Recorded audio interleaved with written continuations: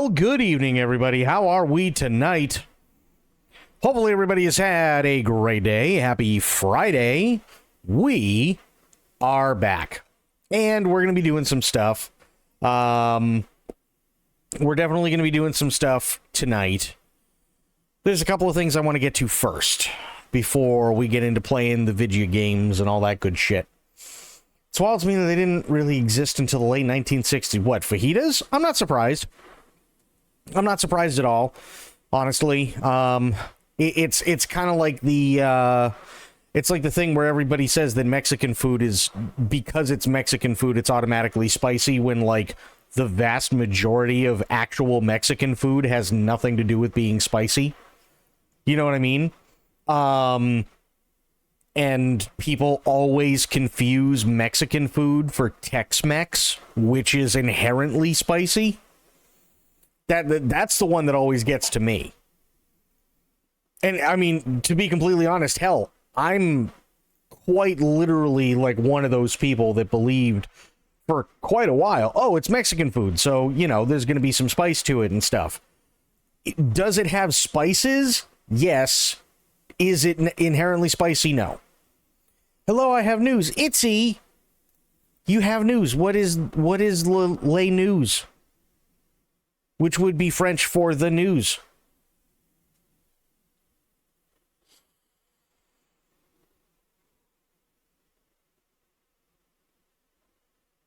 You did one bingo last night, so get a hold of me on Discord. Let me know what you want.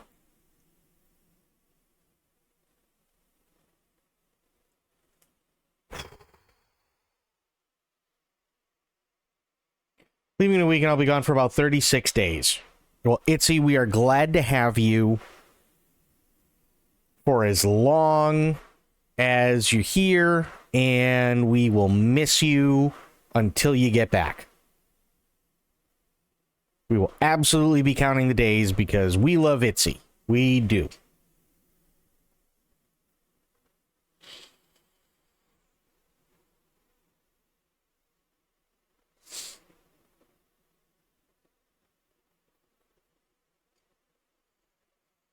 So, Bleached, Itzy, Aylin, it's really, really good to see all three of you.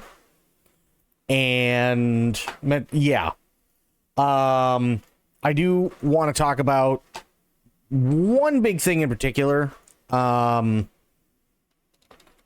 I saw last night during the Game Awards. Well, actually, sorry, it wasn't even during, it was after the stream, if I'm being completely honest. It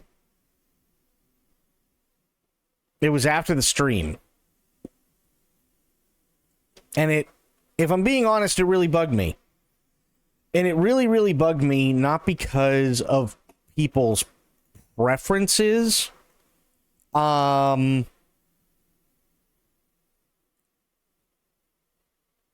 Yeah, it's this whole really stupid thing, but yeah.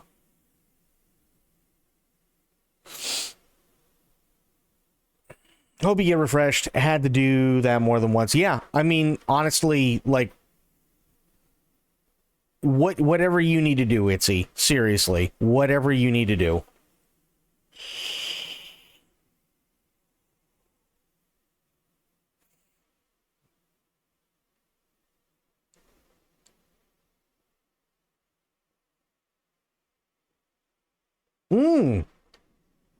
Horses are fun.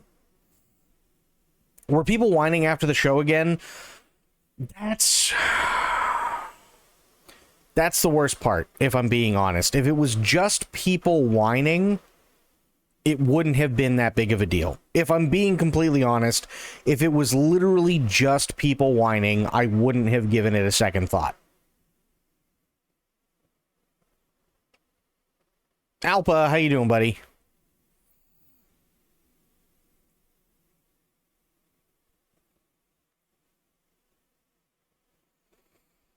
Let me see here.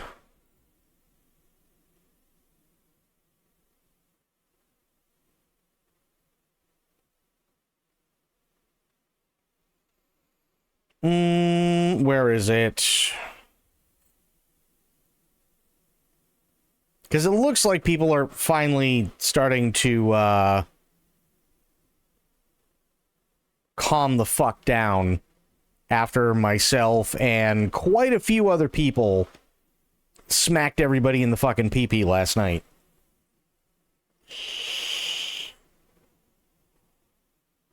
But long story short... Oh, good. Long story... Still can't share my damn 45 stream streak, but just know it's there, Shadow. Oh, it's okay, Itzy. Don't worry about it. Don't worry about it at all. But I appreciate you. I appreciate the hell out of you. So, long story short, after stream last night, there were some things that I saw during the Game Awards that I was actually kind of excited about. Obviously, Fate of the Old Republic looked amazing for what we saw. The Star Wars Racer one looked really, really, really good. No Law, that first-person cyberpunk shooter, that looked really, really good. There were a few others, right? And I went on to, well, here's the thing, Alpa, and this is what I'm getting to. So I went on to Twitter, and I went on to Twitter because a lot of the times, if you want to follow development and you want to follow stuff like that, Twitter's the place to be when it comes to those companies, right? Now, I have no problem with people having a preference when it comes to if they think, oh, well, KCD2, deserved to win in Best RPG, right? I don't have a problem with that. If that's how you feel, that's okay. There's nothing wrong with that. But there were quite literally people that were comparing Claire Obscure Expedition 33 to the Israeli Defense Force. Just because they didn't like, or they've never even tried to play Claire Obscure.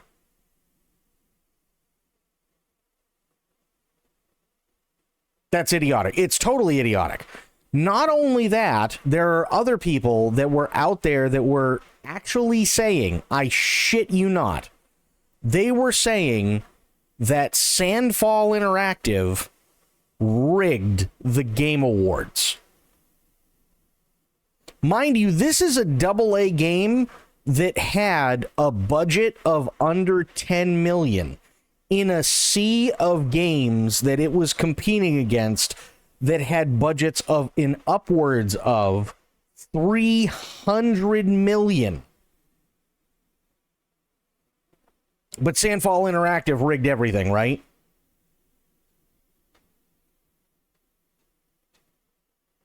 There were other people stating that there were a lot of things that weren't deserved, such as Claire Obscure winning like a bunch of different things that they did.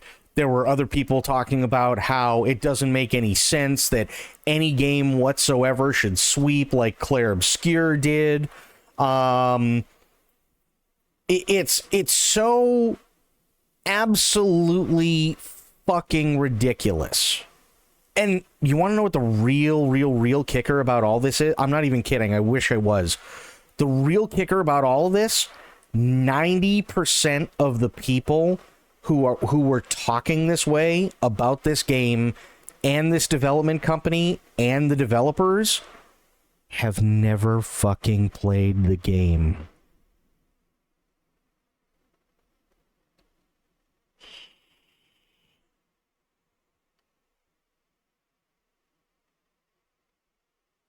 They've literally never played the game. It is the, like, I was sitting here, like, goddamn, I went to fucking town on a couple of people. Let me see if I can find some of the, like, I just went absolutely bullshit on people. Even starting as early as November 8th. And I don't really talk much about Twitter because Twitter is basically just where I go, right? To piss and moan. So, for instance, this was in regards to Shroud. I said, I'm sure Arc Raider is a good game, and I'm glad people enjoy it, but trying to form a group around one game to intentionally destroy or hurt the odds of another is insanely stupid. Maybe Shroud is getting too old and should just retire. December 9th. I might not be the biggest streamer, but I love not having to deal with this streamer bullshit drama and just being able to play games and hang out and not worry about whatever the fuck on the latest episode of As the Person I Don't Watch Does a Thing. That was in regards to the Streamer Awards. This person said, much as I loved Expedition 33, I do think the Game Awards should implement a sweeps policy moving forward. 3 awards or more, 3 awards for one game limit or something, just so other folks can't get the limelight. And I said, absolutely disagree. Not only should a game that tries to perfect everything win as much as possible, but doing this sort of thing will give more companies an excuse to half-ass things because, quote, we can't win everything anyway, and invalidates people's votes and opinions. Awful take. Someone else says, hot take, no game deserves to win 11 awards. No game. It's unfair for any game to win 11 awards. Just imagine if one movie won half of all the Oscars. I don't care how good E33 is. It could be the best game to ever exist, but it shouldn't win 11 fucking awards. I'm sorry, did we not see Lord of the Rings Return of the King? Did we not see Titanic? Because I'm pretty sure Lord of the Rings Return of the King won like 13 awards at the Oscars. So I went, not a hot take, just stupid. Please keep jumping on the bandwagon of stupidity for saying a game shouldn't win things if it's deserved. It just shows the rest of the world how absolutely brain dead you are. Want to know why Death Stranding 2 didn't win anything? Because a massive portion of people who would play it on PC can't fucking play it. I've been a Kojima fan for years, but I can't and won't vote for something I can't play. Instead of people crying because a game won a lot of things, take a page out of the competitions posts on here and congratulate everyone for a job well done even making it that far in the first place. The award wasn't for you, it was for them. They can be gracious, so can you. Anyone who's saying E33 rigged anything is getting blocked. It's not because you like a game more than another. It's because you're genuinely stupid. Congrats to everyone at the Game Awards last night for everyone punching down because my game didn't win. Grow up. Flute Guy is GOAT. Everyone wants a game to win because it deserves it, and those who didn't play aren't surprised either. Game goes on to win deservedly, and people lose their minds because they passed on it. It wasn't rigged. Shut up. That's how stupid it is. That's how absolutely stupid it is. And, like, I don't even know what this is. Yeah, I'm not even interested in that. Not even remotely interested, because that's not what we're talking about. What we're talking about is literally everybody on Twitter losing their goddamn minds and, like, calling for, like, the Game Awards to do something about a game that literally has followed trends that have been happening for the last 4 fucking years. Right? Remember when Astrobot took everything? Remember when God of War took literally everything? Remember when Baldur's Gate 3 took literally everything? Remember when the games previous to Baldur's Gate 3 took damn near everything?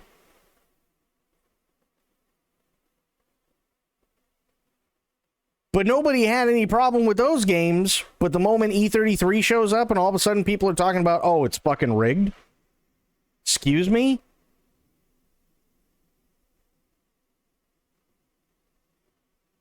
Like, these people, I'm sorry. There's also another part to this that really, really bugs me, right? There's another part that really, really bugs me, and I wish I could find it. There are people that are huge, huge, huge fans of E33. Understandably so. It's a great game. There's nothing wrong with that, right? Nothing wrong with being a massive fan. But then those people go out of their way to literally, like, clip farm Kojima and go, oh no, Walking Simulator 2 didn't win anything. Like, have we gotten to the point where literally everybody has to sit there and shit on absolutely everyone and everything else now, so that it's like it takes all the joy out of everything? Does anyone actually think Kojima went home and sat there, or went back to his hotel and tore the fucking thing apart? Does anybody in their right minds think he did that? Does anybody sit there and think that Kojima sat down in the bathroom late at night and cried, knowing full well that a good like percentage of the audience that wants to play his game can't fucking play it because of exclusivity, and that automatically handicaps him when it comes to votes because people aren't willing to vote on something that they've never played? Do you think he's crying? Do you think a person that would be that vain, like, do you think a person that vain would have, like, literally welcomed Sandfall to Koji Pro headquarters and taken pictures with them and gotten ideas and collaborated with them on stuff?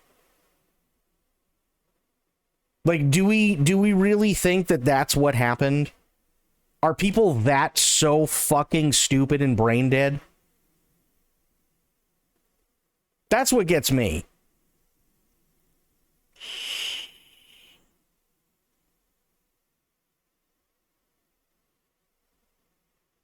That's it. It's like, can we just celebrate the fact that even if Clair Obscur isn't your cup of tea, and I can completely understand why it's not everybody's cup of tea. I get it.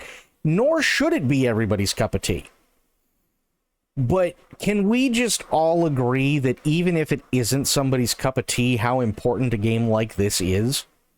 In my opinion, it's just as important as Baldur's Gate 3. And the reason I say that is because Baldur's Gate 3 was a Cinderella story. Through and through. Baldur's Gate 3... Larian Studios literally filed for bankruptcy 3 times in order to make that game, to the point where there were people who didn't even know if they were going to be working week to week because they didn't know if they were going to be able to get paid. The head of Larian didn't know if he was going to be able to actually pay his people, and so on. Right? It's a Cinderella story through and through, and I think they did an amazing job with Baldur's Gate 3, and honestly, I can't wait for the new Divinity. It looks, from what we saw, phenomenal. Okay? In all honesty, I think Clair Obscur is one of those games that belongs right up there with Baldur's Gate 3.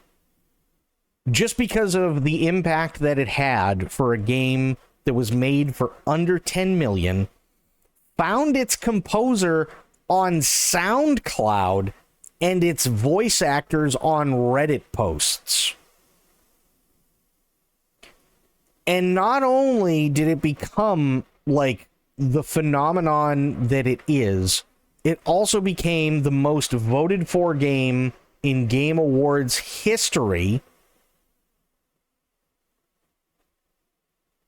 And that just automatically means that they rigged it? Question mark? How does that work? How did we get from Cinderella story to they rigged it? How did we get there? And how did we get from literally the entire like dev space being so congratulatory to all the winners? Doesn't matter who it was, right?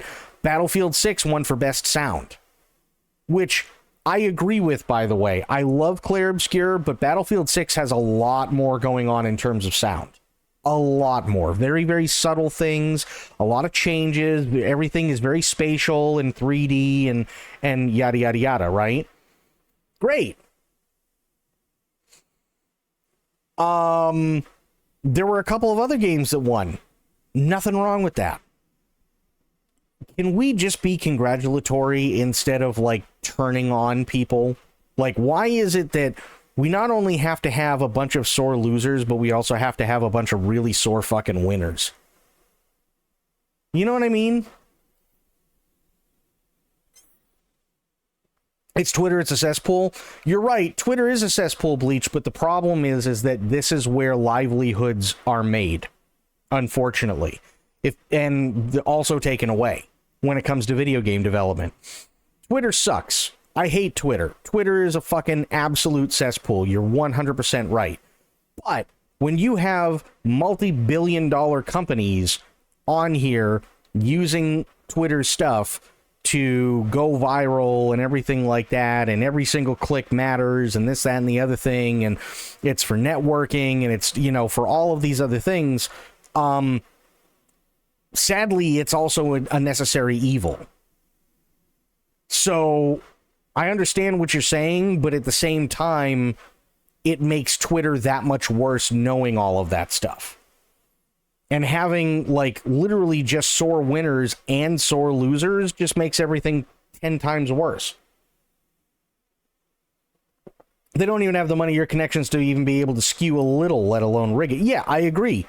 I agree completely, Alpa. And now, trust me, do I think that there still needs to be fine-tuning in terms of categories for the Game Awards? Yeah, absolutely.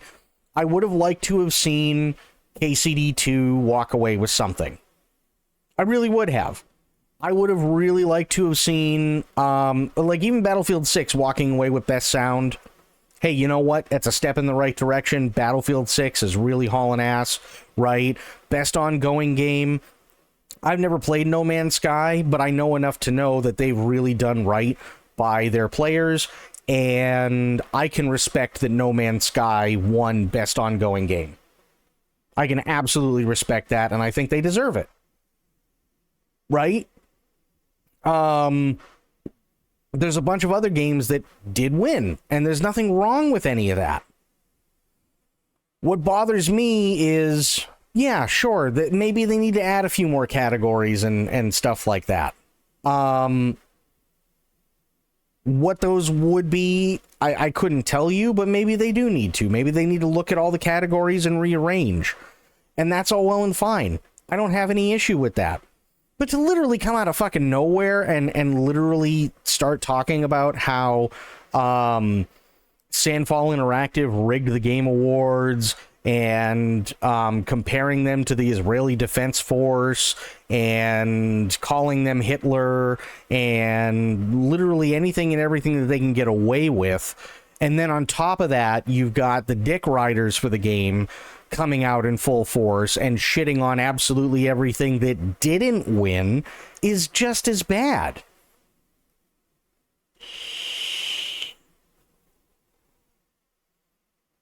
Like, it's just as, and it's like, why?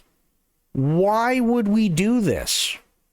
And I think here's the important thing to remember, and this is why, by the way, this is why every year I show the Game Awards. The Game Awards are important, but it's not important for what most people think. The Game Awards are not for us. The Game Awards are for them. We voted, but just because we voted doesn't mean that we're entitled to literally fucking anything. Right? Just because I vote for a game that I like doesn't mean that I'm entitled to see the game that I like win.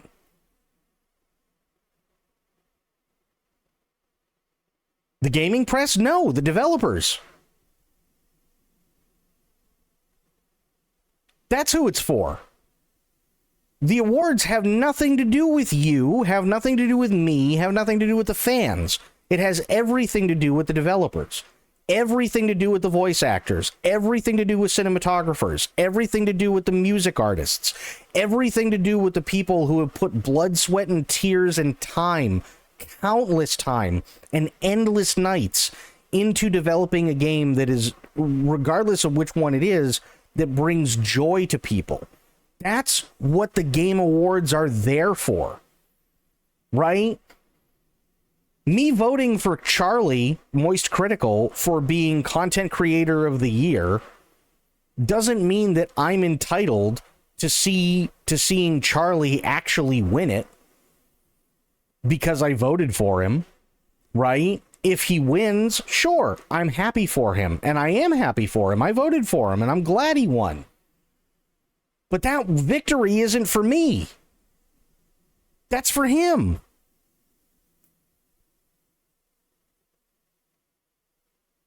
And it's cool to see all these people that we don't know, right? When we play a game, we see all these people get up on stage that we may or may not know, right? We can't put faces to a name when it comes to Sandfall Interactive.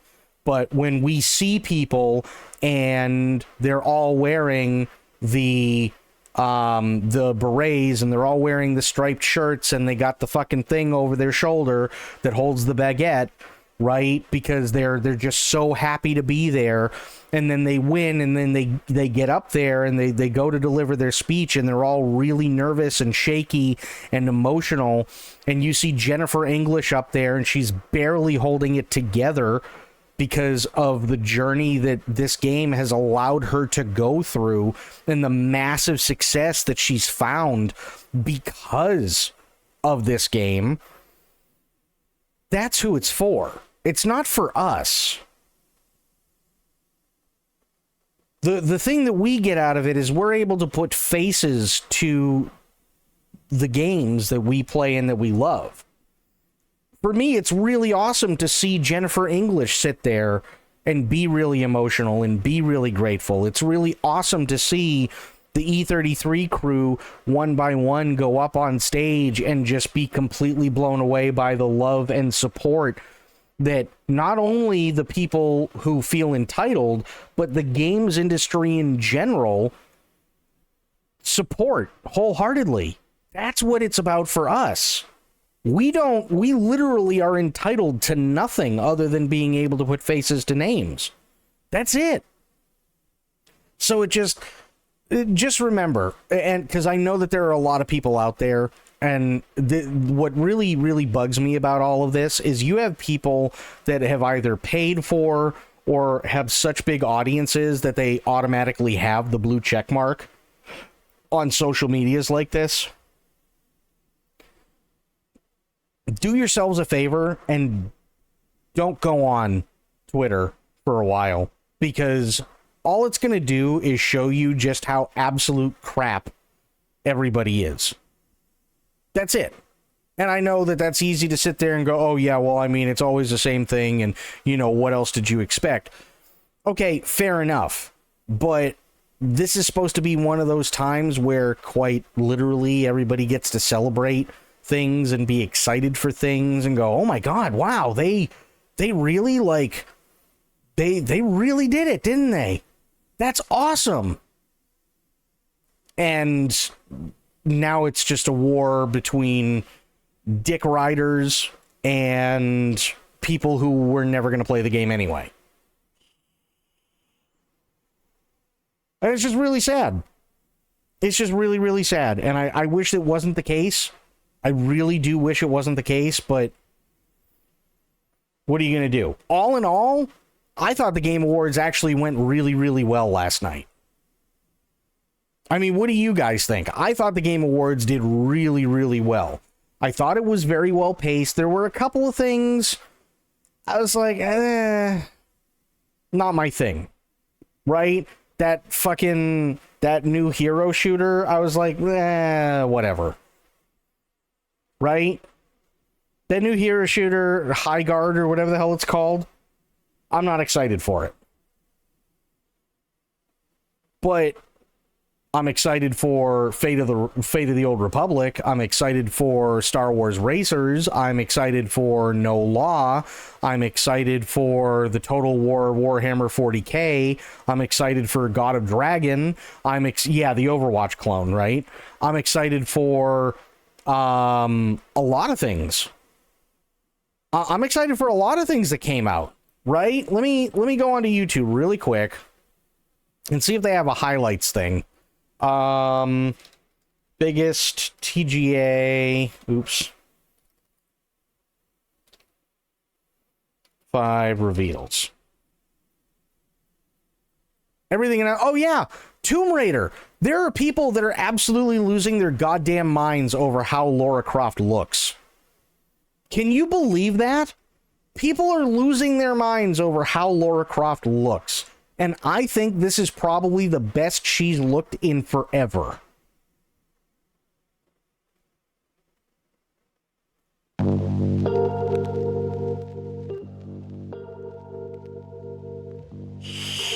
This game looked cool. The Shepherd one. This looked really interesting. I don't even know what it's about, and it looks good.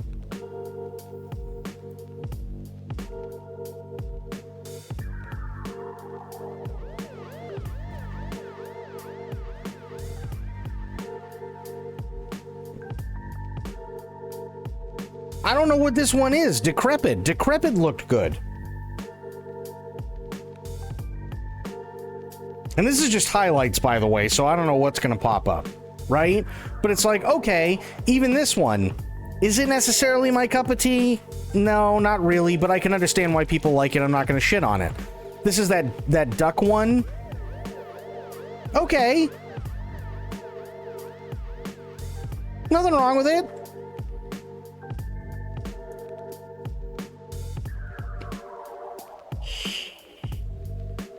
Pragmata?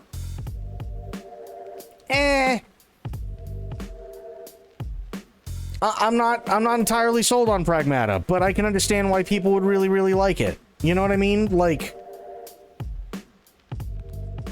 oh yeah, this one.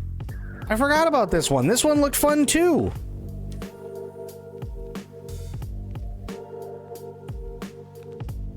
Solasta 2. I've literally never played Solasta. Never. But that reminded me a lot of how Baldur's Gate 3 was. And I was like, you know what? That looks fun. That just looks fun. I like that.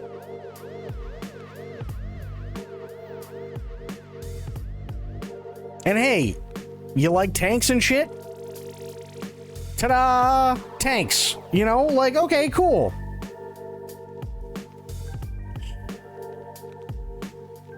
Even this game kind of had like a little promising premise, right? Where it goes back and forth possibly between real world and actual game. Looked kind of cool. I will say this game confused me. I still am not entirely sold on this one. What's going on, Corgi?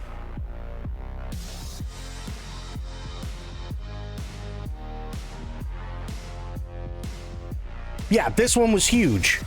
Fate of the Old Republic, holy shit.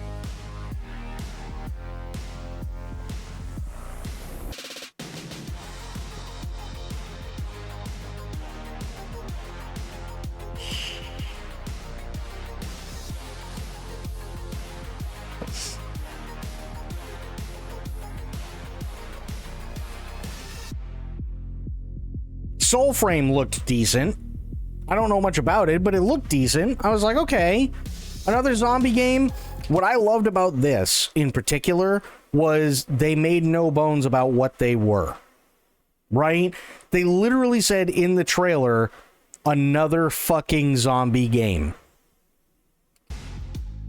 Hey, if that's all they're trying to be and they're trying to be the best at it, all power to them. I think that's cool. Divinity, holy shit, Divinity rocked the house last night.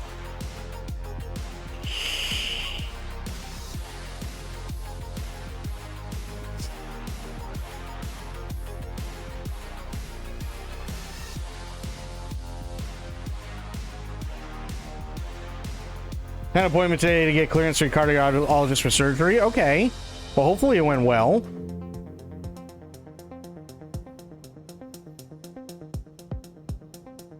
Yeah, this one. This is the one that's done by J.J. Abrams, I believe. But I'm sure people will like it. This one with the grandma who's got birdie feet. I can see where people would like it. I can totally see where people would like it.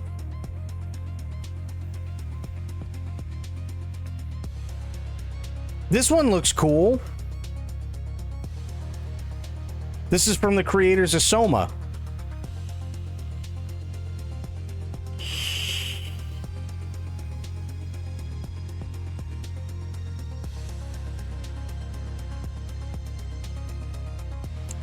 I'm going to be honest. I know a lot of people really love this art style. I'm not the craziest for it. But I'm also not going to shit on people because I don't like the art style. Soma ruined you. This is everything from last night. It's like condensed down into like 15 minutes. The Undos one looks amazing, and then I want to know what it's about, if that makes sense. Of course. Absolutely. In all honesty, I liked Soma for what it was, but I think by the time I got to it, it was way overhyped because everybody and their mother was shitting their pants saying that I had to play it, and then I played it and was disappointed in how much it wasn't. I liked what they did in Soma. I liked the story of Soma. I thought it was really well done, but I think that was one of those games where back in the day, everybody absolutely hyped the crap out of it so much, where I was expecting so much more. And then when I played it, I went, that's it?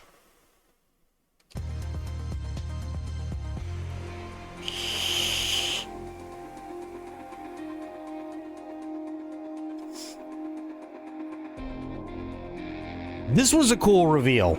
Finally being able to see Leon come back.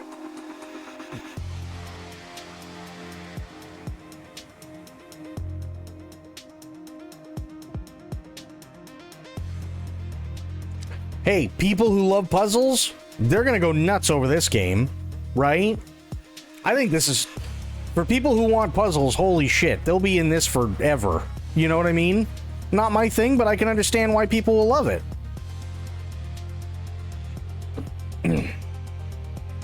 I like how Resident Evil says it will have action horror and also survival horror for the character. Yeah, I think that's really cool. You take the survival horror of, say, something like RE7, and you take the action horror of something like, say, RE4, or even Chris Redfield's portion of RE8, and give it to Leon.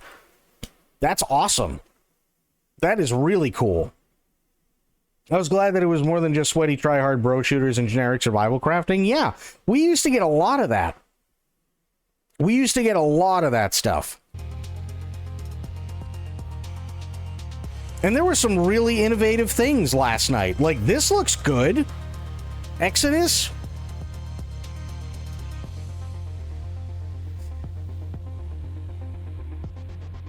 Even this one looked good. The Warlock with what's her name from Battlestar Galactica? I can't remember her name right now.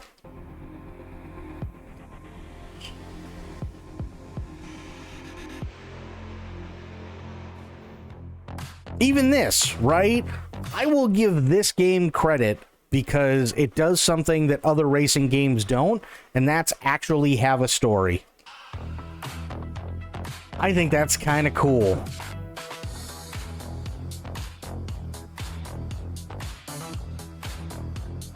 And you know what?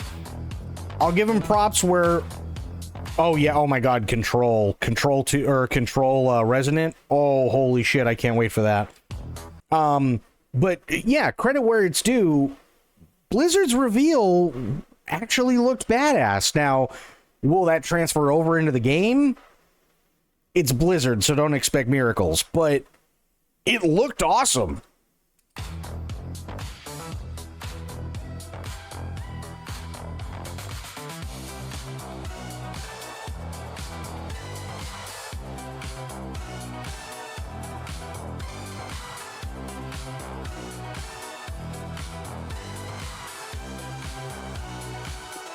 The Street Fighter 2 movie, I'm gonna be honest, I know, like, a lot of people sit there and they shit on the original Street Fighter movie with Van Damme. If you're looking for a serious movie in a movie that's called Street Fighter, I think you're watching the wrong movie. So when it comes to something like this, I'm going into it expecting the same kind of hilarity and the same kind of jank and the same kind of ridiculousness that we got in the early 90s movie. And I don't think that's a bad thing. It'd be like, it'd be the same way if there was a Virtua Fighter movie. I would not be going into it looking for an insanely good storyline that's going to have me on the edge of my seat. You know what I mean? I'm not going into a Mortal Kombat movie looking for the most in-depth storyline.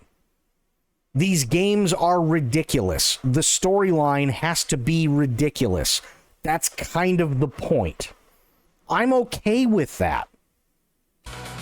I'd be sad if it's not like that, yeah. And the posters do look good.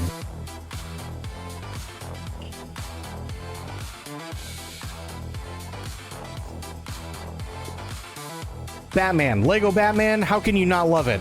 I'm stoked for Lego Batman.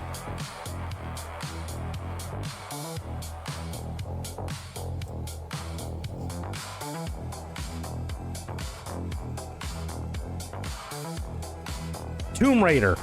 Lara Croft, in my opinion, Lara Croft has not looked better than this in quite a long while.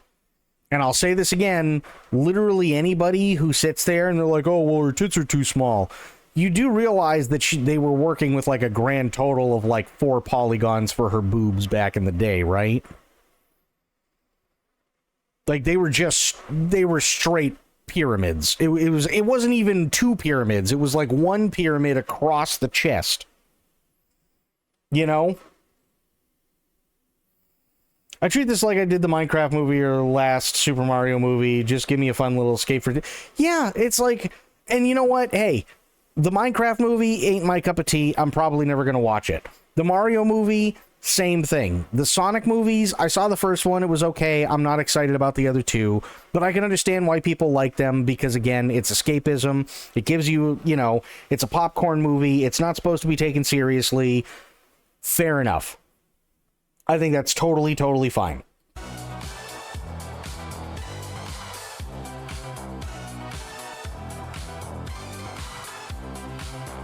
Laura is just female Indiana Jones, not a milk cow. Agree. Hard agree. When I played Tomb Raider way back in the day, the original Tomb Raider and Tomb Raider 2 way back in the day, I thought to myself, this is quite literally Indiana Jones if Indiana Jones was a woman. And there is nothing wrong with that. She's just as interesting of a character. They are separated by decades, right? But they do a lot of the same stuff. All of it's really cool. Why wouldn't I like it?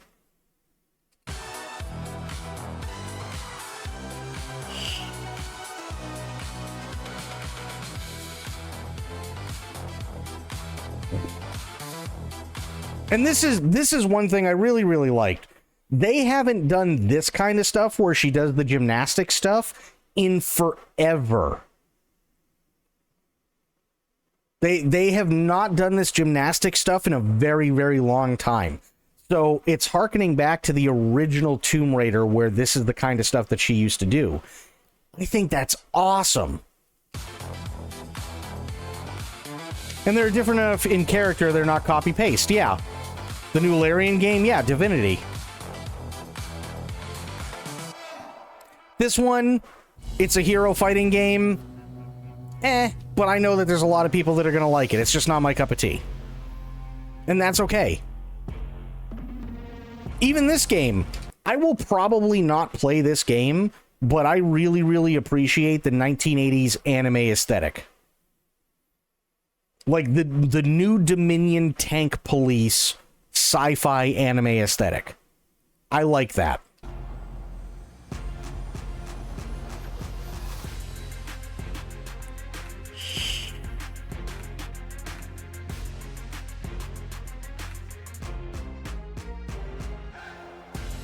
I'll be honest, these kinds of games, I'm not excited for. Like a lot of these anime games, I'm not excited for, only because I just don't really get it.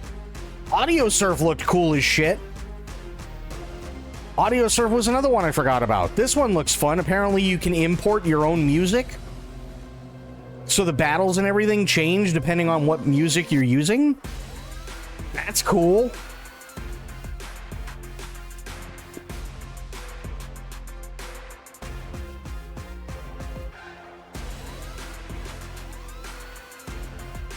Marvel Rivals, I know a lot of people love it. Okay. Here we go, God of Dragon. This looks really good. I'm interested to see more of God of Dragon. I think this is going to be cool. And it takes place in Kamurocho. We're used to Kamurocho through Yakuza. 007 First Light. Always excited. And it's got Lenny Kravitz.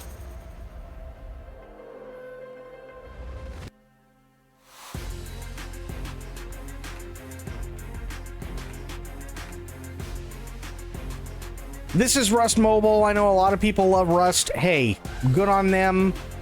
Now it's on mobile. Congratulations. You know?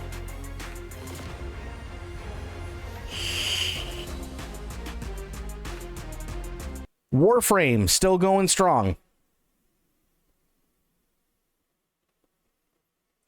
No, God of Dragon is not the same studio. It is not RGG. God of Dragon is done by a developer that worked for RGG for the longest time and then left and turned around and made his own thing.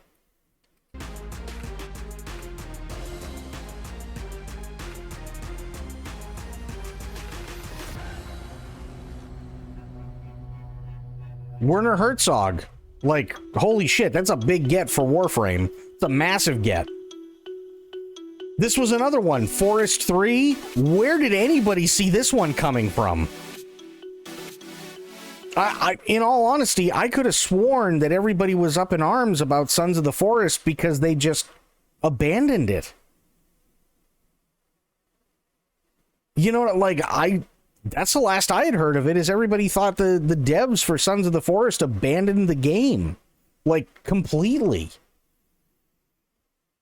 So imagine my surprise with how good this looked. 007 is definitely on my list. Fair. Mondong Sok is a South Korean actor, I believe. Yeah. It's like my favorite Korean action star. Yep. The whole trailer, I was like, that's him, right? I'm just not... No, you weren't face blind. Soulframe is the next project from the Warframe devs. Well, yeah. There's a lot of good stuff.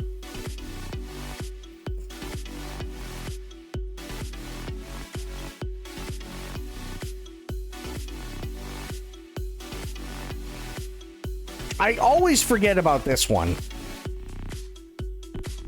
Always forget about this one. Lords of the Fallen. A lot of people said Lords of the Fallen was fantastic. I've never played it. And I was really surprised when I heard there was a second one. This is Animo. Not my thing, but I know that there's going to be a lot of people who really like Animo. Okay, cool. Good for them.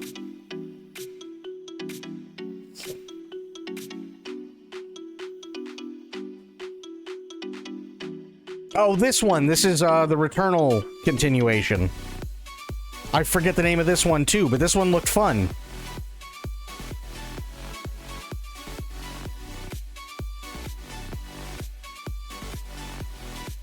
Saros, yeah. Yeah, this was the Blizzard thing. They, in all honesty, like, I give Blizzard crap.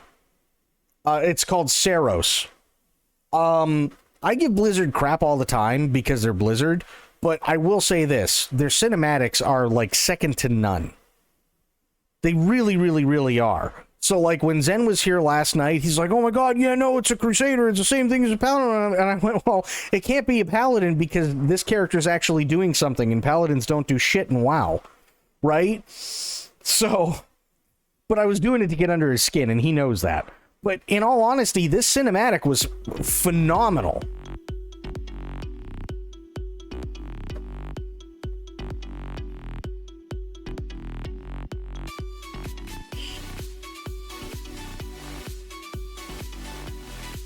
Yeah, this is No Law. This looked cool.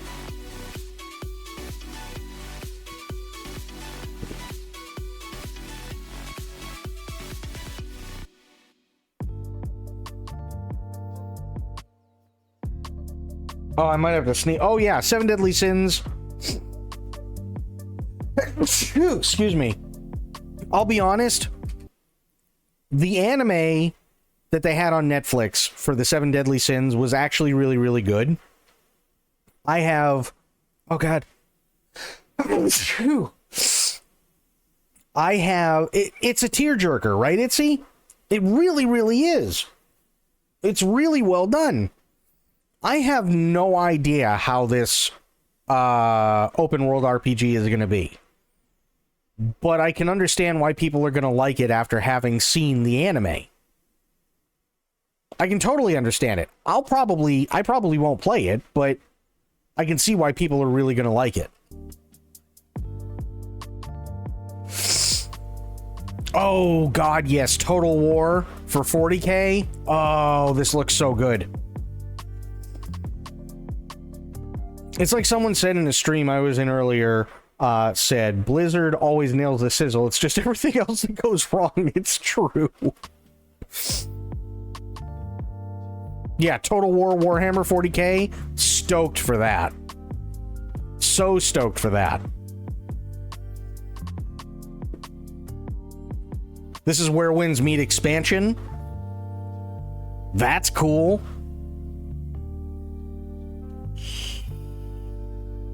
Ace Combat 8. I'm going to be honest. The one thing I never particularly cared for when it came to Ace Combat is it was so arcadey for a lot of them. This actually looked really, really, really nice.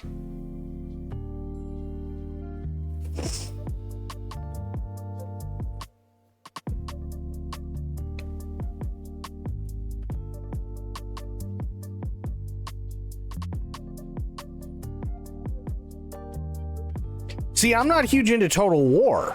That's my big thing, is I've never been a Total War fan, but I love 40K, and I know what Total War is. I've just never tried it. I've never played it, so I'm interested. And I think that's a good place to be. Even if I never play any of the other Total War games, I think it's right up my alley, you know? And I'm going to be honest, I was actually kind of shocked that this is how Phasmophobia looks now. I was really shocked.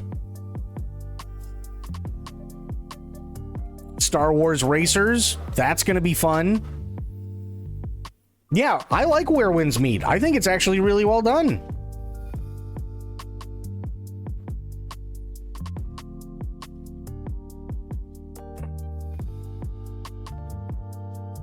This one, I'll be honest, I don't like stop motion. I don't like stop motion. I wish I liked stop motion, but I don't. I will pass on this game, but I guarantee this game's going to be a hit.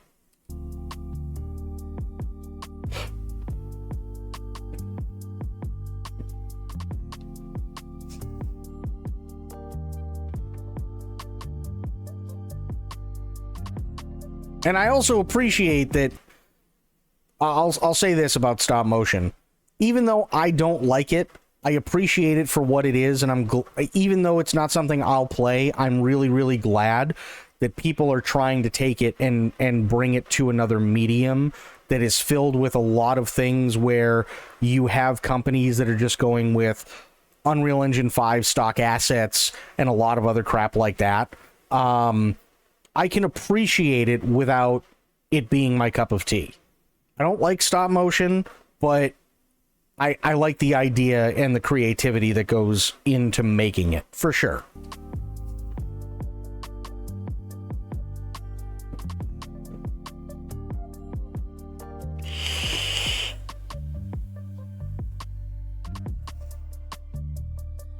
Another anime game, in all honesty, I don't get it.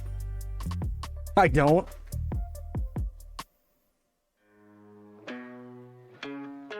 Oh yeah, Mila Jovovich's turn for Hitman. Which, speaking of, I still got to do the Eminem one.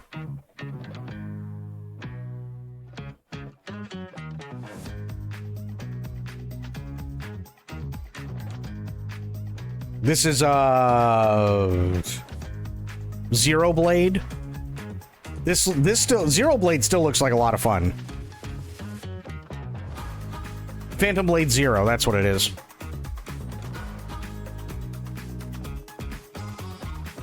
Yeah, well, and for me, here's the thing with stop motion, right? The only reason why I don't particularly care for stop motion is because when I was younger, they had a lot of movies from the 70s and the 80s, and even some stuff from the 60s that were supposed to be, oh my god, these movies are so amazing, and then I see them and it's all really crap stop motion, and I'm sitting there going, what the fuck? This is good? And it took me out of it a lot of the time. There's only like maybe 2 or 3 movies I can think of where I can look at the stop motion and go, you know what? That's actually really good. You know?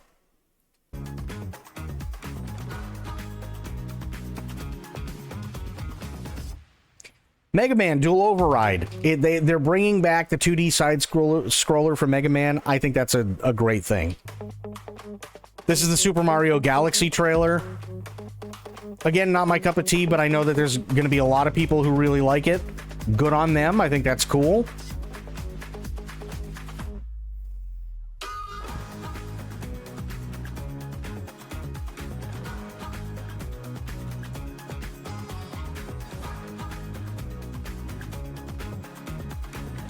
Neo 3. Another one that looks cool. This is the one that confused me. This is the, if I remember correctly, this is basically the Overwatch clone.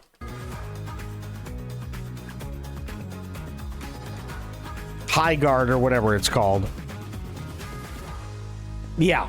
That one I think is the one that like is probably the most divisive out of everything, because I think there were a lot of people who really wanted like Titanfall 3, and we're never going to get it.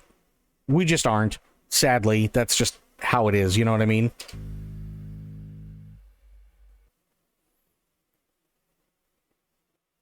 It's just how it is, right? So I think that's probably the most divisive out of all of them is the High Guard one, because they say, oh yeah, no, it's like, it's supposed to be amazing, and it's, you know, it's like a game you've never seen before, and then it's like a game we've all seen before. It's like, how is this different from any game we've seen before? Well, like, I'm pretty sure I could put this right up against Overwatch or Valorant or any other hero shooter and go, hey, this is exactly what I've seen before.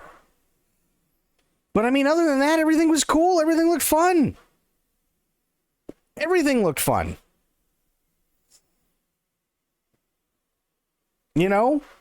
And again, hero shooters are not my thing. They never have been. Hero shooters are absolutely not my thing. I used to play Overwatch, like the original Overwatch. I played it, and I really played it. I played it hard. But that time's come and gone. You know? Last night's show was pretty good. The Miss Piggy thing was way too... You know what? I'll be honest. I think it would have been better if they had the old guys. Don't get me wrong. It's Miss Piggy. She's a Muppet. But I like the old guys more. Like, I think it would have been a lot funnier if it was the old guys shitting on Jeff, and then somehow Jeff turns into a Muppet, and then he's stuck in between the two of them, and they're shitting on him for like 10 minutes straight. I think that would be hilarious. I think that would have been absolutely hilarious. Kermit next year? I don't know. I don't know about Kermit. The Street Fighter reveal was more... Well, I will say it wasn't the reveal itself that was cringe. In my opinion, what was really cringe was Jason Momoa. That, to me, that's what was cringe. Jason Momoa. The dude came out and looked like he was hammered. And acted like he was hammered. And the only two people that had any sort of stage presence were Roman Reigns and Cody Rhodes, because they're used to doing that 3 times a week. You know what I mean? And it's like, that's it. Yeah, WWE people did a great job of keeping, yeah, but they're used to it. And it's just like Jason Momoa could have done a lot. Jason Momoa, I don't know if he realizes how much stage presence he can have, but he came out and I was just like, is he drunk? Like, why? Hello? Is he hammered right now? And then Roman Reigns and Cody Rhodes, when they spoke, I'm like, okay, finally, people who know what they're doing. Thank God. You know what I mean? Like, they really were. Other than, I think the one, the one who plays Chun-Li, and she, made the joke about how she got to kick the guys in the face all day, every day, which was kind of like, okay, it was a throwaway line, but whatever. But it was kind of like a haha, and then, you move on. Other than that, they're like, literally, it was just, Polka Dot Man looks slightly worried about Jake. Oh, God, yeah, he did. God, yeah, he did.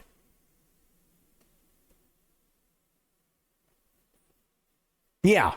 So it's like, I can understand why people didn't like the actual, like, the stars coming out. That I can completely get. The trailer, I didn't think it was that bad.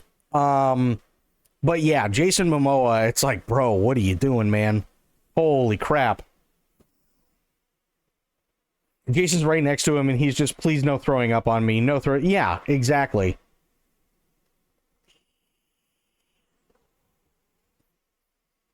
Well, the guy who plays Ryu, I don't have a problem with that, because to me it felt like, especially with the way like Jason was doing it, it felt like the guy who plays Ryu was trying to play it off.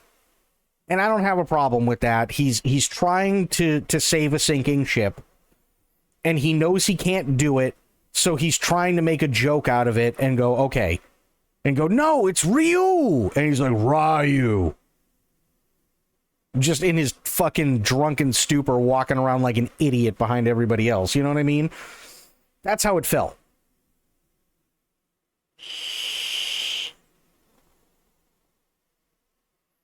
That was even worse than what Momoa did at the last Sabbath show with the mosh pit. Oh, God. Yeah, I don't know what's going on with him. I really don't. But, I mean, generally speaking, and I will say this, the Game Awards last night actually did a really decent job, everything considered, all things being considered. The pacing was really, really good. There were a lot of really neat things that I was excited for. There were a lot of things that I was like, okay, not my cup of tea, but generally speaking, I could sit there and go, you know what? I appreciate them for what they're doing, and I know that there's going to be a lot of people that are excited for this. And even the awards themselves during the Game Awards went off without a hitch.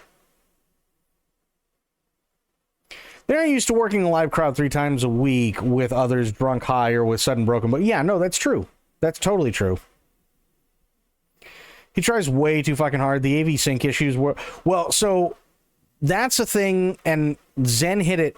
Zen hit the nail on the head. It was a relay issue. It was a relay delay issue. I can understand why, after having seen the Game Awards, why they needed one, because God forbid, especially with all the wire acts that they did, holy shit, God forbid one of those wires snapped and somebody fell 40 feet. Holy fuck. Can you imagine how absolutely terrible that would be, watching somebody die live on stream?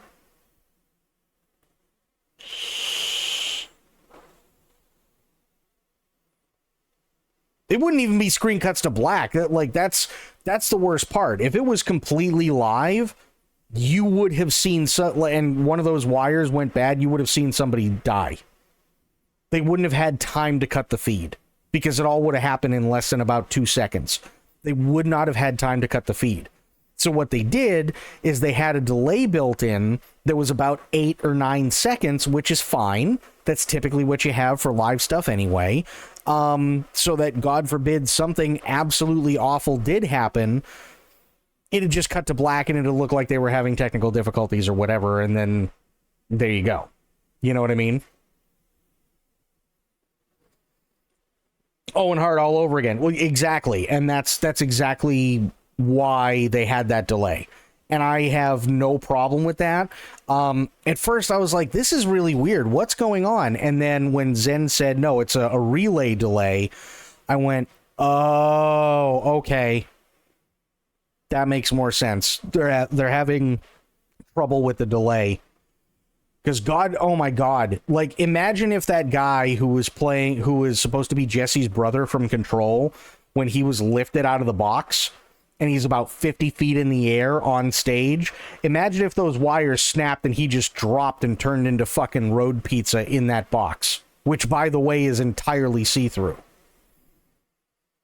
Right? There's no way they would have been able to cut to black fast enough if it was completely live.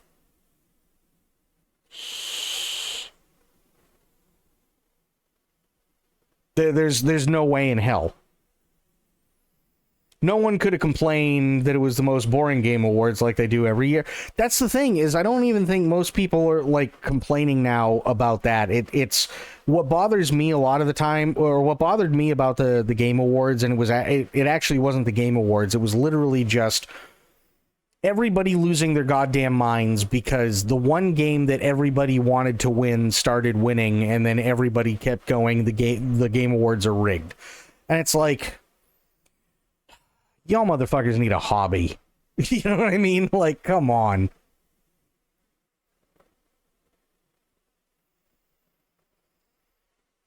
Imagine if Flute Guy had a... Well, I mean, it's not even that, right? I mean, if there's a medical emergency, sometimes there's just nothing you can do. But at least when it comes to Flute Guy, generally speaking, or like anybody in the band, right? They can bring down the curtains. They're specifically like positioned so that, God forbid, something like that happens, they can just bam, and within a couple of seconds, the curtains come down. Medical teams are where they need to be, and so on. But there is literally no coming back from falling 50 feet onto your head.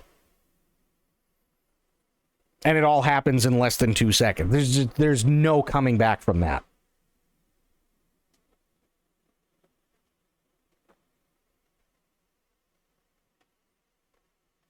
Yeah, it's his own. He called it a bass flute.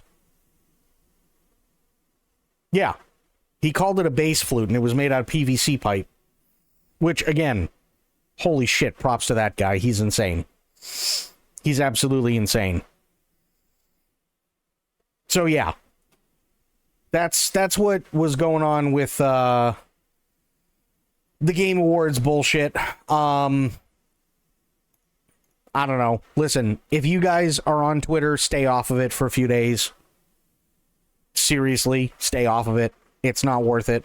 It really isn't worth it. I, unfortunately, don't have much of a choice. I have to interact with these fucks. But you guys have a choice, so if you do have Twitter, stay off of it. It's not worth it. It's not worth your time. Yeah. Watch for two reasons. The reveals and Evanescence was really good. Amy Lee still has one hell of a set of pipes on her. Holy shit. Amy Lee did fantastic. She absolutely did. I mean, seriously, good on her and the band. They did amazing. All right. Space King time. Let's do this. Wait. Praise be to Space King.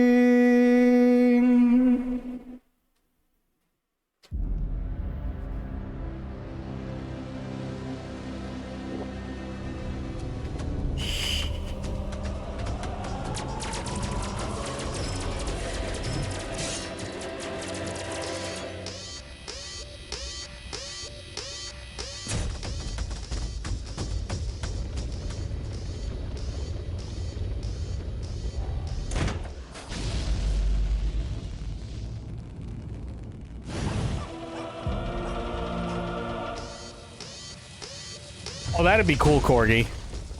Oh, okay.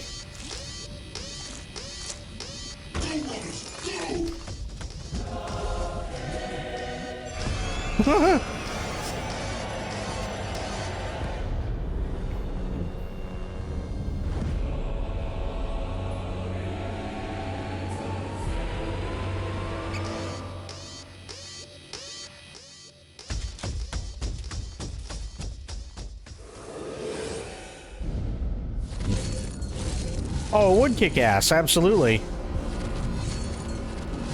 Finally! After 70 years, my greatest creation is complete. A female psycho warrior.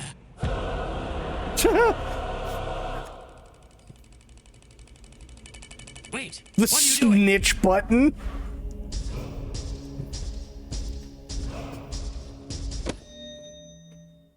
No! Go!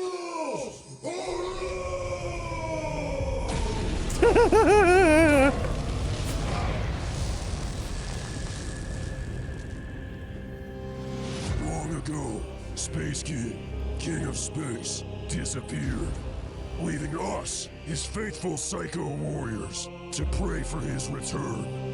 Made in his image, gifted with flesh, armored in psychosis, blessed with purpose.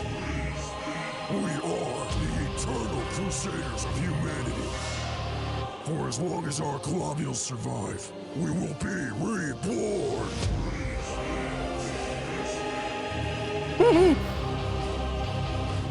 Sir, that was He-Man.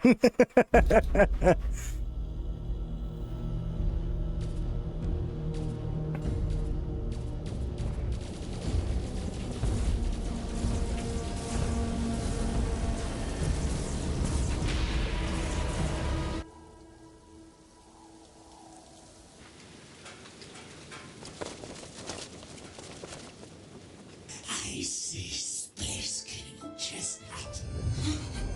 He's beautiful. Poor hate Bogger. Pi is still the end.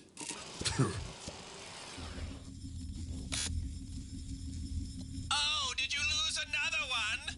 You're running out of time, Captain. Goddamn time wizard! Shut up! Just shut up! This is a legally distinct universe from Warhammer 40k, though it is supposed to be making fun of 40k, and it's called Space King. Nice pink lasers. Pussy. No! Bryce! What's taking so long? I just needed more decorations. Oh, and I need more power cores. Oh, sweet, is Hate Bunker dead? You're gonna love this one. I call it my Soul Cannon! See, the Time Wizard's force field is actually a 10,000-year-old bubble of time. But our lasers didn't exist 10,000 years ago. So when they enter the force field, they disappear. Or something like that, right? Yeah. But what if we aged our lasers by imbuing them with 10,000-year-old souls from the other side? What do you think? Just fire the gun, Bryce.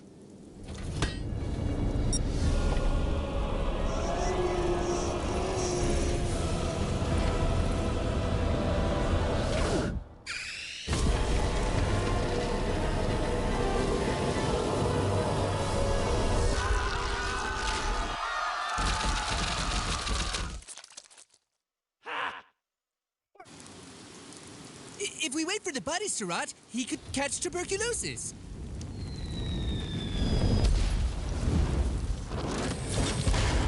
Greetings. I'm Terry from the Galamantis Legion. You sent a distress call for an Imaginator? I'm the squad. Our Imaginator sucks. Got any imaginations that can pierce a Kinda, sorta, 10,000-year-old Corgi. time bubble?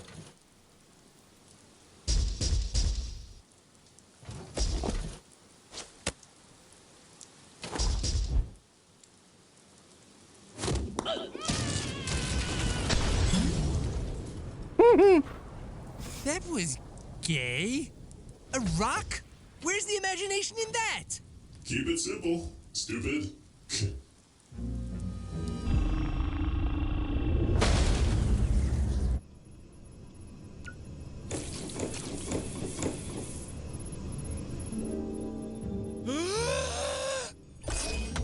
Fellas, guess what?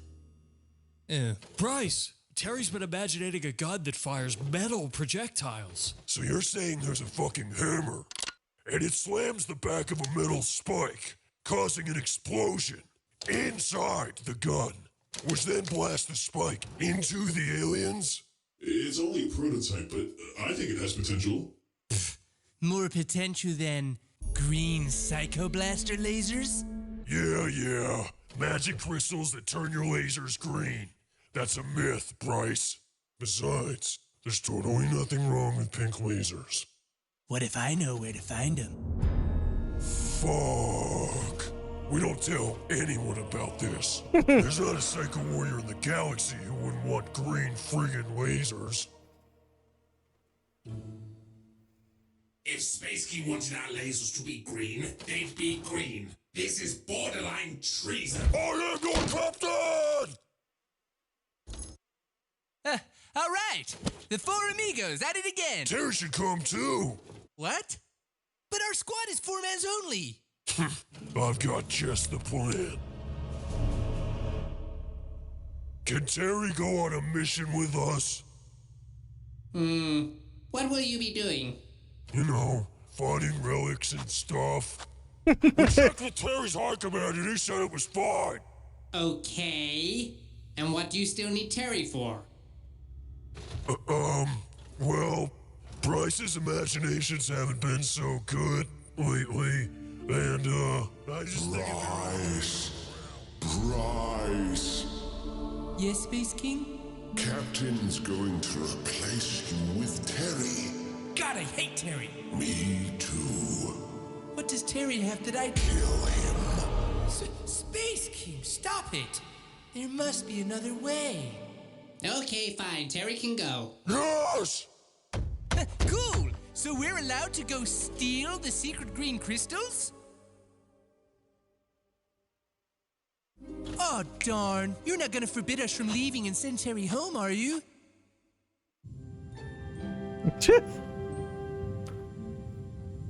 Ow! Get the book. We're sneaking out. You will not touch green lasers. I will not touch green lasers. You will not touch green lasers. I will not touch green lasers.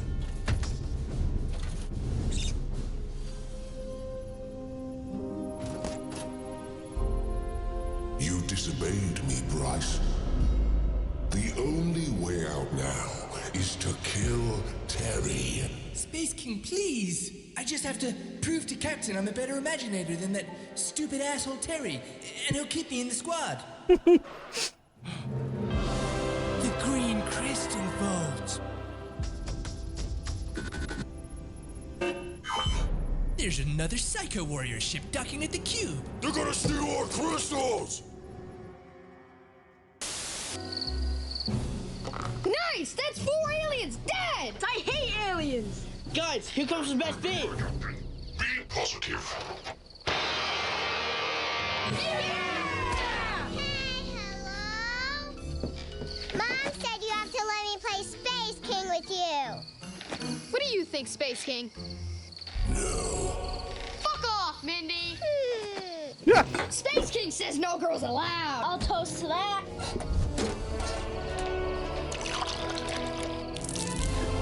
Don't forget to pour one for the fallen homies! Do the thing, Jake, do the thing! Come on, guys. Come on, Jake, come on! All right. Be positive. Yeah! Jesus. The No Girls Allowed relic box and Be Positive garments are available for a limited time. If you don't buy something, this will be the last Space King episode you ever watch. Link in the description, No Girls Allowed. I can't do that, by the way. My There's fingers another just Psycho aren't long Warrior enough. ship docking at the cube. They're gonna steal our crystals!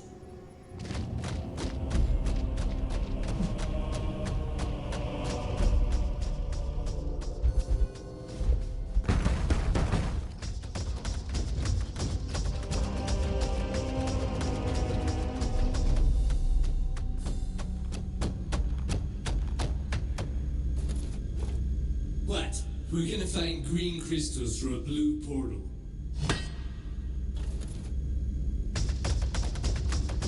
Green lasers.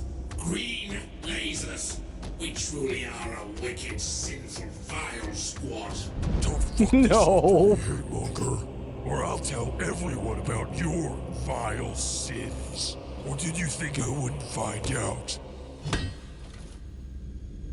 I literally have no idea what he was talking about. Come on, Hatemonger. I think green lasers would be cool. Cool? Our only consideration should be Space King's troop, and nothing else. I think it would be cool if you were dead. Should I kill you? What is it, Hate Mace? I sense a foreign mind. We should catch up with the others. No. You and I are going to get to the bottom of this place.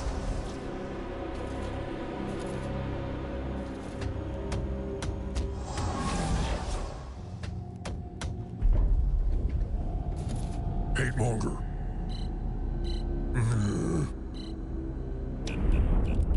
The structure is shifting. Yeah, shifting us to our destiny. Well, not your destiny, Terry. You're just a pack mule to carry our destiny home for us.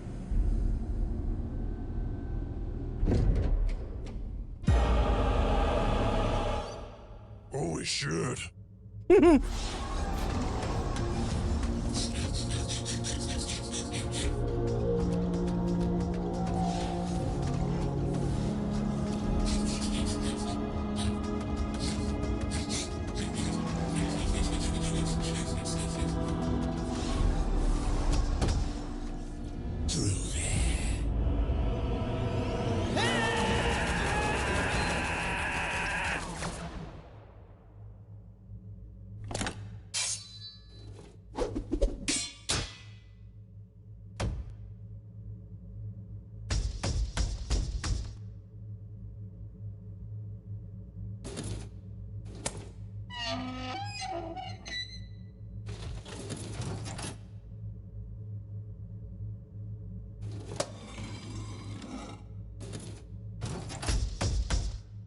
Kaboom.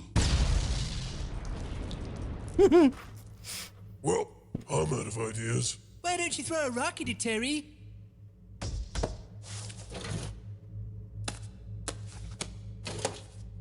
No? Okay. Guess I'll just have to use this lava bomb I imaginated instead. Brother, wait! Instead of wasting munitions, what if we bring back one of these Psycho Warriors with Chestnut's tools? Maybe they know something. Captain, this may sound crazy, but Space King really wants me to throw this lava bomb.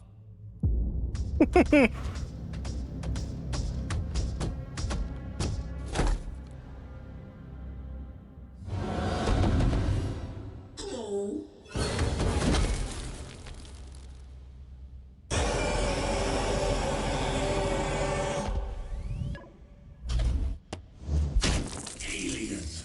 I'm not an alien. I'm a human. Did you see my skin? Human? You don't look human. Ouch! That hurt my feeling. Feeling? Yes! I've managed to develop one feeling so far. Pain! I sure hope to collect the others someday. Wait. Are you? You're a human created AI. The God weapon. I thought you'd all died out. Sorry we hurt you. It's okay. I've been beaten, battered, shot, skinned, stabbed, flayed, devastated, disintegrated, lacerated, and decapitated. Someone even put a finger in my ass once. How many aliens have you wiped out? Oh, none. My only desire is to feel like a human. There. It's okay. That feels good. It's called compassion. Ow! What the hell, Haymonger? It's my turn at the computer. I've got a feeling you can learn.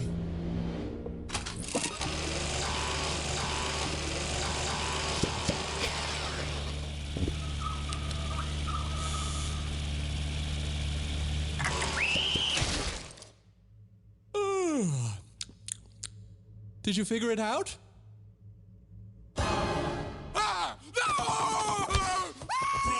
What is it? How did it kill you?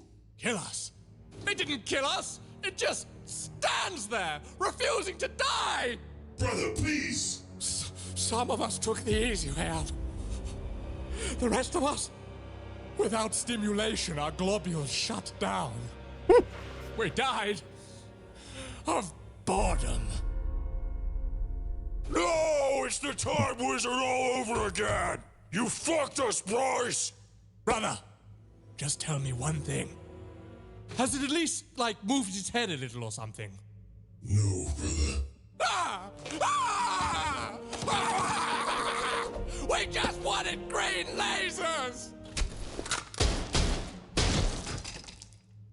Great job, Terry. Why don't we just work on the exit? Jesus. What? No! Obviously, if we kill the creature, the door will open. God, just throw the lava bomb, Bryce! Yes! Are you watching, Captain? Unlucky, brother. Yes! See that, Terry? You stupid bitch! You stupid, dumb, idiot moron! Oh no! He's invincible! Wow, look at his flesh being stripped away layer by layer, just like Terry's ego. Well, last one. Wait! Don't waste that! Did you see that? I figured it out, so now Terry's sabotaging the mission because he's a fat idiot. We don't even know if killing the creature opens anything. Well, how do you know Terry's bullshit opens anything?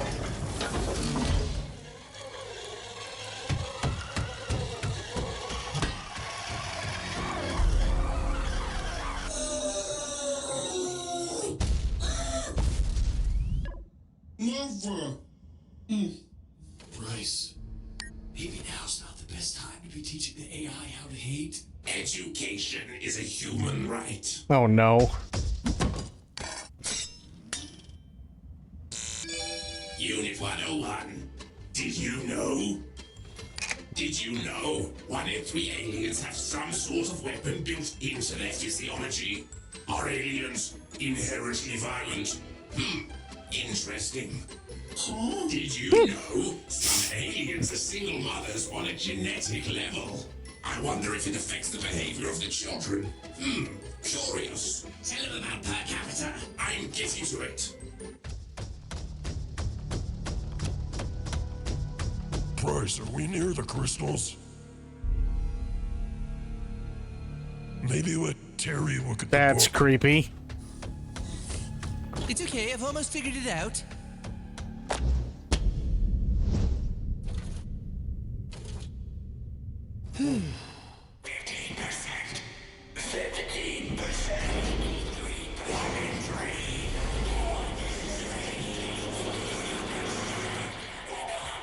Oh, fuck, they got hate monger. That concludes Unit 101. Unit 102. Isn't it weird that? What the fuck? I have no idea how that got there. Someone must have. Huh. I thought you were gay. I'm not gay. And while we're here, AI, this is also the enemy. But aren't women human? Sort of. Do they feel? Jesus. But let's get back to aliens. Do aliens feel? Yes, but only So- until we kill them. Okay. So just so everybody's on the same page, that whole thing about the girls is a joke because of the absolute, like, fucking dickheads where, God forbid, there is a faction in Warhammer 40k about that have women associated with it, and then everybody lost their goddamn mind. That's what it is. Because they attack you? Not necessarily. Did you know, to date, we've wiped out 100% of the peaceful alien species we've discovered? The miracle of feelings growing in a universe with none, crushed under an iron boot. I can't. You. Maybe let's learn forgiveness next.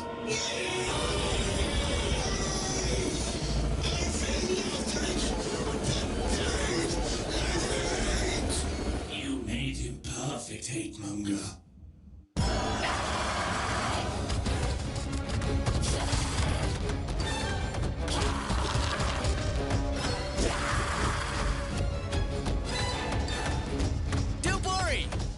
to secret fourth lava bomb. Hey, Dork, hold this. What the hell? The structure shifts periodically. Quickly, get to that platform!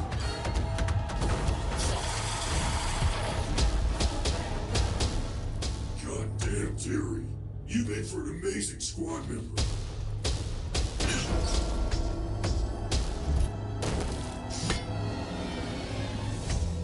If Captain thinks you're better than me, I'm fucked, Terry. What? What is this? It's called my de-imaginator gun. And it's proof I'm smarter than you. Brother, I don't understand. That's because you lack imagination, Terry.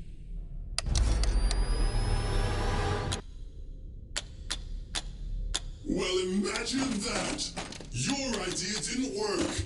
Actually, that's not true. I'm getting brain damage just looking at it. Fuck you, Bryce. Of course.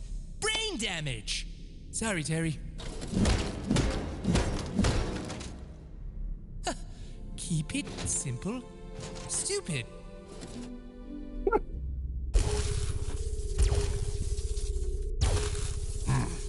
Come on, Terry. Hey, did it seem like the creatures kinda just like chased you here? Yeah, seems real fishy, huh? Holy shit!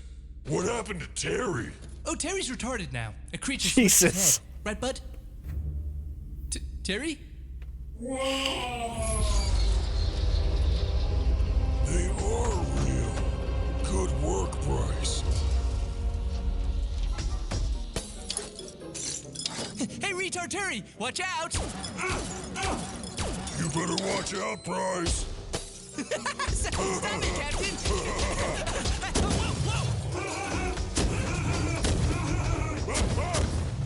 That's so awesome. What are you doing? Sucks to suck, dude. We got to the crystal vault first. This isn't a vault, it's a prison. Those crystals power the force fields that cage the creatures. Huh?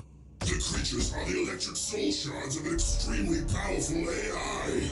We have to destroy them before we can destroy him. Okay, well, what's stopping you? I mean, it's not like they're invincible. Whatever you use to kill one, the AI makes the rest impervious to. They must all be collected and destroyed in one go. Imagine a race of creatures immune to all our weapons. And you almost freed them. Why are you being such a dick? Your stupid force field's still up. No, you fool!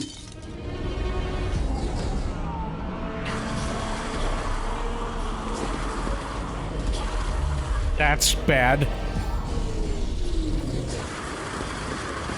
We'll have to start the protocol early. There's enough shots here that we can at least awaken him. Protocol? The plan was to gather all the shards here and hurl the prison onto the lava planet below. After all, we can rest assured they've never been killed by lava before. I mean, when or why would that have ever happened? That settles it. I'm telling. No, he's gonna tell on us!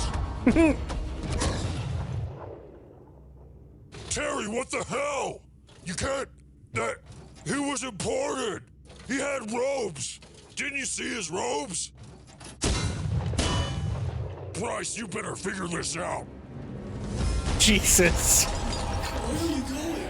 To spread across the stars with a purifying virus and contemplate humanity's punishment. But you're the creation of humans. Does that make me sort of human, hate monger? Sort of human? Ha! Did you know that you're... He took the batteries out.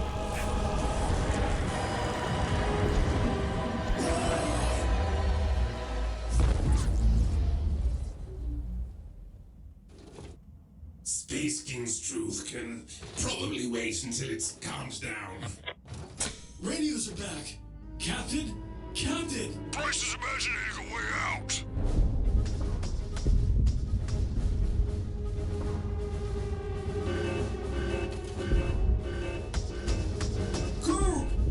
Nothing wrong with Space Marine 2. Let me think. I could make some sort of lava-based tunneling device. Get us back to the ship. Control code! Ship structure! Exit! Exit! Terry, you do it. No! I can do it. I just have to align the colors. It'll be a straight shot to the exit.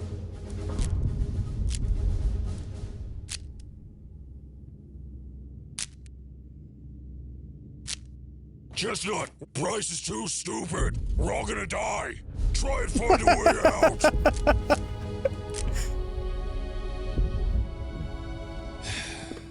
I can't do it.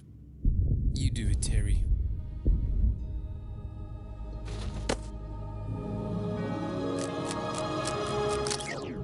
Oh, no. God damn you, Bryce. We can make some sort of... Keep it simple, stupid. Hello? Hey, hi, Command? No! Yeah, sorry to wake you. Me and the fellas kind of stole some crystals, and now we're in crystal jail, and Terry hit his head, and we lost Chestnut and Hate Monger. Can you come pick us up?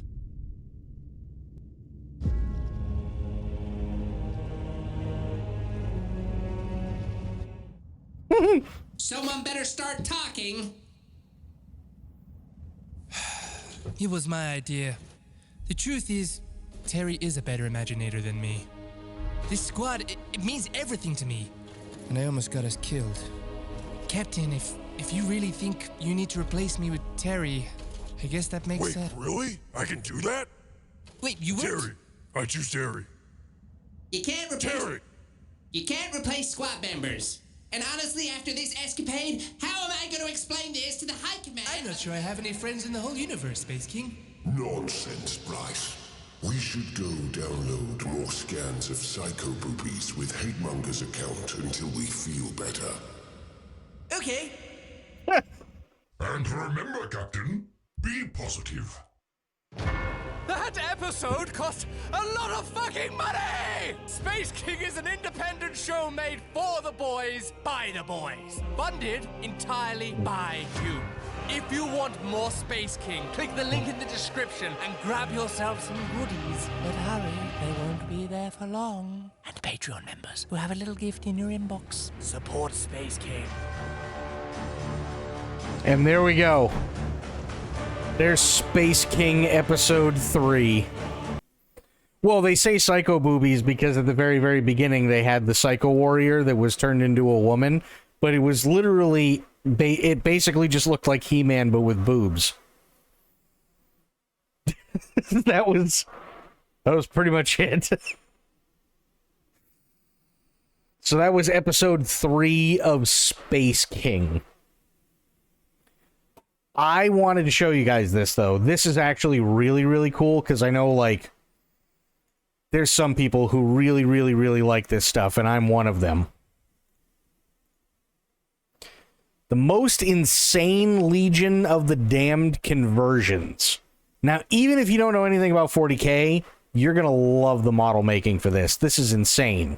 What if I told you there are 16 unique ways to convert Space Marines into Legion of the Damned, each one more cursed than the last? In this video, I present every single one in Aljurathan's army, explaining the lore, the kit bashes, and the inspiration behind the haunted souls they represent. Each one tells a fascinating story, but there's something connecting all of these conversions, something hidden that even I didn't catch at first. Stick around to the end, because once you see it, everything clicks. Mini Wargamer Dave here from miniwargaming.com, and I'm proud to present Aljurathan's army, the Legio Damnatorum. Sponsored by Whaling Games, but more on that later. Let's travel to Sweden. It's autumn 2017, and Emil Allegrath, aka Aljurathan, enters a Warhammer store. Just to see what's in there. That was his Window first shopping, mistake. right? Yeah, he ends up walking out with a start collecting box of Space Marines. That's how it always starts, by the way. You walk by a hobby shop or you walk by a Warhammer store and you go in, you think, you know what? I'll take a look. Why not? It's not going to hurt. And you walk out $300 poorer with a fuck ton of plastic and paint. Naturally, of course. Excited by his purchase, Algerathan discovers the Ultramarines. Now, traditionally, when one acquires a squad of Space Marines, you paint what you see on the box art. But since Ultramarines have so many successor chapters, this allowed I do wish it was only 300. Many color schemes, or so he thought. Although the paint job looked good, he wasn't quite satisfied. He realized the color he chose for the armor wasn't actually lore compliant. So he delved deeper down the rabbit hole of Warhammer 40k lore, and that's when he discovered a chapter that resonated with his soul. The Legion of the Damned. He loved their look and their feel. He loved the idea of them. But he also wanted to combine You this at Micro with Center, another yep. chapter as well. In the novel Master of Mankind, the Legion of the Damned are referred to as the ghosts of Istvan III. True. And in chapters 2, an Ultramarine joins the Legion. Has a precedent been set? Could they be ghosts of fallen Marines seen with their former chapter heralds? Oh, just wait, Bleach. This is easily the best Legion of the Damned army I have ever seen. He's gonna go in depth as to like all of it. It's amazing, absolutely amazing. On their armor, the first miniature in his collection answers this beautifully. As fate would have it, his local Warhammer store hosted a painting competition. But how would he decide on what model to paint? Turns out the inspiration would come from listening to a Black Library novel called The Devastation of Baal. Good story. Confirms that the soul of Sanguinius, the Primarch of the Blood Angels, is in the warp. Okay, quick history about Sanguinius. Sanguinius was the pretty boy. Everybody loves Sanguinius. He was a really decent guy. Everybody loved him. He was basically second in line behind Horus when it came to like most beloved and most powerful and everything like that. Unfortunately, with the Horus heresy, Sanguinius was killed by Horus, and because of that, that's where the Dark Angels and the Blood Angels and all of them get their blood rage, and the joke is that they're vampire space marines and yada yada yada, right? HMFIC. I have no idea what HMFIC is. Huge motherfucker in charge? Yes. I had to think about that, but yes. So there are 18. There are 18, goddammit. 18 Primarchs who are all in command of their own legions of Space Marines. Right? And the only person that the Primarchs answer to are the Emperor. That's it. They answer to literally no one else. So he was killed during the end of the Horus Heresy during the siege of Terra. And he was one of the most beloved. So he thought to himself, if souls go to the warp and come back as Legion of the Damned, would Sanguinius be able to come back too? So he decided to make his own version of a Legion of the Damned Sanguinius. Sanguinius, the angelic Primarch of the Blood Angels, died at Horus's hand during the siege of Terra, his shattered sword lying beneath the traitor's feet. But death wasn't the end. His soul still stirs in the warp. And how do we know this? Well, he was seen by Chapter Master Dante, as confirmed in Dante by Guy Haley. Not only is Algerathan's version of Sanguinius back, he's returned as a blazing angel of vengeance, wings on fire and ready to torch the enemies of the Emperor. The base model started as Gilliman, but Algerathan stripped Robot away girly every man Ultramarine detail to give it that true Sanguinius feel. Even the Emperor's sword got reworked with flames carved off. A crack etched down the blade to show what was once broken has returned whole. And the base? It's insane. He cut a hole straight through it, filled it with skulls, painted a starscape beneath, then sealed it with a resin pour to make it look like Sanguinius is erupting straight out of the warp. However, Just as he was in the middle of kit-bashing his model, he'd further discover this miniature painting contest wasn't any old competition. They confirmed dead Primarchs can be revived by the Emperor, maybe, except Horus. Well, that's because Horus is gone. He has been erased from existence altogether, and that's because the Emperor killed him. That's quite literally what it is. When the Emperor killed Horus, literally, he unmade him from existence. So there is literally nothing to revive. But dead Primarchs are a little bit different, only because their souls can be trapped in the warp. Problem is that the Emperor is in a state of perpetual death. So the only way for him to bring back any of the Primarchs that are not considered immortal, like Vulcan, is to have the Emperor bring them back. But the only way that they could do that is to possibly kill the Emperor so that he may come back to life. But they're not sure if that's a good idea, because he's literally holding a webway at bay that's stopping the forces of chaos from entering the Imperial Palace and laying waste to Earth from the inside out in the time that it would take for him to actually come back. So everybody's kind of fucked. It was armies on parade, and he couldn't just enter Sanguinius by himself. He would need at least one other squad. The thing about Algerthon is, he's never been fond of repetitive tasks, and after painting his first army, he got so bored with it. So he thought, if I crank the lore of the Legion of the Damned up to 11, I would be able to paint any chapter I wanted, allowing me to make every hobby project unique. So he painted one in what would become the Legio Damnatorum paint scheme. But wait, they're called Legion of the Damned, right? So why did he just say Legio Damnatorum? Legio Damnatorum is based on the lore from the Legion of the Damned as they are depicted in their Codex and Black Library books. They were the Firehawks, a chapter formed in the 21st founding of Astartes' successor chapters, also known as the Cursed Founding. The Firehawks were lost in the warp, and when they emerged, they were all dying from warp sickness. They were still loyal to the Emperor, however, and decided to fight until the end, creating their motto, In Dedicato Imperatum Ultra Articulo Mortis, which is Latin for the Imperium beyond the point of death.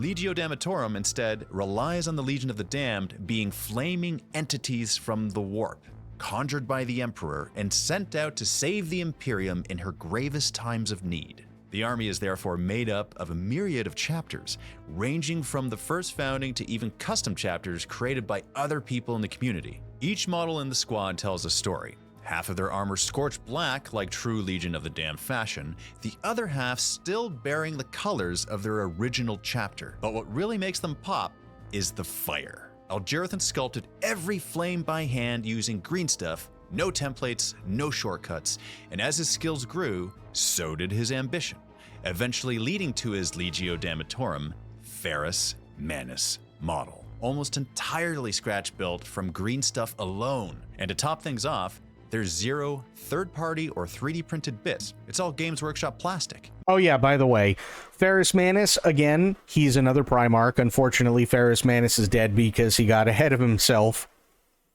Sorry, it's a really poor joke. Long story short, Ferrus Manus was, I believe, the first Primarch to die because he was decapitated. Hence, he got ahead of himself.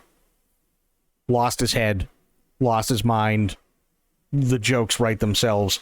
Making the entire army 100% GW legal and ready for any official painting competition or tournament. So why was it so important that Algerthon make his own custom lore for his army? As an associate professor in software engineering and a researcher with a I'm not even kidding. That is literally a list of jokes, Corgi, that everybody uses in the 40K community. And the reason why is because in the books, they made Ferrus Manus this really badass character, right? And he's so, like, he's so ready for battle and everything, and, like he is just ready to kill anything and everything that comes in. Literally, first time we ever see him out, he gets decapitated. PhD, he appreciates the importance of maintaining the facts. Decisions based on references are his MO. The Legion of the Damned have never been depicted with half black, half colored armor, which is precisely why he didn't loosely call them by their official name, but instead used the Latin translation Legio Damnatorum. Which is actually really, really cool, because again, Legion of the Damned are usually all black armor. It's supposed to be all charred armor, in flames and skulls and everything. But he's taking from every single Legion. What do you build when you've already made a Legion of the Damned Sanguinius? To enter the painting competition, he had to submit a full army. So alongside his flaming winged Primarch, he built a squad of Legion-themed Marines, each one drawn from the first founding. The first Blood Angel has scorched armor and glowing eyes. The second has a gorgeously styled helm with bone motifs. The Ultramarines got cracked armor trim and ghostly blue object source lighting. His Dark Angel has torn robes and a glowing blade. But the centerpiece of the squad? The Imperial Fist, carrying a custom-made minigun built from a Redemptor Dreadnought's Gatling cannon. It was so big, Algerathan had to carve it down, reshape the barrels, and reattach it with pinning joints. There's some serious heft to this, like that's a real rock on that base, in addition to that oversized minigun. But he didn't just stop there. He then sculpted flames with green stuff using twisted wire and texture tools to make it look like the barrels are spinning mid-fire. The result? A squad that looks like they were dragged from the warp itself to serve a Primarch reborn in flame. And this is just the beginning of Algerathan's haunted army. What comes next is even more cursed. The squad reborn from a failed army. What do you do with models from a failed army? If you're Algerathan, you resurrect them as Legion of the Damned Hellblasters, but with hidden secrets, depending on how you view them. These 5 Hellblasters were stripped down from his first army attempt, but instead of tossing them, he brought them back from the dead, each one now a ghostly echo of a different chapter. But here's the twist. View them from the right side, and they're classic black armored legionnaires. Okay. From the left, you see their origin chapter. That looks so fucking cool. How awesome is that? That is such an awesome idea. This was also the first time he ever tried plasma glow and even freehand, like the skull-faced helmet on the Sergeant inspired by classic Space Marine Codex art. Like, that's his first attempt at freehand? Like, that's just, come on. Because typically when you try something for the first time, it doesn't look good, okay? I don't care who you are. I'm seeing a genetic unfair advantage here to just being good at stuff. What are you doing painting that the first time? Like, oh, this is my first attempt. No, it's not fair. And the more you look, the more secrets you'll find, kind of like his next project. But first, all the materials you see that make these conversions possible, the green stuff, the hobby tools, the most popular paint ranges you prefer, and most importantly, the miniatures, are available from Wayland Games. Now on to this ridiculous knight. Why he built a cursed knight to win, no matter what. Hell yeah. He built this Imperial Knight because his 5-year-old daughter beat him in a painting competition. Twice. In 2018, they entered together. She won, he didn't. She said, "It's okay, Dad, we can share my award." Cute, right? A year later, she won again.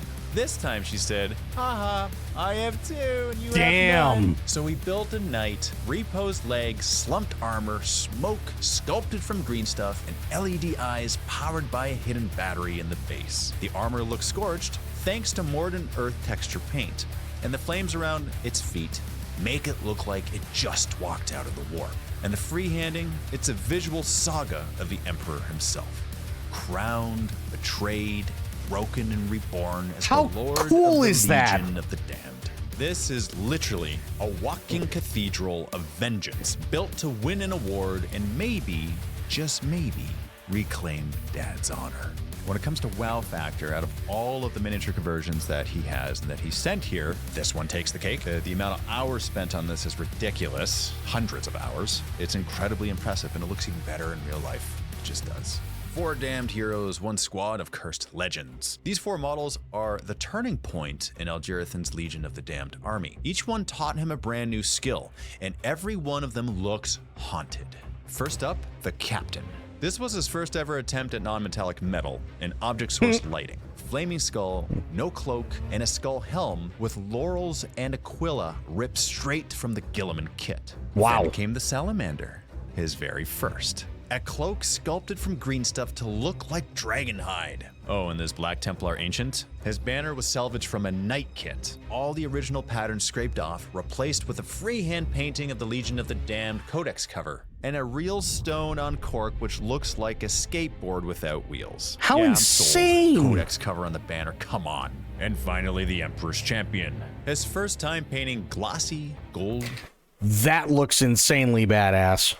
Styled armor. The shield? That's Dorn. Taken from a Stormhost model and hand-painted with Dorn's face, half human, half skull, in true Legio Damatorum fashion. This squad is the foundation of everything that came next. Later, you'll see what these inspired in his Blade Guard veterans. But first, this squad has a secret, and you'll only see it if you look closely. At first glance, this looks like a standard Legion of the Damned squad. Okay. It's not. There's a hidden detail that changes everything. Algerathan built this squad to expand his cursed legion, testing glossy armor and new non-metallic metal techniques, while bringing in fresh chapters. He added a Death Company Marine mid-charge, chainsword roaring, and a glowing combat knife lit with eerie OSL. Looks like it's molten hot, like it can just melt right through you. Then came the Tribute, a reclaimer from Syama Peterson's Astartes. This model meant so much to Algerathan that he freehanded the chapter symbol on the shoulder pad from scratch. Holy and then fuck. there's the scene, a mini diorama. One blood angel kneeling over another, both models beautifully posed with weapons and a fallen brother. Is it grief, a memory, or a vision from the warp? That's up to you. But this is why Legio Damatorum isn't just an army.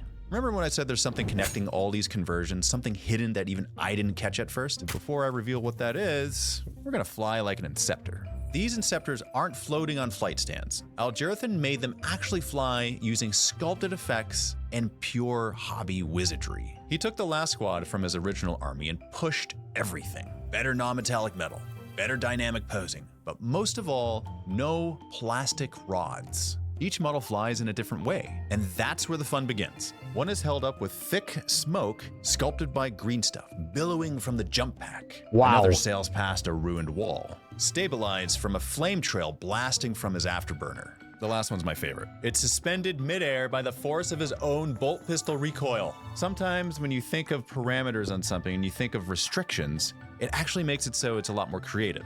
And as Algerathan describes, this squad was fun since it required me to push not just my sculpting and painting skills, but also some of my engineering skills. So after a ton of trial and error, this squad doesn't just look like it's flying, it feels like it's flying. In fact, they flew so far they embarked on the Indomitus Crusade. This Judiciar doesn't just judge you, he ends you. During the Indomitus Crusade, Guilliman sent out executioners of justice to reclaim the stars. Insane. But Algerathan turned his into something even darker. Straight from the Indomitus box, the first model he grabbed was the Judiciar. But there was one problem. He was only half dressed. So Algerathan sculpted a full cloak by hand with green stuff. And once that was done, he couldn't stop. He gave him a Grim Reaper style scythe, sculpted from scratch, because this guy wasn't just here to judge, he was here to reap skulls. And the hourglass, floating above his hand, held up by sand pouring from a crack in the glass, symbolism for the sands of time running out for any heretic, mutant, or Xenos that crosses his path. From a half-cloaked duelist to a spectral executioner, this Judiciar became a symbol of unstoppable doom. Good luck reanimating anything that he That is attacks. insane. Speaking of reanimation protocols, What's going on, Core? the chaplain who cut a Necron in half. What do you do when your chaplain looks like he's mid-swing? If you're Algerathan, you give him a Necron and slice it in half. This model started with a big idea, but a small problem. He'd already sold off the Necron half of the Indomitus box. All he had left was a half Necron torso from a base piece. So he sculpted the back himself, planning to make the explosion big enough to hide the missing legs. But something still felt off. So he bought a new Necron kit just for the legs. He even swapped the Crozius to the left hand to sell the motion, and went all in on green OSL to show the weapon glowing through the impact. This was the first time Algerathan really explored glow effects, and it turned a cool effect into a cinematic moment. That is insane. In time. Holy shit. Damn, that's cool. 5 Blade Guard veterans, 1 cursed chapter. After converting his chaplain, Elgerathan was all in. So the next step, the Blade Guard veterans. Each one reshaped, reimagined, and turned into living lore for his Legio Dematorum army. I love painting minis. I really, really do. It's so much fun. Started with a red armored son of Auror, inspired by rumors that their founder, Captain Auror, was actually Omegon of the Alpha Legion. Elgerathan painted a freehand ultramarine with a Hydra-cloaked shoulder right onto the shield. And for the pose, he used a Space Wolf bit to make the Marine draw his sword mid-motion, while Object Source lighting dances across the armor. This is such a fantastic tribute. Like, there's so much happening with just this one mini, and this is one of 5 in the unit. Next, he made the squad captain. Green stuff sculpted hydras curled across the chest, and his shield tells a darker story. A fallen battle brother split in two, flames rising as a spirit escapes. A banner behind the model shows Alfarius and Omegon side by side. Of course, half of Omegon's face is Well, this guy is sharing the minis that are being showcased that somebody else did. Skull. Then came a Soul Haunter, based on Thunder Wolfen's custom chapter. Thick black smoke instead of bright flames, and in his hand, the helmet of an Ultramarine, burning it to release the soul trapped inside. From the freehand on that shield, to the sword stuck in the ground, and even the SH Soul Haunter on that tilt shield on the breastplate, it's just so cool. The next one was a Reclaimer of Dorn, inspired by Chapter Master Valric's Last Wall. Golden non-metallic metal armor, a chunk of ruined wall on the base, and Valric himself painted onto the shield, guarding the line. You gotta admit, it looks really badass. It really does. I really like this conversion. And finally, the Space Wolf. Elgerathan loaded him with bits from every upgrade sprue he could And he's find. a wolfen. His shield shows the legendary Leman Russ, taken right from the Codex art. This was his tribute to his roots, being from Sweden, even if he doesn't love the aesthetic. Self-admittedly, he didn't really like the aesthetic, but he did it anyway. And if you think this is wild, wait till you see what's next. He built a Space Marine so fast, it threw sparks. Elgerathan had one goal when he was making this mini. Make it look like he was burning across the battlefield and dragging his chainsword through the ground. But there was one problem. The original chainsword was too short and had a guard that blocked the chain blade on the exposed side. And what was his solution? He grabbed a chain blade from the Space Wolves kit instead. It was longer, sleeker, and fully exposed. Then he tilted the bike just enough to make the blade hit the ground. To expand the Legio badass. chapters, Holy this one shit. became a flesh terror. He freehanded Gabriel Seth's face on both sides of the bike, and the chapter symbol on the left pauldron. And Elgerathan told me that the symbol alone took nearly as long as the rest of the paint job. But how did he make flying sparks come from the chainsword? Well, he used metal wire and superglue to make it look like molten steel was peeling off the ground. And Elgerathan adds, I managed to get an effect that I was pretty happy with, although I swore a bit during the process since I glued myself to myself, and the table, and the model, and other things a few times before I got it right. A minor sacrifice for the Emperor and for the art. A model defiant to the bitter end. When Elgerathan's Legio Dematorum started getting noticed, people kept saying the same thing. You've got to build Rylanor the Unyielding. And I can see why. Rylanor was once a dreadnought of the Emperor's children. Loyal, honorable, but betrayed.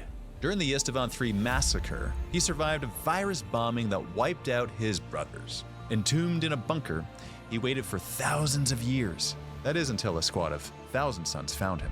When he woke, he didn't beg, he didn't run, but he did summon Fulgrim, the traitor who destroyed everything he loved and tried to kill him with a live virus bomb. The Thousand Sons stopped the explosion, resulting in a battle between Rylanor and Fulgrim.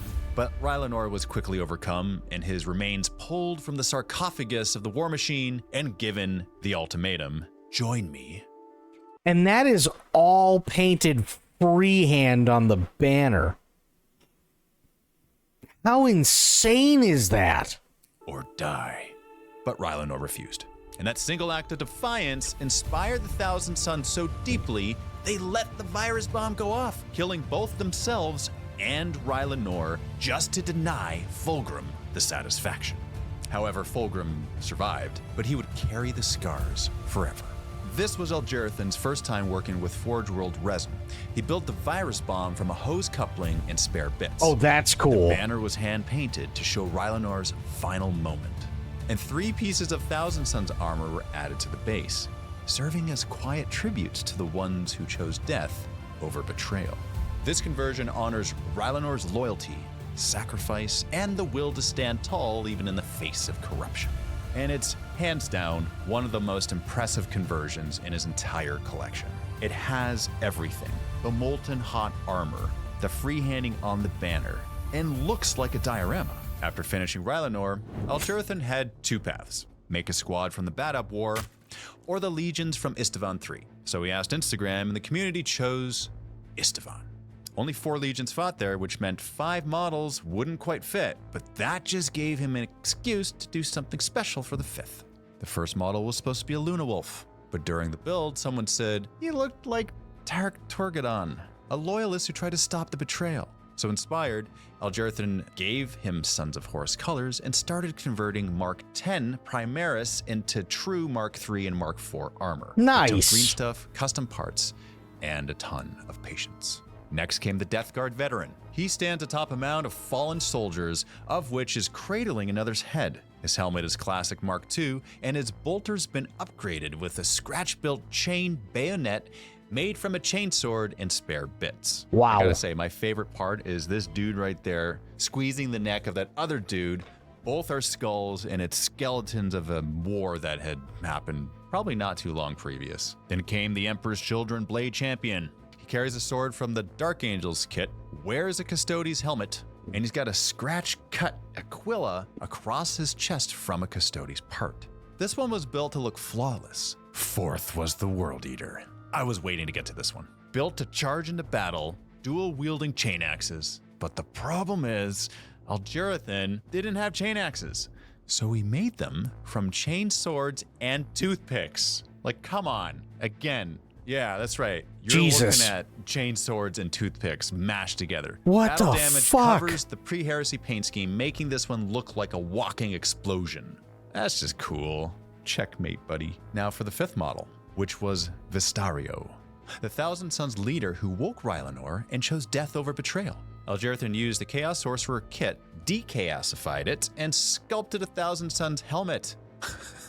Which is really cool. You're sculpting the helmet now. It's not just flames anymore. It's like, yeah, I'm gonna make some legs and a backpack and a part of this torso and a helmet and chain axes, which is also super cool because we're just seeing the progression of his hobby skill manifested in the army itself. His base was built to make him hover, with a lightning bolt crackling between his staff and hand. And you gotta love the floating skulls on the base too. Just adds that extra otherworldly nature of this Thousand Sons sorcerer who really shouldn't have been there in the first place. 5 Space Marines from the most cursed founding.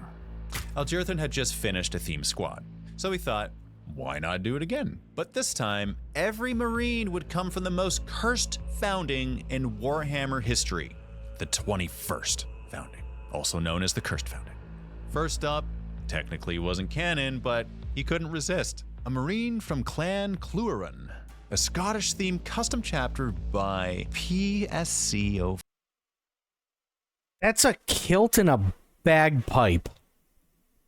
Holy shit. 501. Algerathan sculpted both the kilt and bagpipes from green stuff, and he said, I just couldn't resist making a Space Marine with a bagpipe and a kilt. Which, I mean, when you got that itch to do something creative and something new, I'm not at all surprised by this.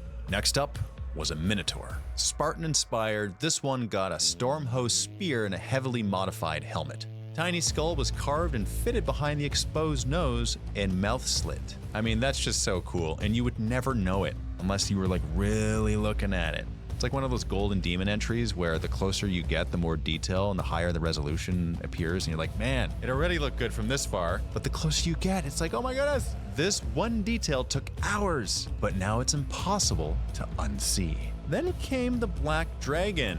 This chapter is known for its mutant traits. Bony spikes and horned limbs used as weapons. They've been accused of heresy for centuries, but their gene seed always comes back pure. Algerithan sculpted claws, spikes, and a hardened look to sell the mutation. That's And when I so look at it, amazing. all I see is a possessed marine, so. But his gene seed's pure. Fourth was a Lamenter, possibly the most unlucky chapter in the entire galaxy. Betrayed, massacred, forgotten. This one carried... The Lamenters were the ones that I was telling you about the other day, where they're all in yellow, and every time they go to a battle, they lose it miserably. And the one time that they actually did something right and they fought the forces of chaos, I think it was either chaos or aliens, but either way, they fought enemy forces back and they defeated them. Everybody was so pissed off because of all the devastation that was left behind. So the leader of the people that they were trying to save walked up to the leader of the Lamenters and said that he thought their colors were really stupid, and they got insulted and sad and left.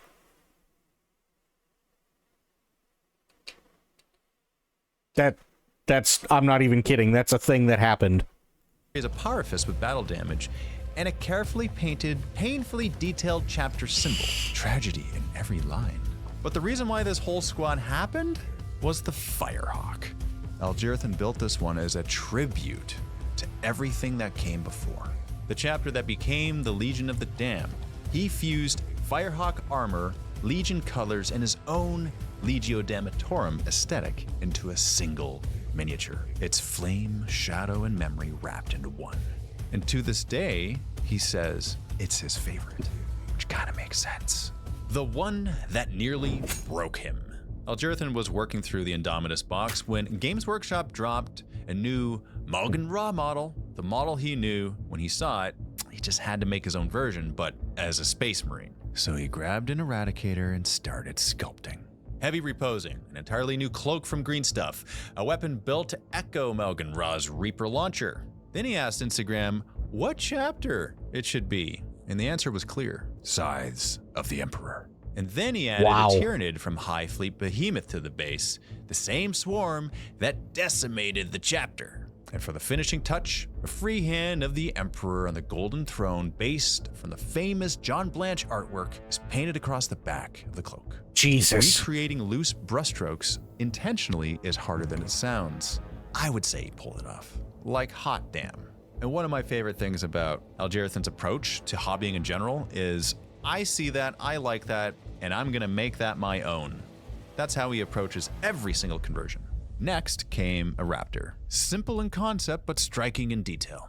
He shifted the pose on a monopose body, added pouches and gear, and gave it the Raptor's classic muted green camo, a marine built for stealth, precision, and patience. The last was a Carcharodon, space sharks. One of the most brutal chapters in the Imperium. This one had a twist. He's stepping into water, and Algerithan tried a resin pour to simulate steam. I don't like being reminded how much I suck at painting minis against guys like... Dude, like, this is... So, I look at videos like this, and I'm going... How? You know what I mean? Like, I can understand if I was doing this on stream, right? And here, actually, I have this. This is not my best work, but it really, I think it might be the only work that I got that's like literally right here on hand, maybe. They might be, well, I got two. Right?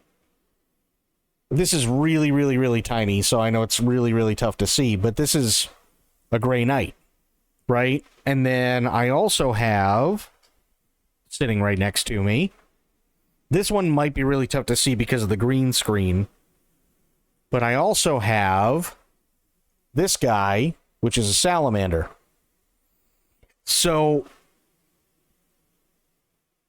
I love painting minis. I absolutely love painting minis. I really, really do. They're so much fun to paint. They're so much fun to put together. I really enjoy doing it a lot. It's very time consuming, but this shit, you know what I mean?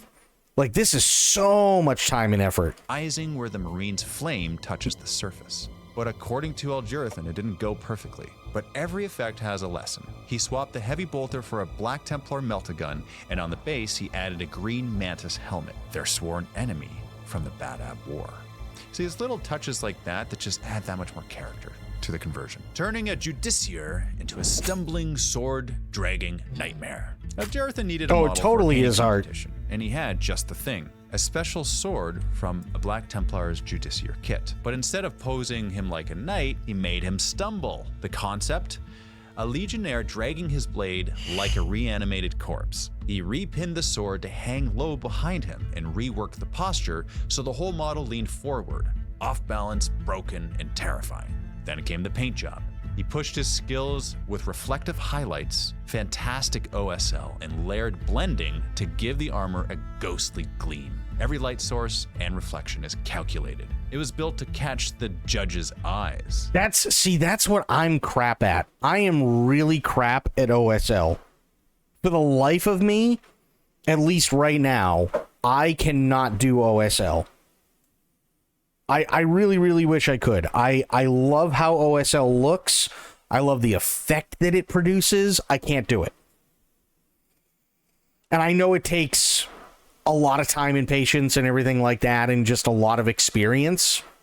But again, my experience is unfortunately very, very limited because I've only ever had 2 boxes, like 2 squads that I've ever painted. In the end, he doesn't remember if he won, but what stuck was the moment when a Judiciar stopped being a warrior and became something.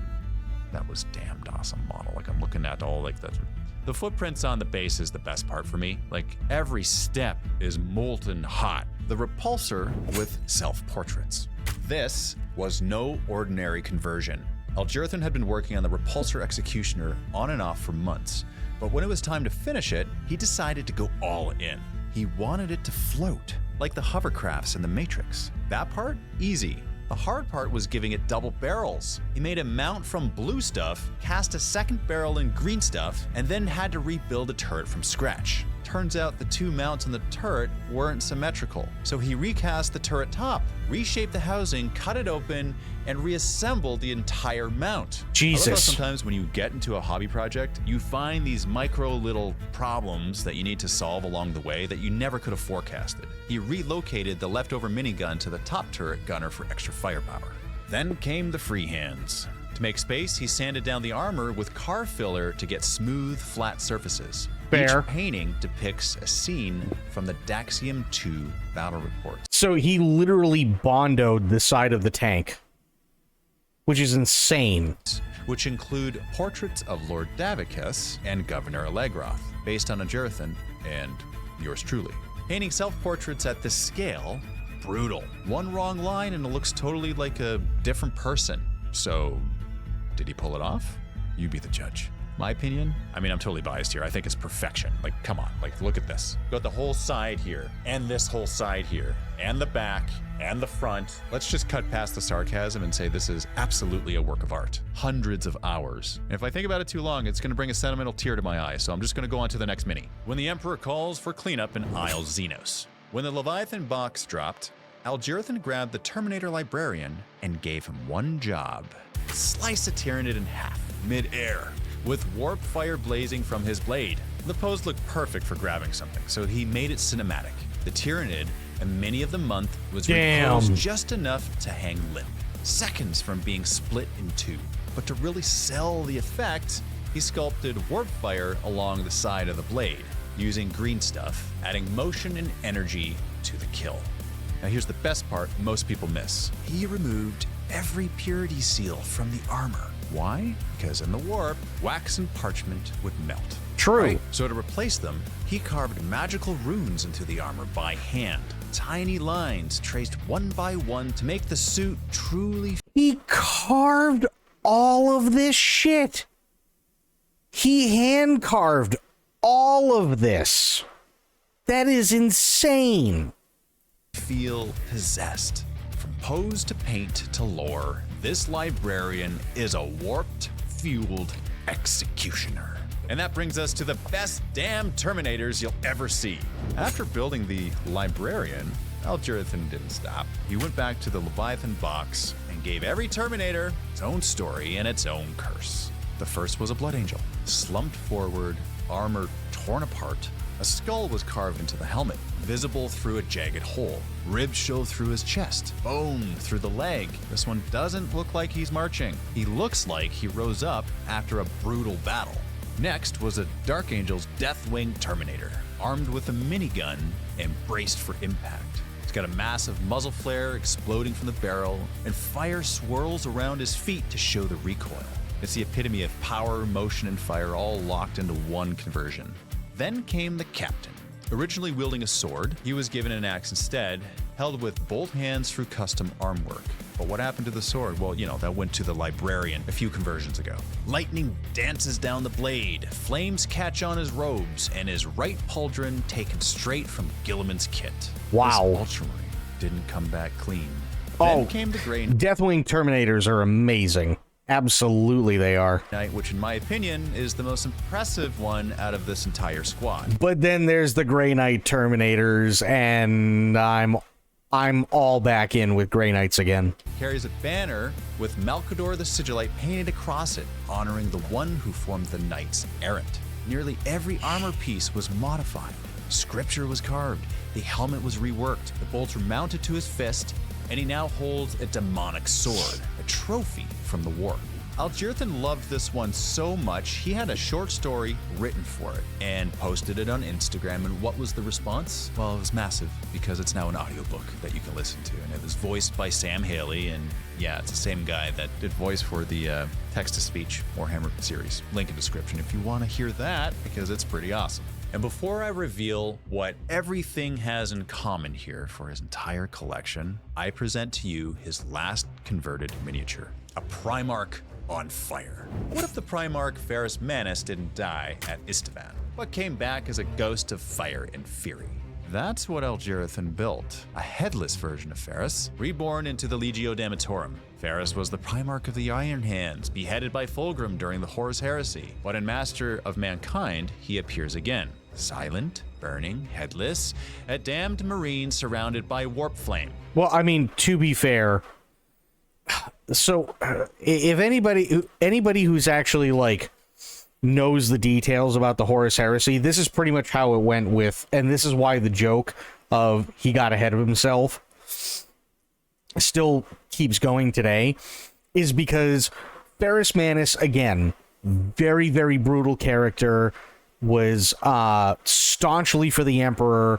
Anything and everything that wasn't human or was suspected of not being human or anything like that was immediately killed. If there was a city, a hive city, right, with 1 billion people in it, and there was one person that was suspected of even touching alien technology, he'd level the entire fucking city. Right? He was insanely brutal. He was insanely badass. He was very, very good at what he did. And then it came to the Istvan massacre, and he's like, all right, let's go kill the heretics. And Horus turned around and said, I am a heretic. And he went, what? And was just, that was it. Dead.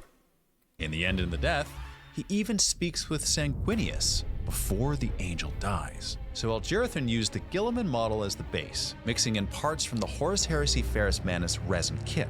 Nearly every inch was resculpted with green stuff. We're talking the armor, flames, hammer, everything. But there was one problem, a pretty obvious one.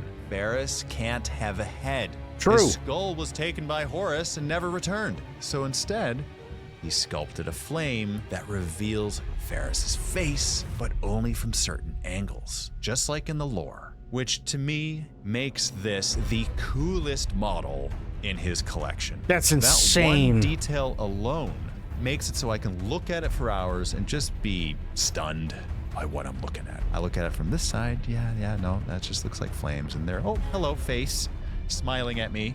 Do you see it? Now that you see the face, you can't unsee it. The backpack, it's true, built from spare Knight Kit parts and Iron Father. Right there. That's the face right there. And that's all sculpted out of green stuff, which is insane. Ferris arms. Pauldrons are from Custodes, weapons from Space Marine kits, plasma, flamer, chainsword, stitched together like a warforged Frankenstein. At his feet are the bodies of Tyranids from High Fleet Leviathan, torn apart and burning. A vision of the future, maybe. Or maybe he's already fought them and came back again. This is Ferris, Manus, reforged in fire, returned from death. Like, this is so cool, this could be the model. Dear GW, make this the official model for Ferris Manus. I might then be tempted to get one of these because it looks awesome. And now for the thing you've been patiently waiting for, the thing that connects all of these conversions. When I first saw these kit bashes, I thought, these are beyond cool. But it wasn't until Aljurathan told me why he built them the way he did that it really hit me. Sanguinius was made for a painting competition. Now, okay, interesting thing. Because he said that these aren't being held together by plastic rods or anything. A lot of it is just green stuff. Think of how much weight is being distributed through this massive curve here. And then down into this little piece here. Because this is not connected over here. Think of how much weight is resting on this area right in here, so that it can hold up the entire mini, plus all the green stuff, plus all the paint.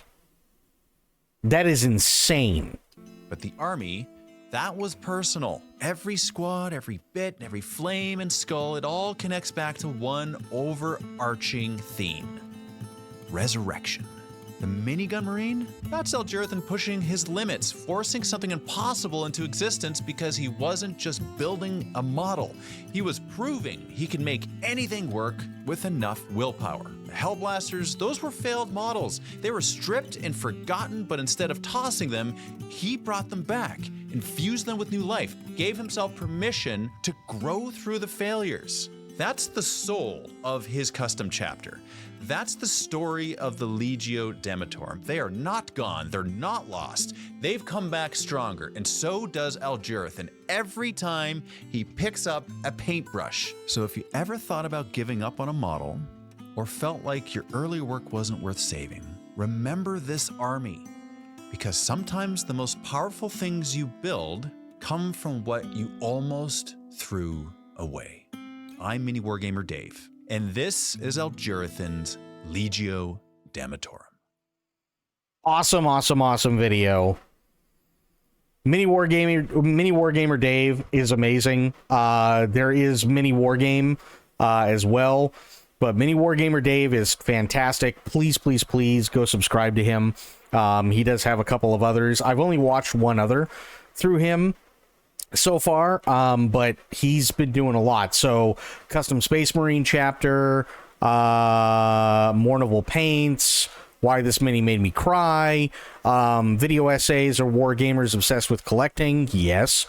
I made this miniature, personal journey. Like, he's done a lot of stuff in a very, very short period of time. So yeah, he's great.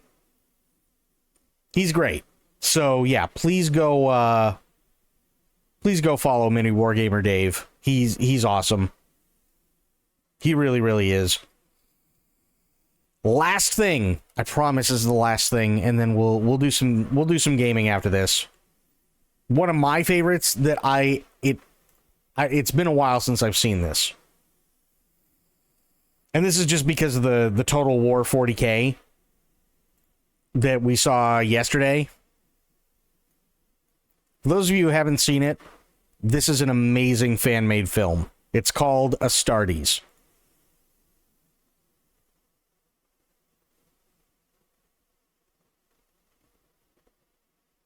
That's not muted, okay.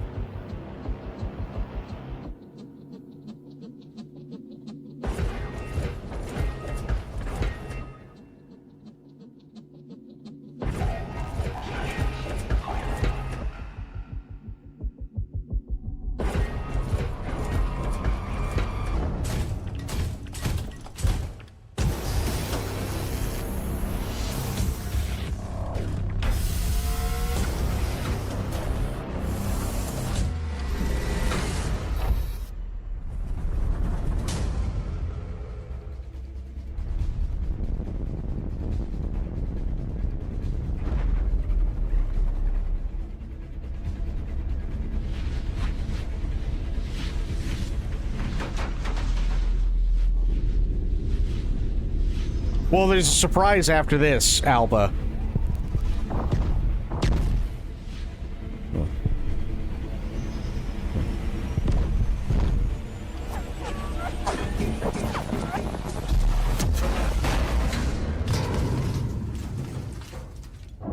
There's a surprise after this.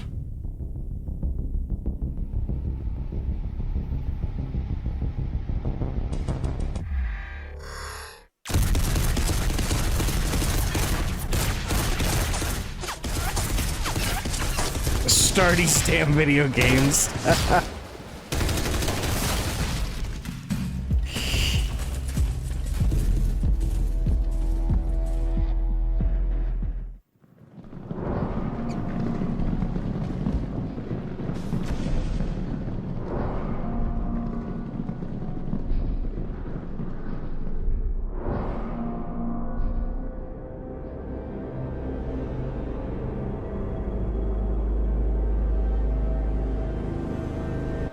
I get so into 40K. I really do.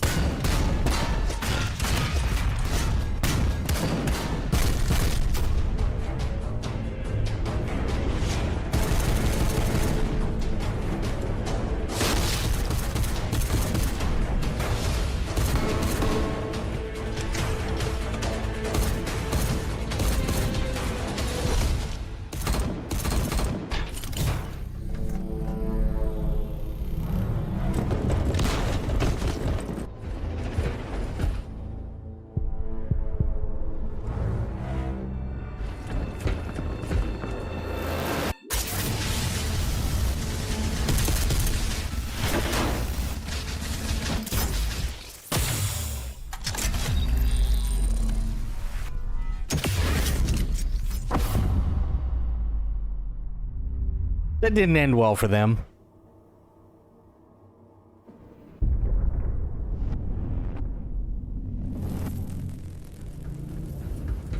These guys are they're a custom alien race, if I remember correctly. They're not canon or anything like that. They're just here to be killed.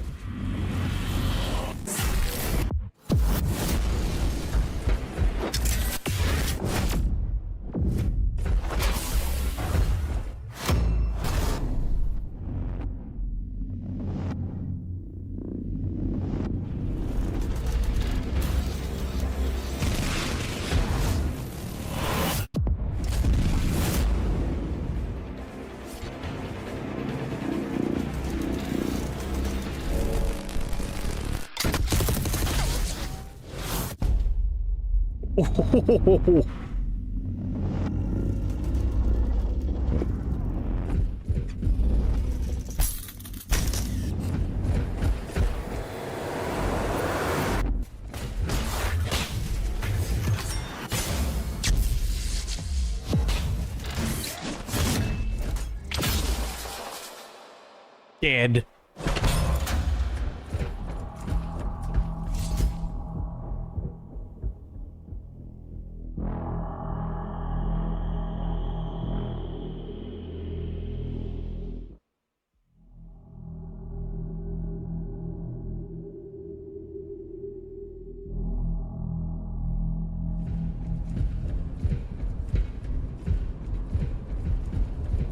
And I love all the little details in this hallway, like all the different purity sigils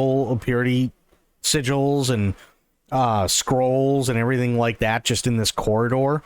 That looks so good.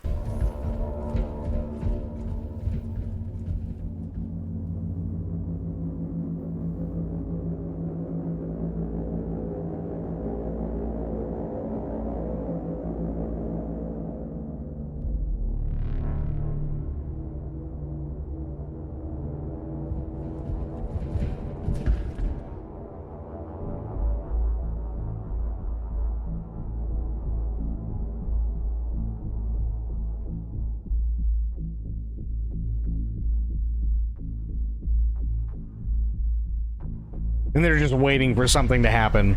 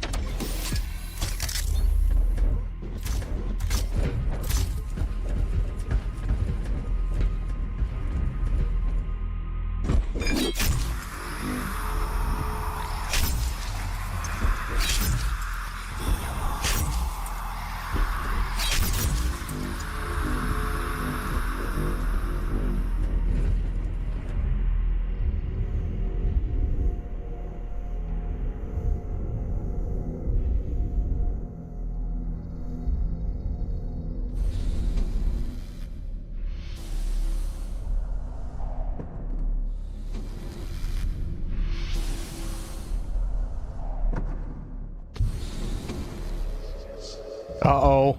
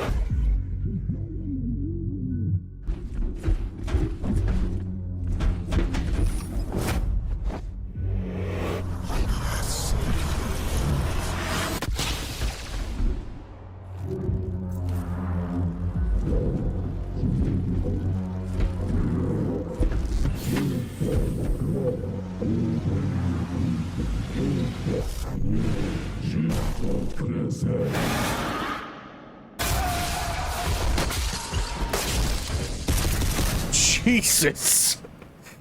Had no problem ripping his head off and then shooting him.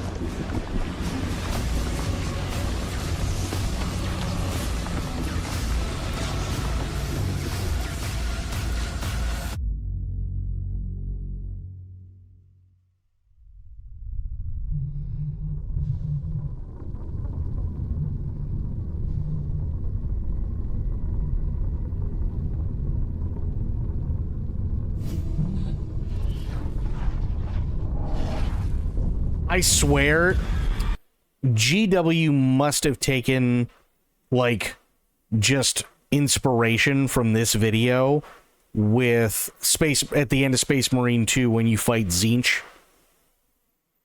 Because of just the way everything is stylized, it just looks amazing, and it's so well done.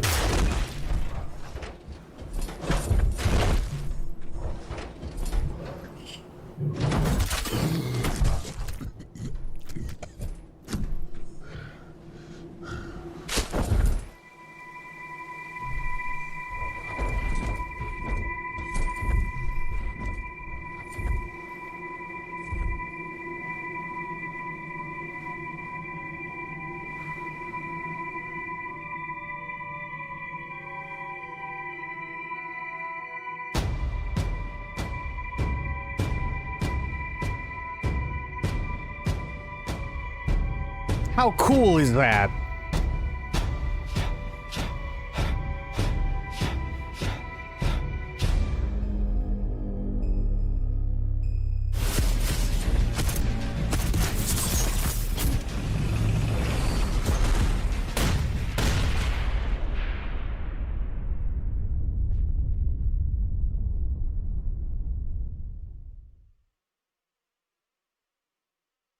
Okay, now, this is the surprise, Alpa. This came out 6 months ago. Same guy, by the way.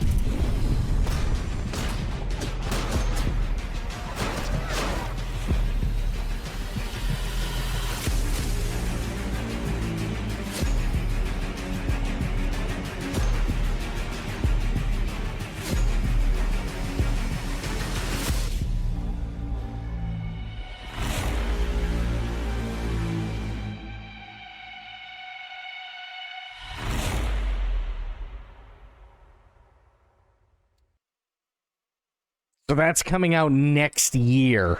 Astartes 2. How fucking cool is that? So he ain't done. The only difference is that he's doing it for Warhammer Plus, which is actually cool. Let me look at something here really quick, though. What is Warhammer Plus? Featuring originally... Oh, okay. So Warhammer Plus, official subscription service featuring original animations and shows, apps, and digital lore vault. Plus, subscribers can claim exclusive miniatures that are not available anywhere else.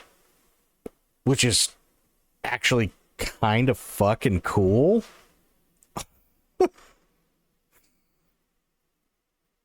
That's actually, like, really cool, if I'm being honest. What do they have here? They got Soulblight Grave... Apparently, these are the miniatures currently.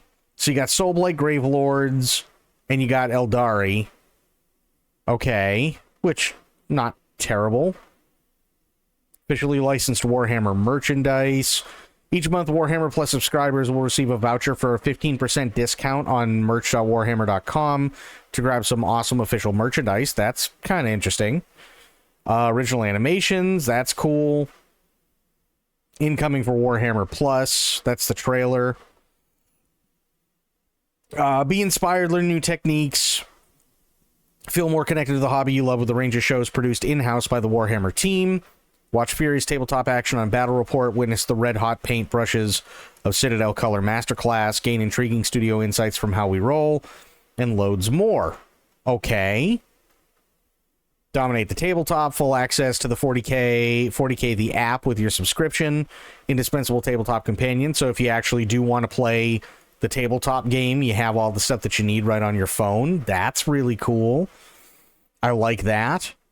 And they do that with Age of Sigmar as well, which is really, really cool. They also receive loads of other benefits, including discounts and offers from Warhammer licensed partners, free subscriber-only miniatures, and more. That's actually cool. Delve into the lore of the Warhammer universes in this digital archive containing background sections from decades worth of Warhammer books, back issues of White Dwarf magazine, and more. I mean, they're kind of offering a lot if you're really, really, really into Warhammer.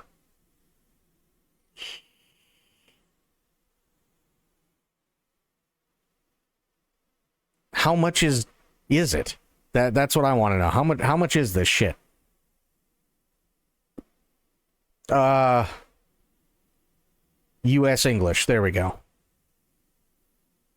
Don't have it. Yeah, I don't have a My Warhammer account, god damn it. Again, not Custodes. Well, okay, but see, here's the thing with Custodes. The reason why there's no Custodes is because what is it that Custodes do?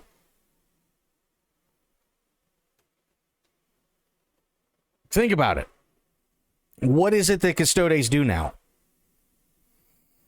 It's the 41st millennium. The Custodes haven't really left the palace in over 10,000 years.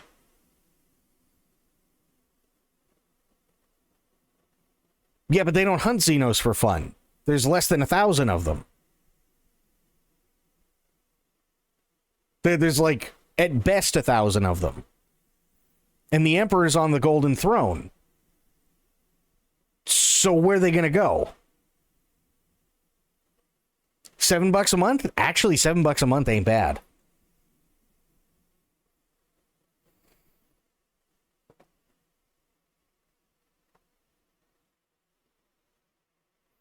They literally bring them to the palace? Yeah, but that's not hunting them anymore. That's just bringing them to the palace. That's it. Their entire job now is to literally stand watch over the palace because the Emperor's in there on the Golden Throne. Some of them guard the doors to the Emperor's sanctum, and then there's others who are just responsible for bringing in whatever is caught. That's really it. That's all they do. Like, and the ones who are supposed to guard the palace, you know what they do? They just stand there. Like, don't get me wrong, I love Custodes. If they were able to come up with, like, a really, really cool, like, in-canon story now about the Custodes, right? I'd be all for it. But the problem is all the really badass stuff that the Custodes do happened 10,000 years ago. So you're talking Horus Heresy. The last time there was, like, any major, like, giga fucking action with the Custodes was literally the Siege of Terra. That was the last, like, major engagement that they did other than the fall of Cadia. So you only have, like, two things that, lore-wise, you can really do with them. It's either Fall of Cadia or Siege of Terra, both of which are badass, and I agree that they are badasses. Yes. But unless there's some sort of, like, lore narrative that takes Custodes away from the palace for whatever reason, as much as I hate to say it, and as much as I think Henry Cavill's on the right track, because Custodes are badass, right? There's not much there. There just really isn't, and it sucks, but it's the truth.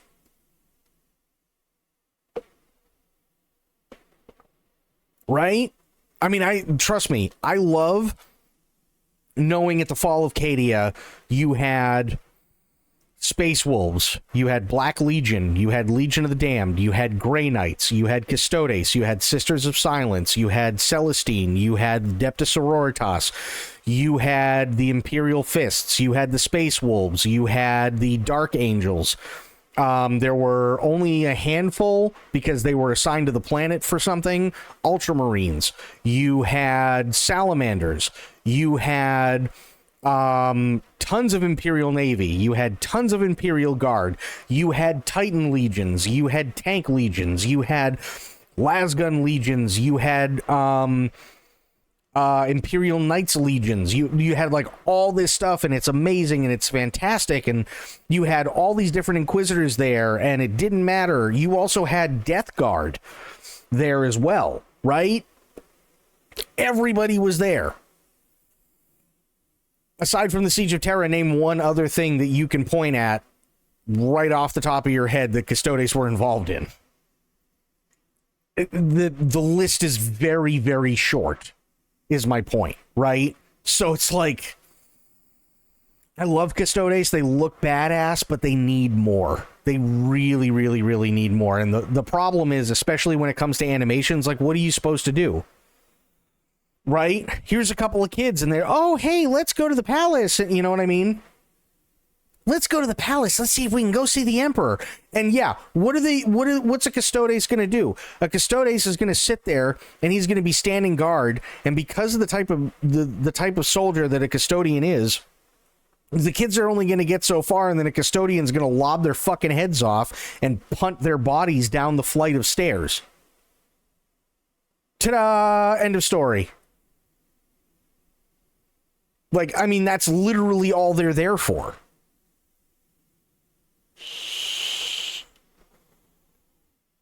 Which is a bummer. I agree it's a bummer, but it's like, what? I wish they could do so much more with them. I really do wish they'd do so much more with them, because they are badass. And they pair so well with the Sisters of Silence, right? And if you have the Custodes, the Adeptus Sororitas with Saint Celestine, the Sisters of Silence, the Grey Knights, Death Watch, the Legion of the... Imagine all of that firepower and all those specialized and like real fucking heavy hitters all being in one place at the same time. That's insanely awesome, but then that's all they have. And it's like, well, shit. And it's like, even like, and they're effectively immortal, right? So even when they retire, and that's kind of the other thing too, is like, they do retire and then they just have somebody else come in that is another Custodes. Okay, fair. But then they just retire and they kind of like disappear into the ether. And they're like, well, I'm going to go off and I'm going to hunt Xenos for the rest of my life. Okay, cool. Give me a story about that guy. They don't. You know what I mean? Like, here's a guy that's more powerful and taller and bigger than any Space Marine and can even stand up to Primarchs toe-to-toe, and he just retires and goes off and hunts aliens and we never hear anything about them ever again? Huh?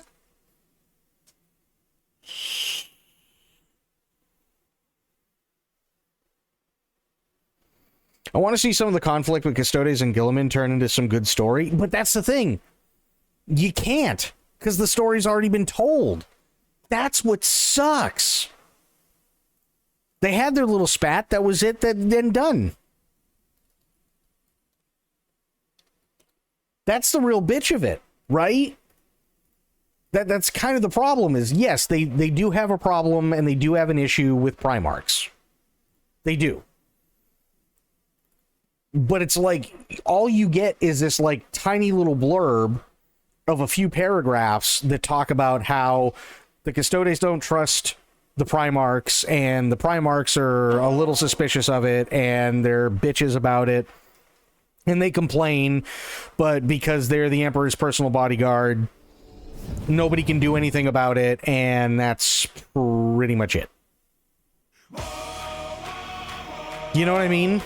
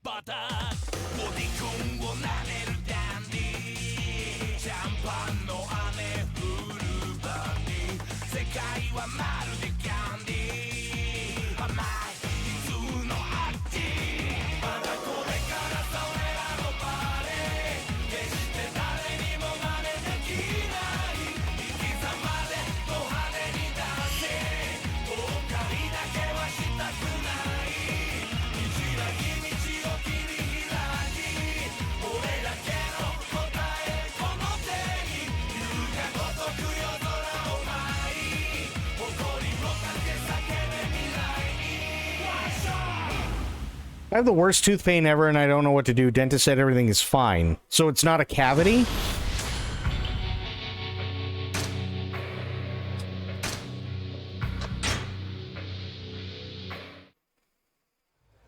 Lion gets reunited with Gilliman. He convinces they need to kill the Emperor so they can return properly. This turns into a civil war between Custodes and the two Primarchs. Fair, but the problem is that you're also forgetting that it wouldn't just be against the Custodes. Yeah, it could be an exposed nerve. If there was a cavity, it could be what's called dry socket. It could be dry socket.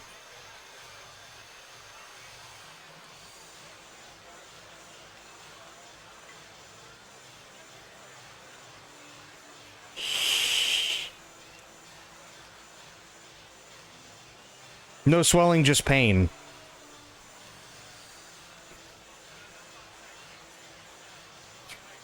I also cover the nerves proper on my teeth, so I get that a lot. Medicine, if you have any.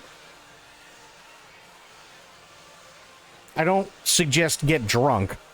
But if you have any, take a shot of whiskey and literally swirl it around your mouth and make sure it gets to where the pain is.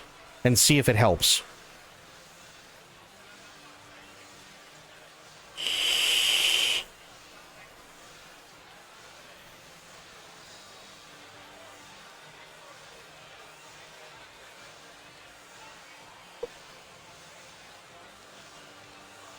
Can't drink. Oh shit, that sucks.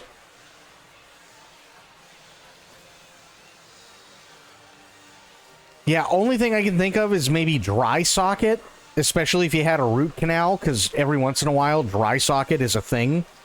Was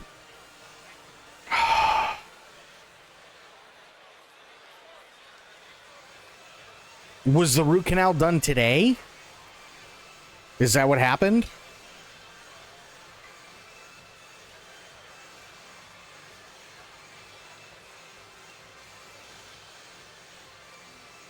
Was done 3 months ago. Okay, I had an abscess once near my jawline, and I pushed on my gums there till it popped. Yep, been there.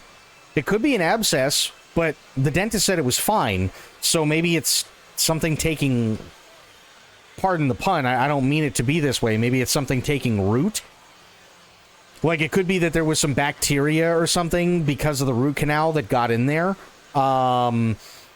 Especially if maybe there's some, you know, like, it's not capped or whatever.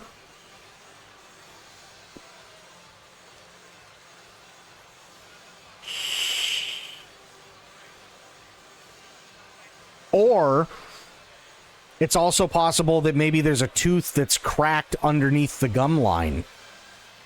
That's also possible too.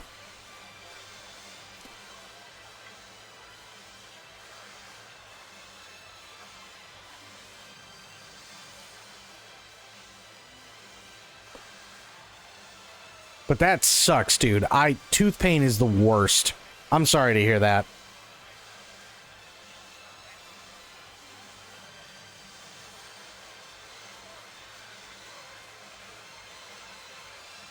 Tooth pain really is the fucking worst.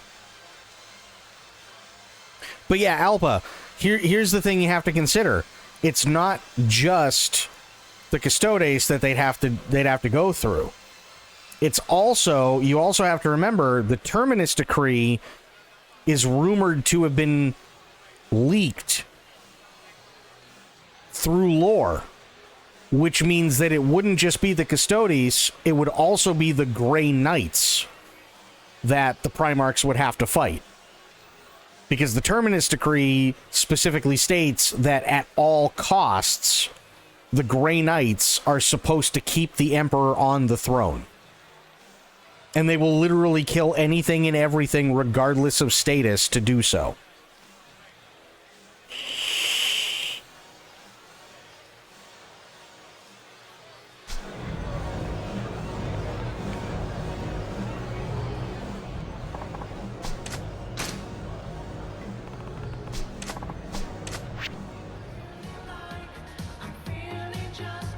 But that's not a civil war. That's what I'm saying. It's not even a civil war. that's a decree that's been given to the Grey Knights. So it doesn't matter whether the planet is being invaded. It doesn't matter whether there's a civil war. It doesn't matter if everything's all well and fine and literally for whatever reason there's an earthquake and the Emperor starts to fall off the throne. The Grey Knights just go in and kill everything. They don't care. Like it's not, oh, we're on one side of no. Their job is to keep the Emperor on the throne, period. And anyone and everyone who is in that inner sanctum will be killed. That's it. That's all it is.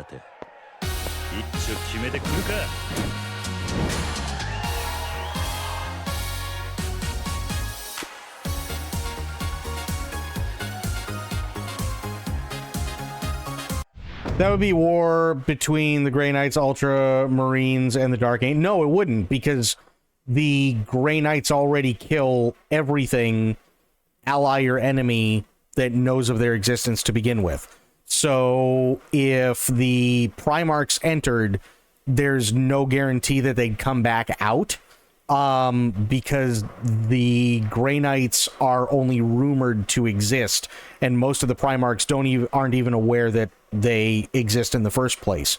So their job literally is kill everything. There's no truce, nothing.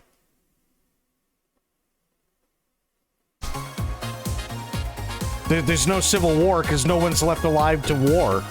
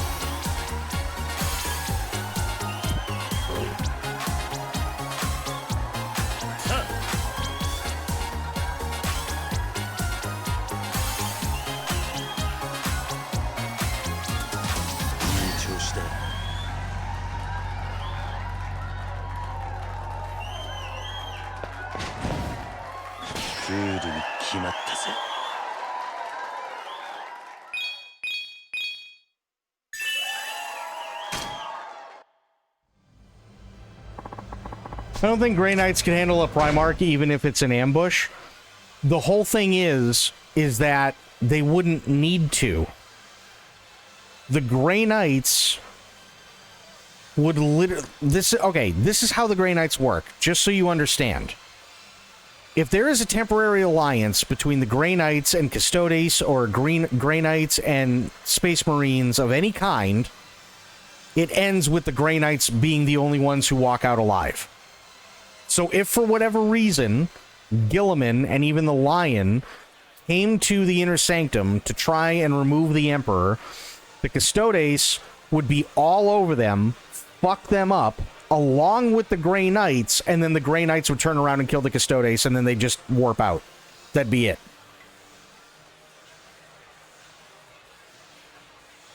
So they wouldn't need to ambush anybody, because the Custodes are already doing that, but it would be over in maybe a few hours, and that'd be the end of it. And nobody would be the wiser. That's literally the MO for Grey Knights. Grey Knights leave nobody alive. So even if they have to sit there and go, oh, well, the enemy of my enemy is my friend, and they fight alongside the Custodes in order to kill the Primarchs, they'll immediately turn around and just kill the Custodes and get the hell out of there.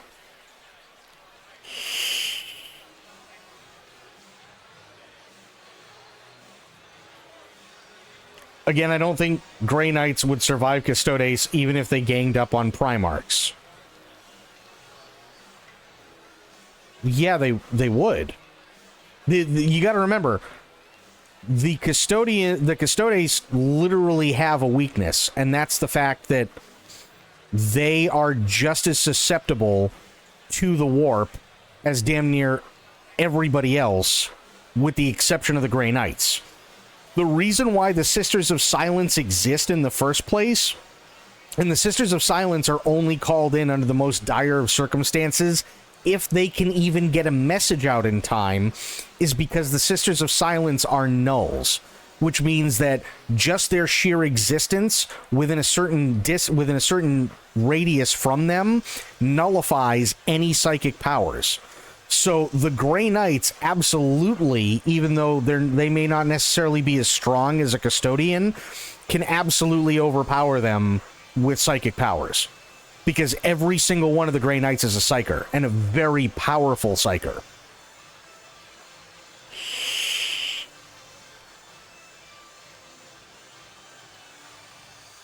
That's why the Sisters of Silence exist, but they have to be called. So if you literally just have Gilliman and the Lion try and kick open the door, and the Custodians are there, and they're trying to hold them back, and the Grey Knights come in, and they fight alongside the Custodes to sit there and push back and eliminate the Lion and Gilliman, as soon as that's done, there's no, thank you, brother, now you must die. No, it's literally, okay, you gotta die, and that's it.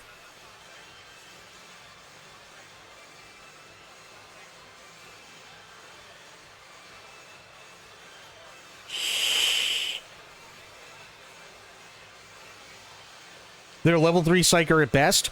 If you're going off of the rule set, which at this point, if I remember correctly, is ancient, sure.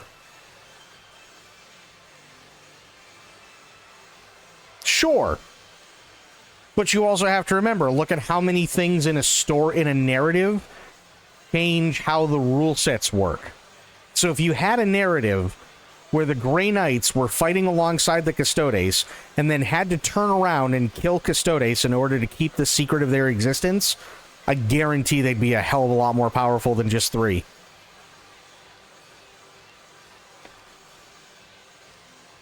Guaranteed.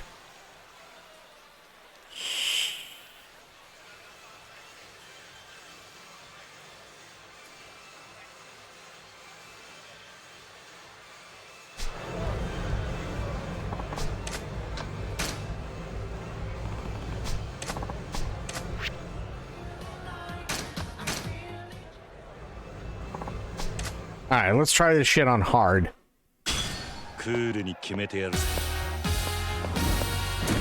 I want Fable. I want to see how good Fable is, Bleach, but who knows?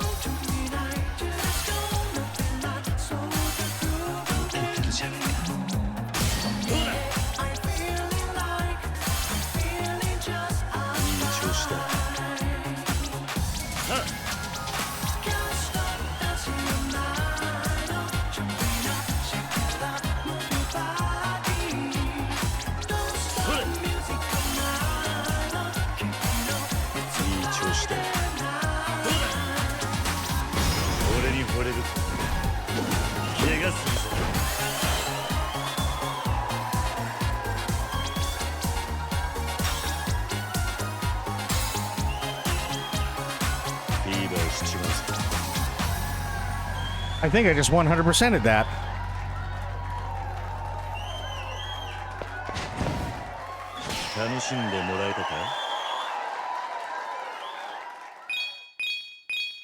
Nice.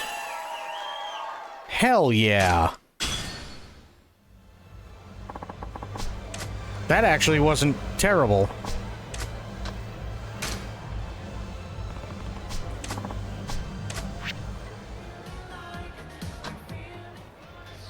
A year or so ago, what did you do for it? Oh, you're gonna hate what I did for it. You're absolutely gonna hate what I did for it. It was an abscess. And the abscess was right under my top lip. And it really, really hurt. And I was in so much pain. And I took so much Advil. And I took Dayquil. And I was heavily, heavily, heavily medicating myself. And my nasal passages around the nose I started to feel a lot of pressure, and it started to build up underneath my bottom lip. So what I did is one night I had had enough of it, and I was just in so much pain and I couldn't take it anymore. And I took an X-Acto knife and I lifted my upper lip and I slit the gum open, and I forced, for literally about 40 minutes, I forced everything out. Do not recommend, by the way.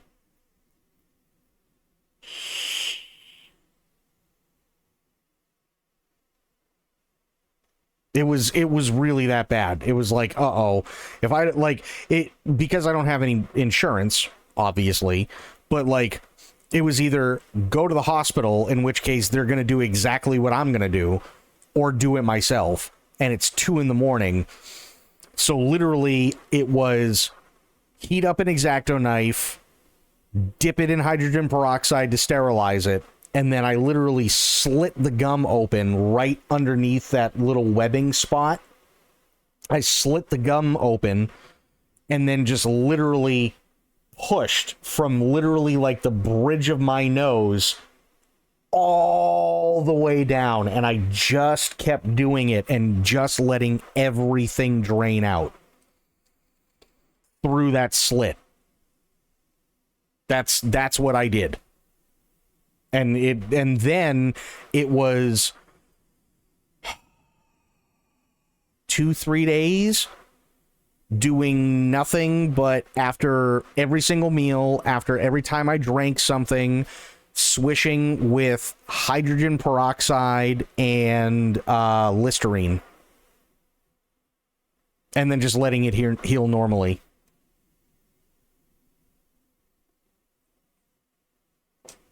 That's what I did to get rid of mine, and it was awful.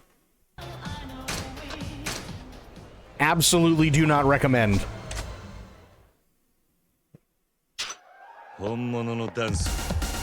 I really am, Itzy. I really, really am.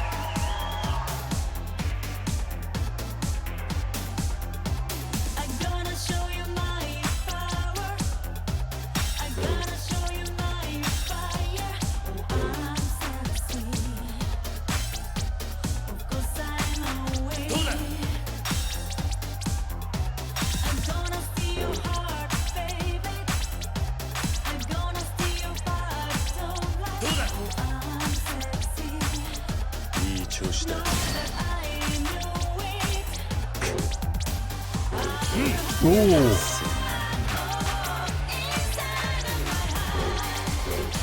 Ooh, shit. Wow.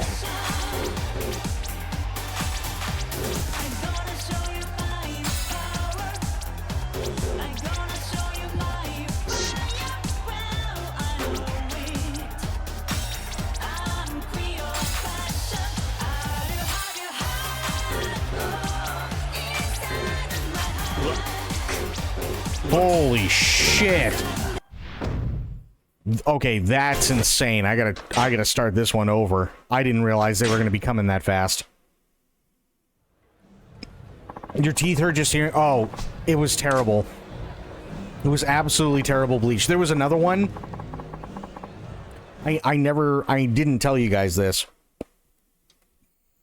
I have a tooth back here. I have a molar. And I don't know, about 8 months ago, something like that, it cracked. And the portion that was that just cracked off the tooth, because it was like a whole, like, it was like the back side of the tooth, like closest to the tongue. That got so bad, I ended up literally taking a pair of pliers and just right out. Because it was just all over the place and everything like that, and I cleaned it and so on. Unfortunately, and also kind of thankfully, I'll get to the thankfully here in a minute, but unfortunately, what ended up happening is the gum grew over part of that tooth.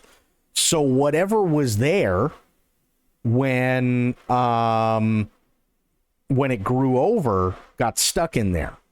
So I had this little, like, abscess pocket right on the bottom of the gum line right at the tooth, and I couldn't figure out for the life of me where it was coming from. And I finally looked in the mirror one day, and I have a hole in what's left of that tooth going straight through the middle, and when I would push on that abscess, you could actually see the gunk raise up through the hole. So I said, okay, well, that's not good.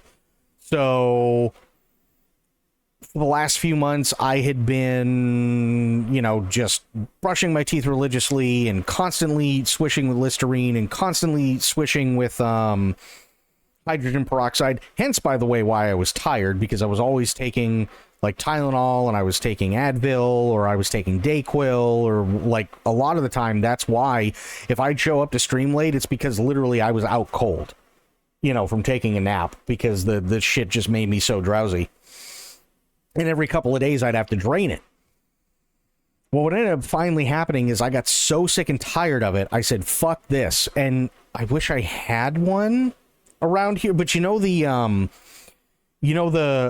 rubber bulb, like, irrigation things that you have that you can pick up at the, at like a pharmacy for your ears, right? To help flush out, like, earwax and stuff. I had one of those. So I disinfected the entire thing. I boiled it in a pot to disinfect it. And then I let it cool down. And then I filled it with hydrogen peroxide. And I took it and I jammed it in the fucking hole through the top of the tooth and just squeezed as hard as I could. And it basically turned that sack into like a small bubble, and then I lanced that and pushed it out a little bit more. And then that seemed to do the trick, and I only know this because it hurt for a little bit, and then the nerve was dead. And then a couple days later, there was one more buildup of it, and it didn't take a lot of pressure, and I just pushed it a little bit, and I'm not even kidding, a portion of the tooth came out of the section that I lanced. And that was the last time I heard anything about it. Haven't had any abscess in that area since.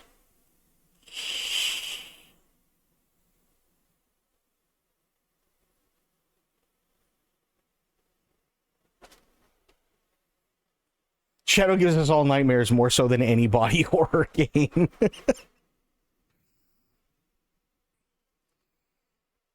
That was literally the last time I heard anything about it. Like, I literally just jammed it in that hole, squeezed, let everything drain out, and I'm pretty sure I killed the nerve in the process, because hydrogen peroxide kills everything, right? That's kind of the entire point. So yeah. Might have been easier to go to the dentist when the crack happened. Sure. Except I also would have been looking at about a $4,000 bill because I don't have any insurance. That's the problem. And the real bitch of it is that because of the way that stuff works here in the States, even if I went to the ER, the only time there would be any sort of dental surgeon that would be brought in is if for whatever reason it was deemed by the doctors in the emergency room to be life-threatening. So I would literally, if I don't have dental insurance and I go to the ER because I've got massive tooth pain and because it cracks, they'll say, well, the only thing you can do is go to a dentist as soon as possible and then just give you a prescription for like 800 milligrams of Motrin and send you home. Unless there is a massive, massive problem with an infection or something that can potentially be life-threatening, and then they call in a dental surgeon, which could take hours, and then the dental surgeon has to go through, and that's really bad. I've had that. I've had the dental surgeon. It's really, really bad.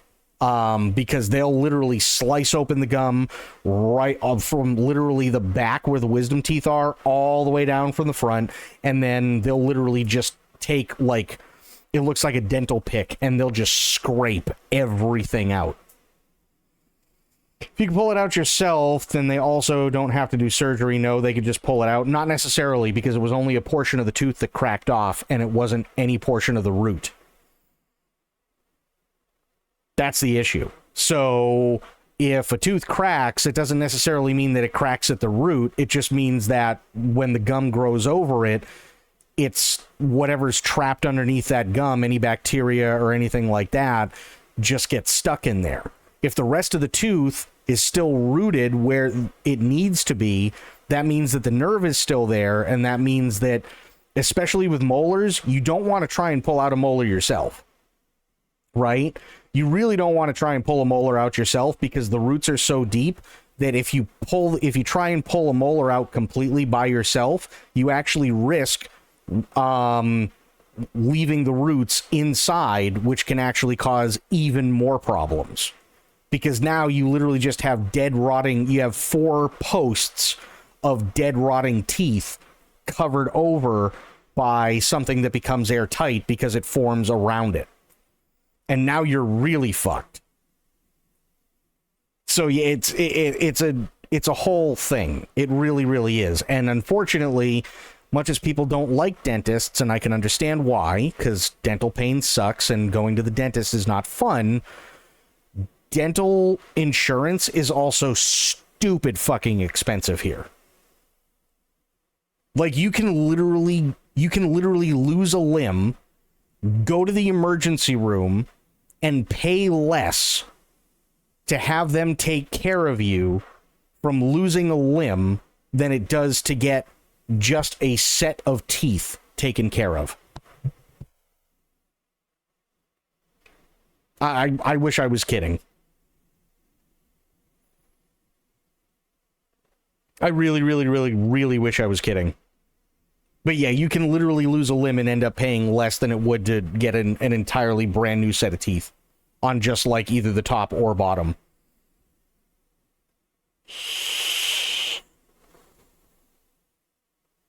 My dentist mutilated one of my wisdom teeth taking it out. I was having 2 shards pushing through my gums for weeks. Yeah. Problem with dental is if you have a dental problem, it never gets better. It always gets worse and worse. Yeah, until the thing is dead. That's always the issue. Absolutely. Until the thing is completely dead, yeah, you're 100% right. The issue is just, again, if you don't have dental insurance, you're kind of, and even with dental insurance, you're still kind of fucked. When I was working for hospice, and this isn't because I don't brush my teeth or anything like that. I do. I was born with very, very, very little to no enamel on all my teeth. So my teeth have always been very, very soft. I was working for hospice, and I stopped off at a place, and I got chicken tenders for lunch. I cracked my tooth on a chicken tender, and I didn't think anything of it, right? And then the next day, I woke up, the entire right side of my face was blown up like a baseball. So I called out of work, and I immediately went to the emergency room that was closest to me, and they said, well, the only thing you can do, because we don't have any dental surgeons on hand, is you have to go down to Mass General, which is about a 45-minute drive from where I lived, and I had my mother drive me because I was just in so much pain. So she brought me down to Mass General, and then I sat for about an hour in pain before they finally saw me. And then they said, okay, well, we need to get a dental surgeon in here. And then I waited. I'm not even kidding. I waited 7 hours for a dental surgeon to show up after they initially looked at me. And what they had to do is they actually had to slice the gum the entire length. They had to slice the bottom gum. Then, after they sliced the bottom gum, they dug everything out. And then, because the infection was in my cheek, they had to slice inside the cheek and then dig around inside my cheek. Now, this wouldn't be so bad if the Novocaine had kicked in. But unfortunately, because the local anesthetic was being sucked up by the infection, because the infection was so bad, the oral surgeon looked at me and said, I've got really bad news. We keep pumping you full of local anesthetic, and it just keeps sucking it up. But we're already past the limit. I don't know how much has taken, how much your body has taken versus how much the infection has taken. So I can't give you any more because we're already over the limit, and God forbid anything bad happens, your heart could stop. So the only thing we can do is just keep going at it with no local anesthetic. I had to sit there for an hour as the oral surgeon was inside my cheek, digging around, cutting everything that he possibly could to dig out the infection with no anesthetic. And it was so bad, and my mother was sitting next to me. It was so bad, and I squeezed her hand so hard, I bent the wedding ring on her hand. Like, it was literally on her finger. It was on her ring finger, and I squeezed her hand so hard, I bent the wedding ring. And then my other hand, because I didn't want to punch the oral surgeon with the guy who's got literally the tools in my mouth, I bent the handrail on the side of the bed. That's how painful it was.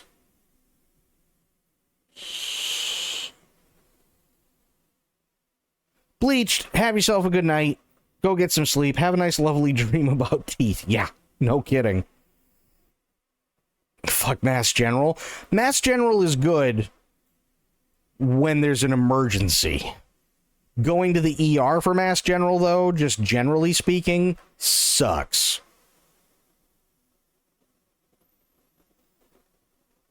Plus, trying to find a fucking parking spot in Mass General is always a giant pain in the balls. I hate parking at Mass General.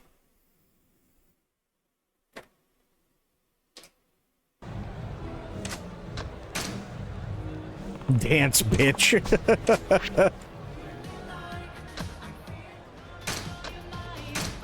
Okay, let's try this one again. 本物のダンス見せてやるぜ。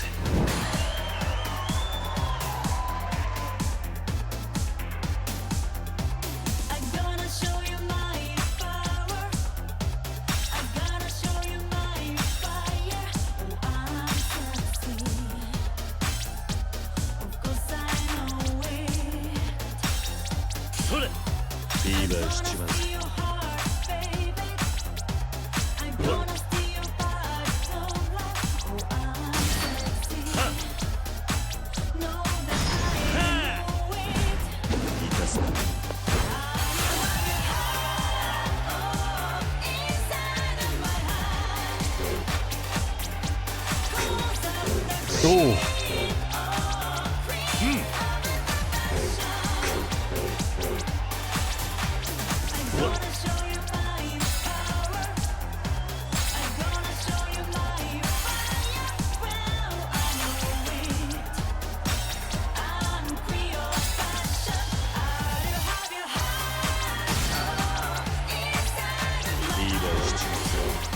Ooh. Party night.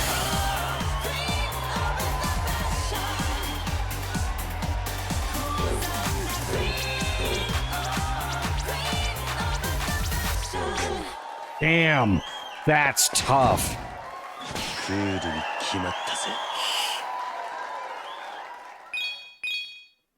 Yeah, that's insanely tough. Holy shit.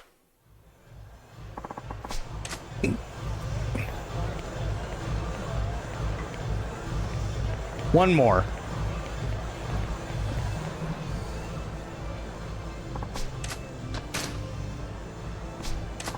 But I'll do a different song, because that one was fucking bananas.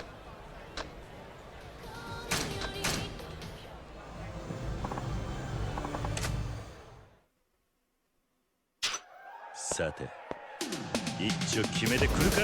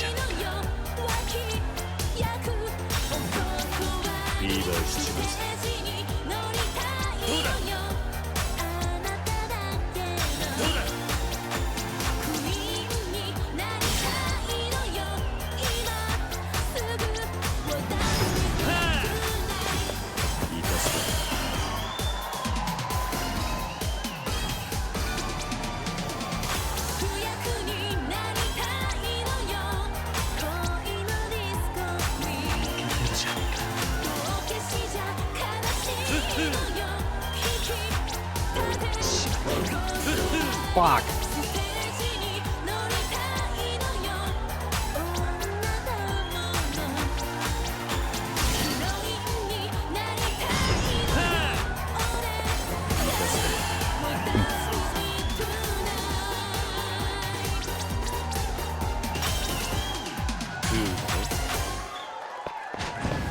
Wow. 楽しんでもらえたか?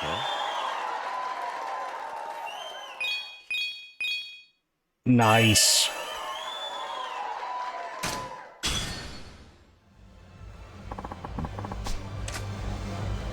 Okay, one more.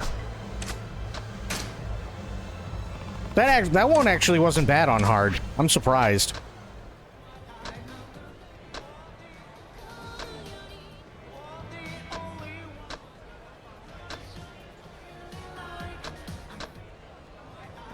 Yeah, I'll try this one.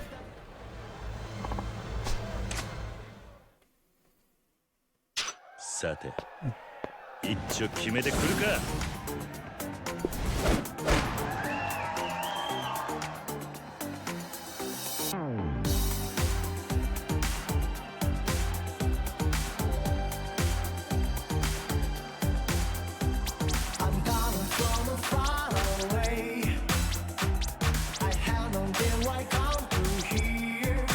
いい調子だ。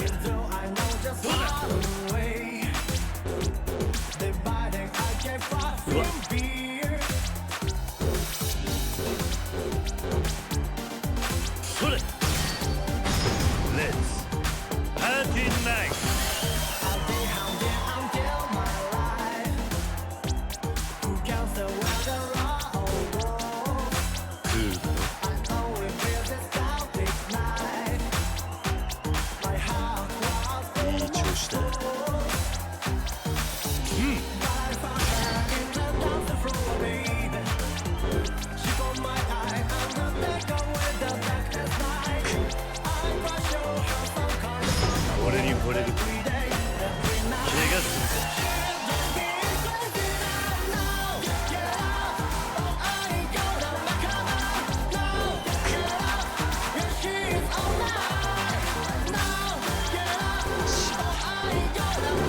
Holy shit!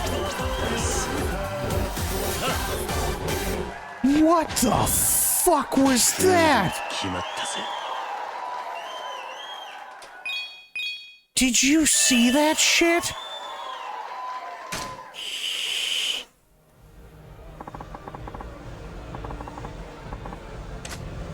That is insane. Oh, and yes, by the way, as you were saying, Alpha, you're absolutely right, but that's why, like,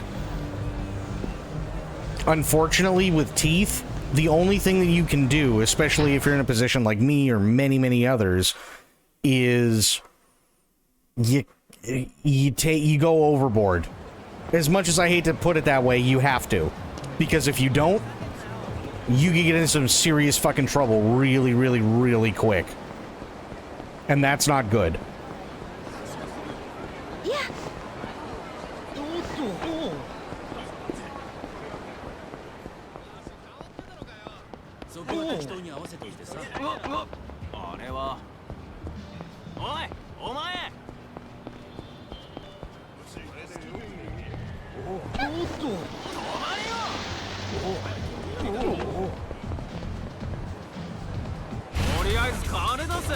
やんのか。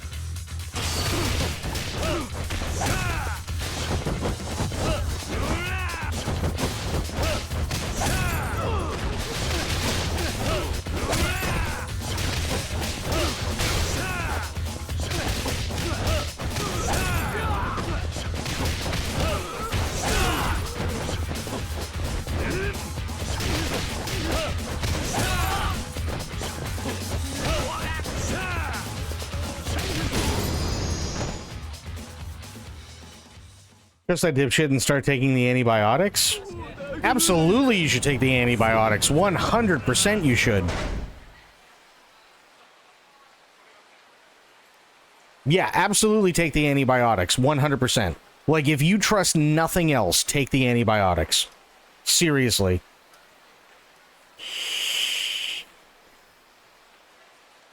If you were prescribed antibiotics, 100% do that, because the antibiotics, and I mean this wholeheartedly, they are going to save your ass in the long run. They are really, really, really going to save your ass.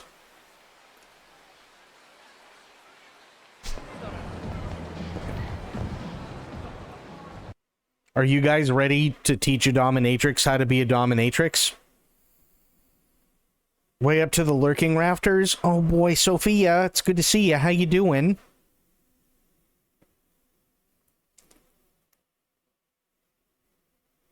Are you ready to watch us teach a dominatrix how to be a dominatrix?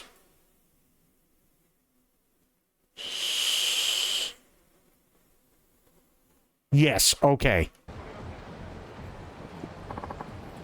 Punish me! Huh? Hurry! Now! Punish me where everyone can see my shame! Oh. Some kind of S&M club is here, I guess. Man, what people do in the privacy of their own homes is one thing. But is this really necessary out on the street? Okay then. You middle-aged man. Yes, go on. You lusty guy. More! Put your soul into it. Please visit again. You customer? No. Ayu-chan, that was no good. Like, nothing about it was working. Nothing at all. I knew you were bad during the roleplay, but I didn't expect you to be bad at just saying goodbye. Can you please tell me what I did wrong? Where do I start? When I asked you to punish me, you said I was a middle-aged man. That's the truth, not a put-down. I suppose that's true. And then you called me lusty. I mean, who says that? If I'm coming here, lust is pretty obvious, I think. What's the joy in being told what you already know? Also true. And to top it off, please visit again? That's proper business etiquette, not sadomasochism. I'm so sorry. Oh man, Ayu-chan, You're an S&M queen, a dominatrix. You should never, ever apologize. Other than your terrible humiliation skills, you're the girl of my dreams. But I don't know if I can keep this up. If you disappoint me next time, I'll have to ask for a different girl. See ya. Aw. The sniffle and the sob. S&M must be a tough act. She's crying. Do I console her? Oi. Hey, are you okay? Sorry. I'm sorry for causing a scene in public, too. Yeah. It's okay. Well, it was a scene, I guess. But this S&M thing, it sure has some unique challenges, doesn't it? Yes, very much so. What do you think after watching that? I'm not cut out for this line of work, am I? Honestly, you do seem to be too caring and gentle to play a dominatrix. I find it very hard to berate someone, especially a client. It just feels like I'm being rude. I would think your customers pay you because they want to be abused by you. If you're so hung up about berating someone, why are you even working as a dominatrix? Since I was a child, I could never rebuke anyone. Even when my friends betrayed me, I laughed it off and forgave them. I'm still like that today. Fucking fly. But those relationships I built on swallowing my feelings were false. They were shallow. I realized I had no real friends, not one person with whom I could share my honest feelings. I took this job to transform myself into someone who can tell people exactly what's on her mind, but now I see that I'm not cut out for it. Well, that's quite a leap of logic to make, but if you're still motivated, why not stick with it? But I don't have the talent to be a dominatrix. Hey, check it out. Got ourselves a real-life dominatrix. Oh. Hey, baby. You always dress like that? Oh, I beg of you, please make me your slave. I'm sorry. Could you... Huh? What was that? You got something to say, kinky lady? No. I'm sorry. What the hell is this? I thought you were supposed to be all royal and shit. Some S&M queen you are. Aylin, we are going to teach a dominatrix how to be a dominatrix. She says you're bad for business. Huh? I'll say it for her. Don't loiter in front of the club. You're bad for business. Huh? Stay out of this, you squealing pig. You can't act all tough when you're trotting out of an S&M dungeon. I'm not a customer. Just get lost. You're a nuisance. Don't order me around, bacon boy. Widow masochist piggy wubs taking a punch, am I right? I know how to make you feel real good then.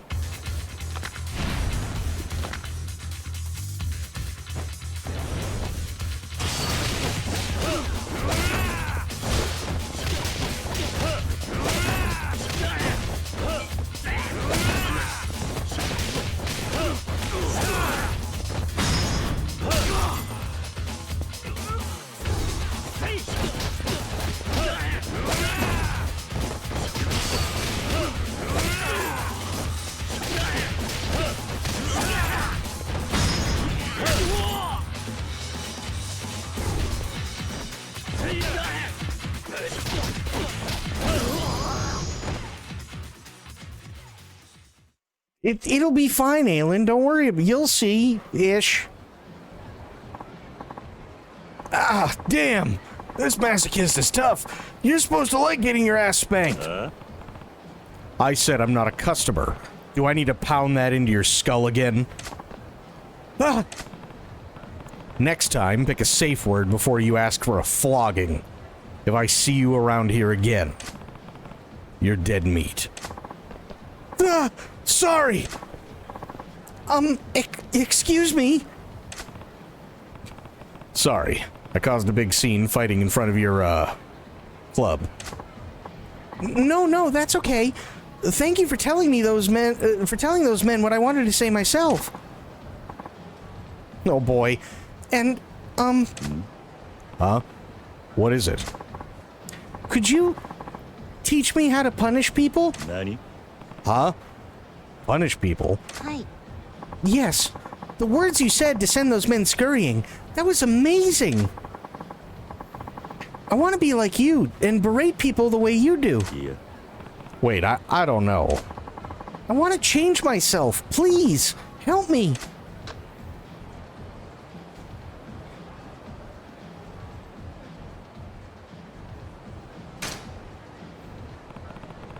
She's desperate enough to ask for my help even though we just met. She must be serious about wanting to change. Not sure how I can teach her to berate others, but if she thinks I could help... Okay, I'll do what I can to help. Oh, you will? Thank you. My name's Ayu. I'm so glad I met you. I'm Kiryu. But now what? I don't know where to begin. That's true. For now, though, there are too many people here. May we go to the park, please? Okay. Gonna do this in the park.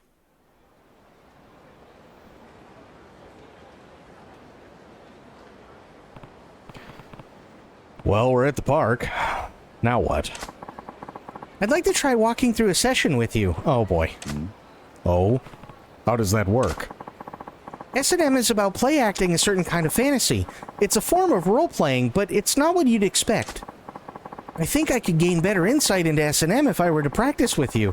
I want to act out a play session with me taking the dominant role and you the submissive. I see. Hey, wait a second. Did you say I have to play the customer's part? Hi. Yes, Kiryu-san. I want you to play the role of a thoroughly masochistic client. And as we do this, I'd like you to give me advice on what I should be saying as a dominatrix. I get it, but... Please, I want to change. If I can't do this, I'll end up as a quiet, dull person for the rest of my life. She's laying on the guilt pretty thick. I can see her point, though. It would do Ayu good to learn how to berate others with authority. Besides, I told her I would help. I can't back out now. Alright, fine. I'm not doing anything weird, though. Great! Thank you very much. Kiryu-san, can we start with you entering my chamber? I'll try.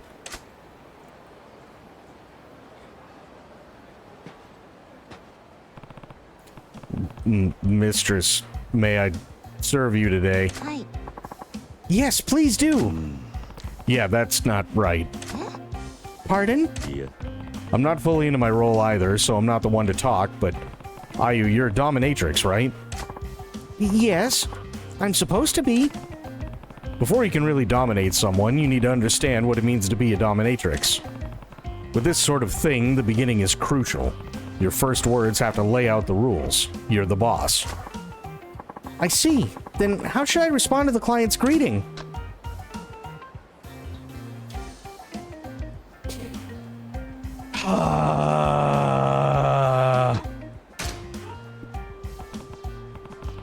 I would say, who gave you permission to speak, pig? I see. You don't even treat them as a person. Does sound like a dominatrix. Yeah. I wouldn't know how a masochist thinks, but it's probably a turn-on for them. Okay, can we do this from the top again?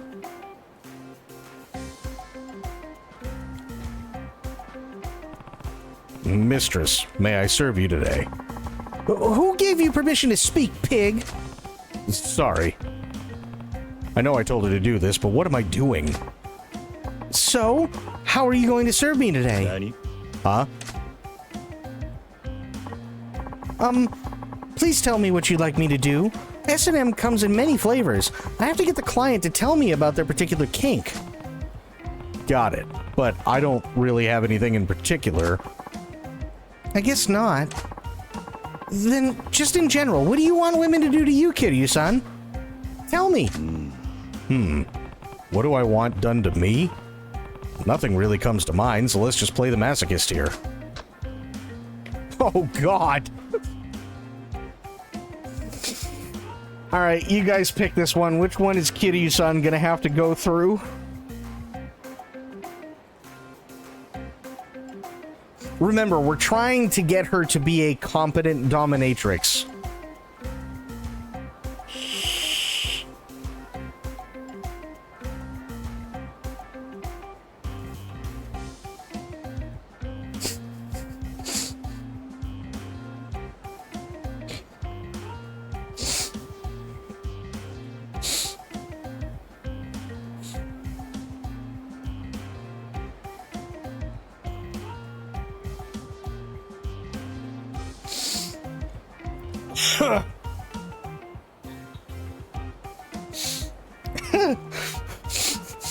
What struck me so funny was, Sophia, you said, okay, humiliated, and Itzy immediately went, heels!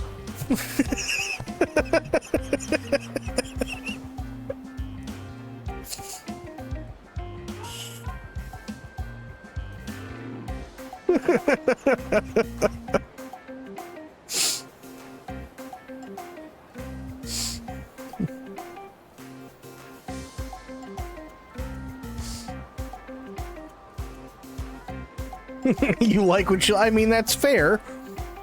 Okay, we'll start with humiliated.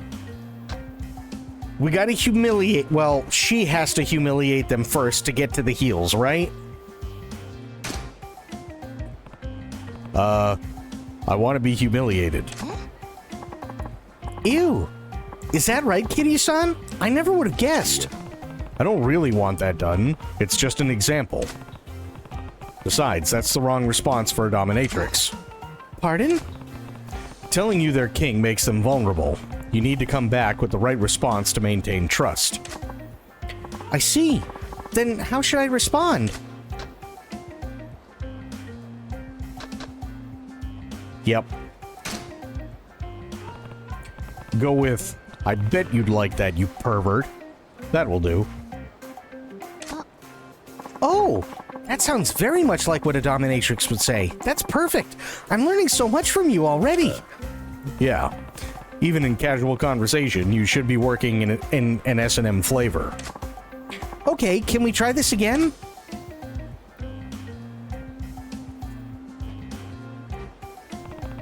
Mistress, I would like you to make me do humiliating things today. I bet you'd like that, you pervert. I'm sorry. What am I doing with my life? Very well. We shall begin. Hi. What are you guys doing? Oh! Wow, miss. Your clothes are so pretty. Are you having fun? Can we play too? Guys, this isn't... We're not playing. You see, Wait, Ayu. Calm down. How could you expect me to stay calm now? Please, can we leave? Yeah. No. Think about it.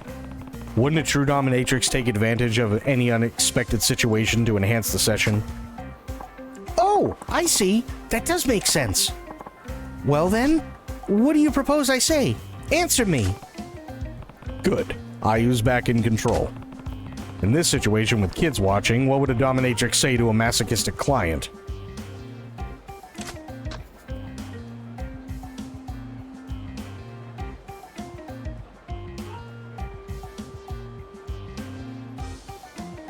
They're watching you get humiliated?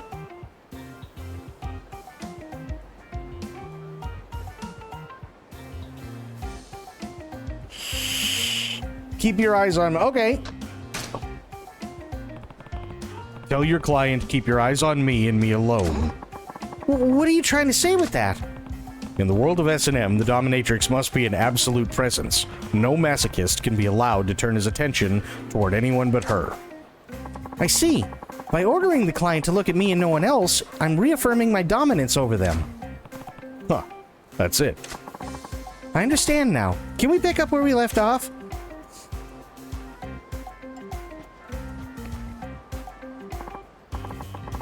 Come on, what are you talking about? Mistress. You! Who said you could look away? Oh, you! Eyes on me and no one else! Yes, mistress. I don't get this game you're playing.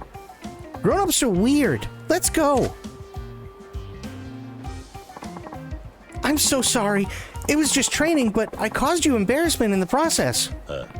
I think I lost some dignity among other things, but it's worth it if it helps you, Ayu. Thank you, Kiryu-san. Can you come with me to the dungeon? I want to give you something as my thanks. Sure.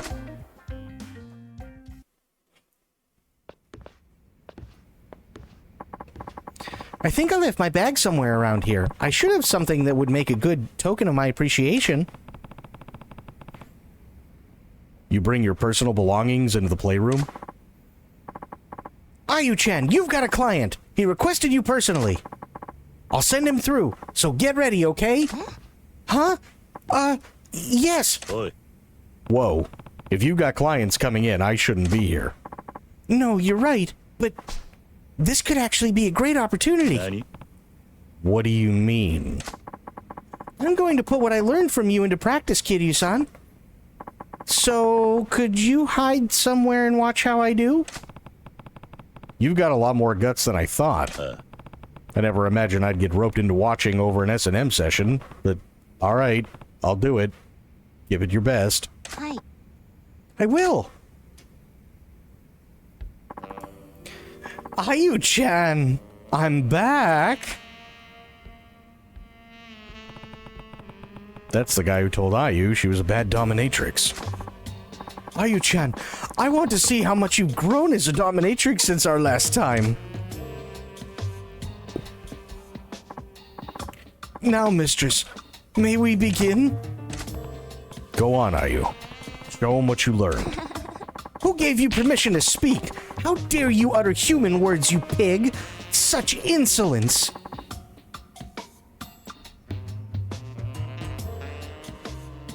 Holy shit.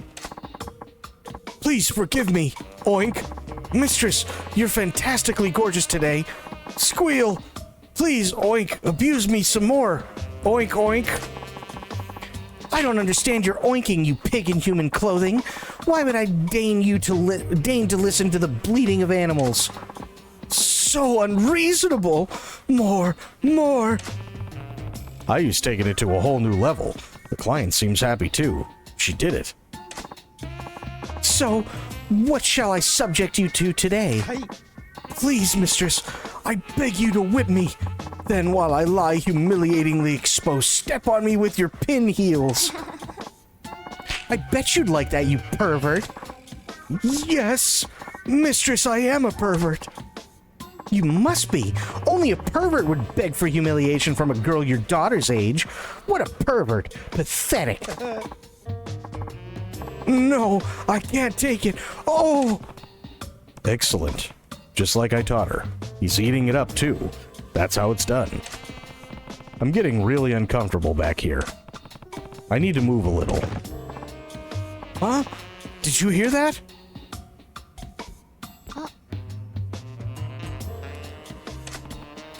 Damn it. They heard me. Is someone there? I'm busted now. Hey. You don't work here, do you? Ayu-chan, who is this guy? Ayu, how will you get out of this one? Hey, what are you looking at? Who told you to take your eyes off me? But, mistress, this strange man. Oh, you! You should have eyes only for me. If you look at anyone but me, I won't forgive you. Oh! The situation, I don't get it, but if I had to give it a thumbs up or down, it's thumbs way up. What are you saying, you pervert? Not that I dislike that about you.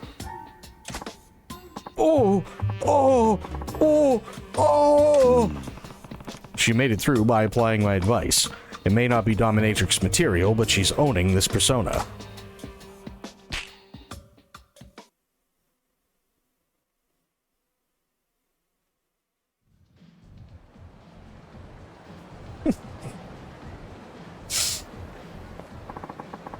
Thanks for the play session, Ayu-chan.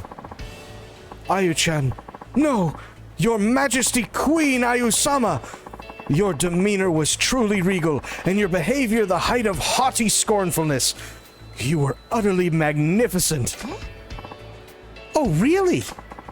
You have grown immeasurably since our last meeting, mistress. I feel truly humbled in your presence.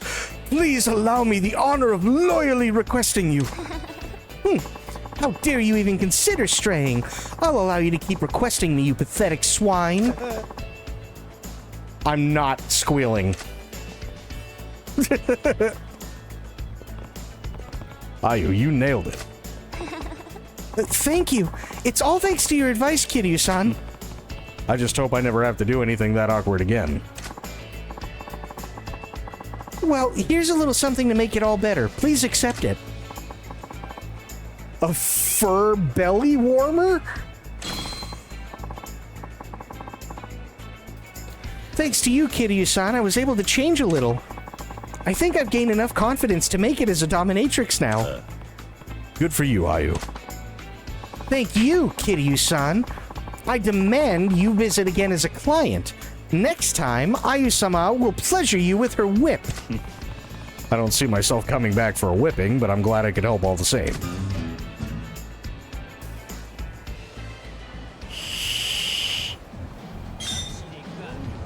See? I told you it was a really funny fucking mission.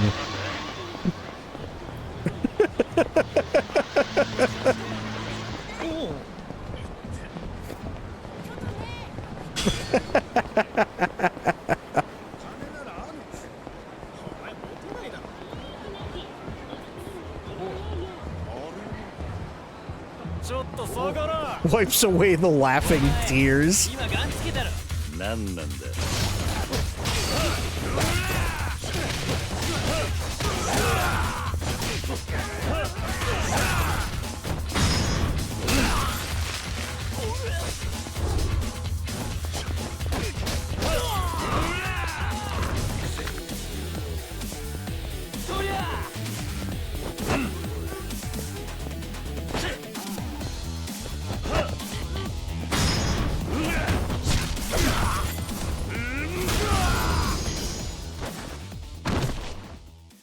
That wasn't on my Shadow Bingo card for the year. So, Aelin took all the clips. Sophia was cry laughing, and Itzy fainted.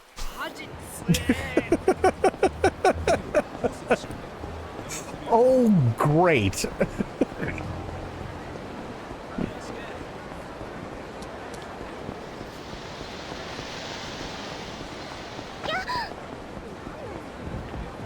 See, this is why I absolutely love these games, because they're so fucking bananas. How do you explain to people what Yakuza is?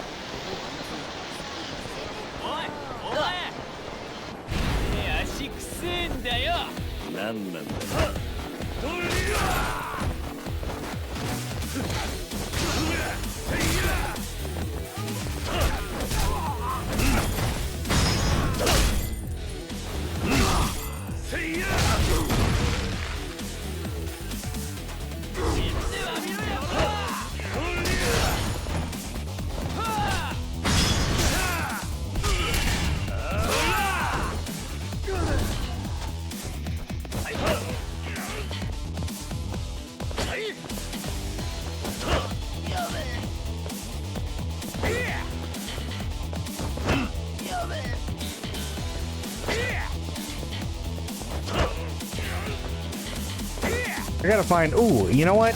Here we go.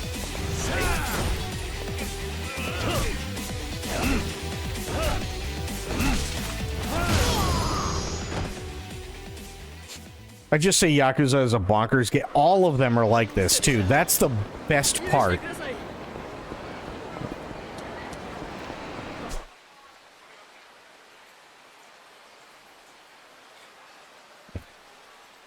That's absolutely the best part, is that they're all fucking insane. That's what makes them so good. Alright, we'll do the video game thing. Hey, kid.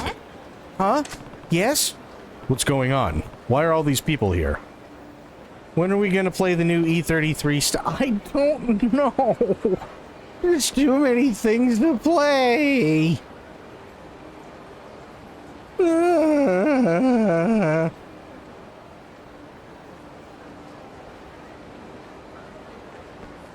There's too many things.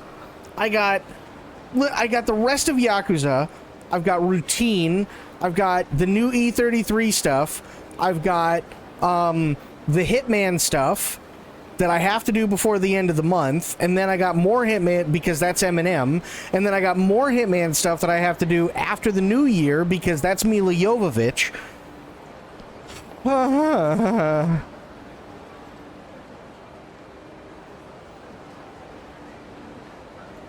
And I even said that assuming other things don't come out and other things aren't announced, that I would also try and go through Sekiro, now that I have a computer that doesn't suck a fat bag of dicks.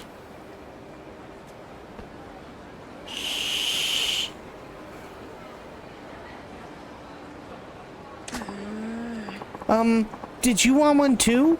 I'm really sorry, but they said I'll get the last one in stock. What are you talking about? Huh? Aren't you lining up for Ara Q3? Ara Q3? Is that some kind of secret code? Nah, it's Ara Q3, the newest game from the Arakuri series. Ara Q3 is short for Arakuri 3. Quest for the Quantum Quill. I can't wait to read the instruction manual on the way home. You know what? What'd I do? Never heard of it. So people are actually lining up to buy a video. Oh, dear God. Aylin coming in and gifting 10 subs. Aylin, thank you so much. Holy shit. What an amazing world we live in. Yeah! It's the most popular game in Japan right now. Aylin is your hero. Aw. I went looking for it with Papa, but they were sold out everywhere. But then my friend told me this place was getting a new batch today, so I grabbed my allowance and ran all the way here. I made it just in time and got the last reservation ticket. I'm so happy. It's gonna be the best game ever made. Times are strange if it's this hard to buy a toy. Sorry to bug you, kid. Thanks for the info. Yep. Bye, mister.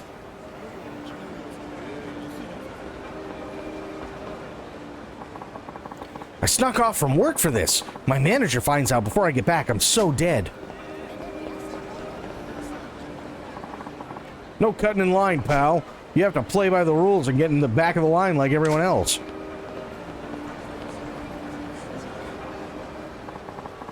I'm so glad I lined up first thing this morning. I'm going to be the first to get it.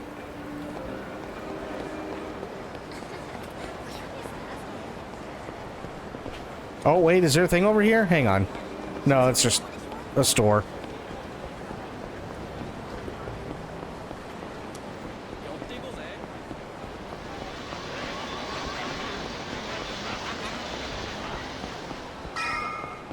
I don't want to have to learn about business.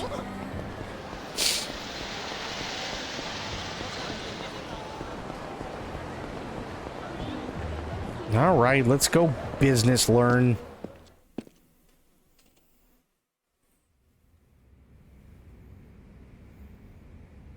Okay, let me ask you this.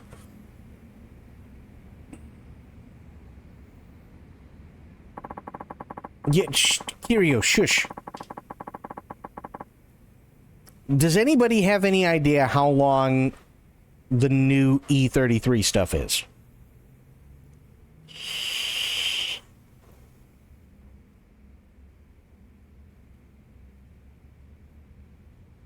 Do we have any clue? Like, is it another 8 hours? Is it 10? Is it 20? Do we know?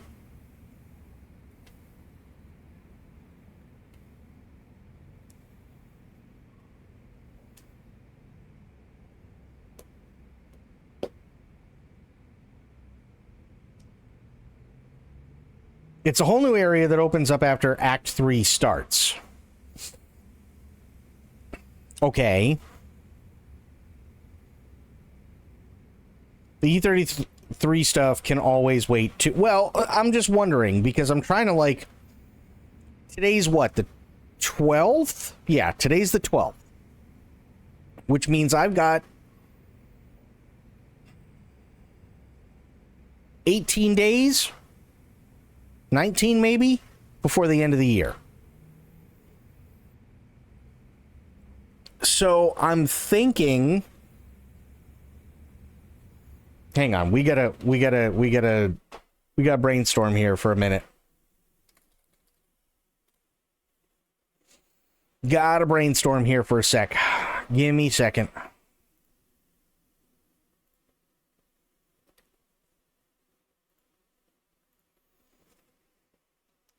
Okay.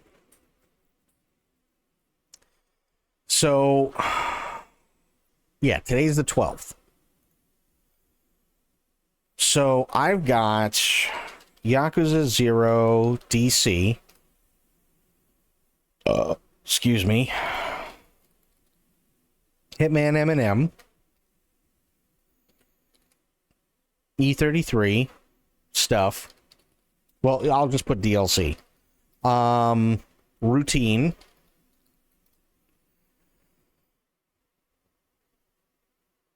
I'll put down Sekiro, but I don't know if we're going to be able to actually get to it.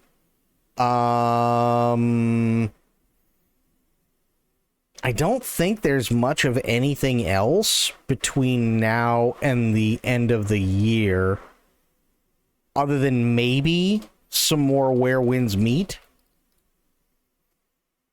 Maybe. It's supposed to be between 5 to 12, depending on how you play. Okay, so we'll make it 15. Got it.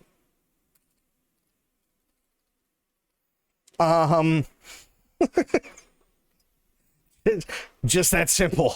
If it's gonna be 5 to 12, it's gonna take me 15. Routine, I have no idea how long it's gonna be. Sekiro, we're probably looking at 30 hours, roughly. 3 months it is, yeah. We also have the demo for that music game. Oh, fuck, what was the name of that? Shit. What was the name of that game? Music game.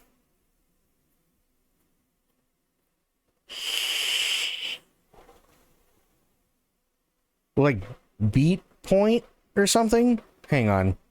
Let me check. Store. What is it? Beat something? Not Beat Saber. No. Not. What was it called? Audio Mech. Audio Mech, your music transformed. We have the demo for it.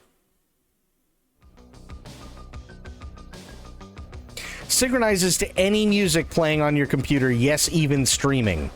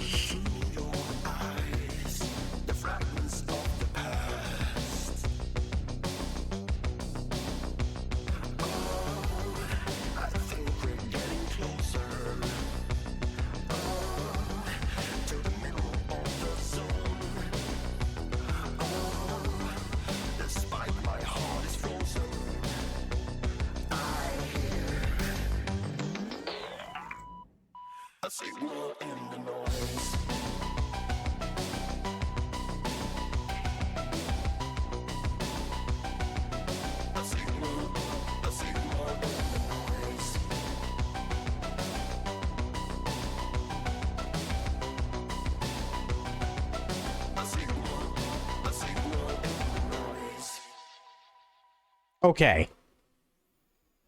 It's interesting. It does look really cool. Here,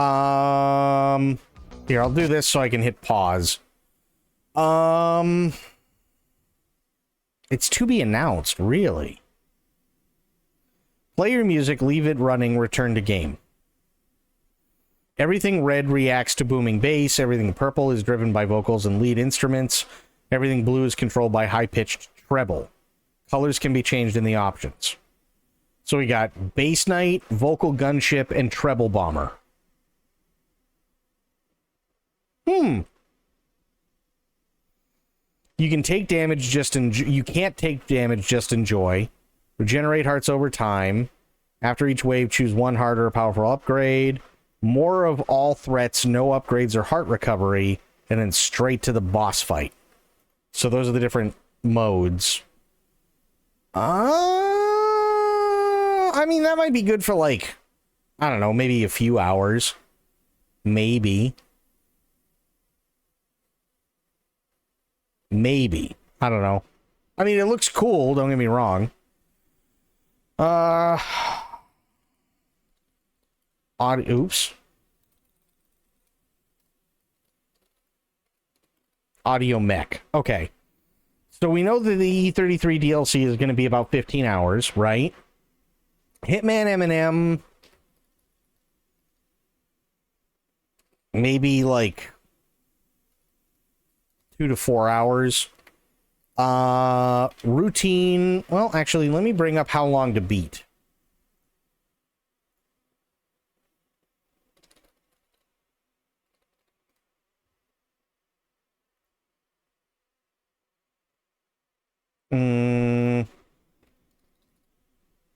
Routine.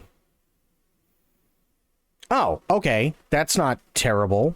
So I'm not a completionist typically, but call it 8 to 10 hours.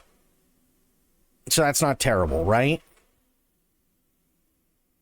So 8 to 10 hours. And then Sekiro, even though I fucked up the spelling. Yeah. Main plus extra is 43 hours.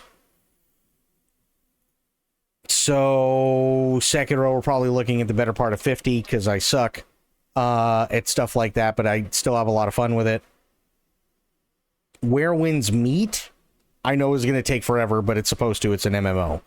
So right now we're looking at, worst case, we're looking at 25, 30, we're looking at 80 hours, right? Between Hitman, E33, Routine, and Sekiro. Yakuza,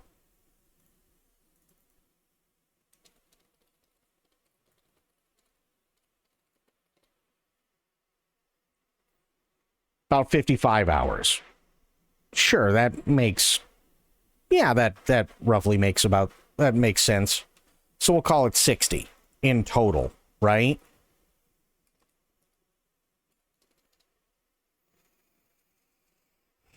So we're looking at... I was at 80, so 140 hours. Let me do some math. So if I do 140 divided by 6... Holy shit. Okay, so I'm thinking maybe what we can do...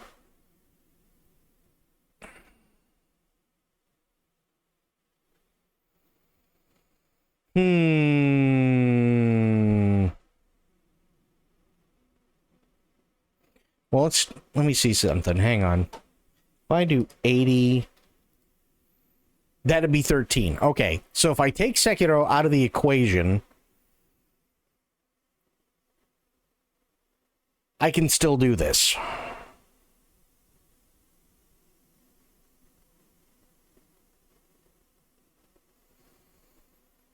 I can still do this. Right?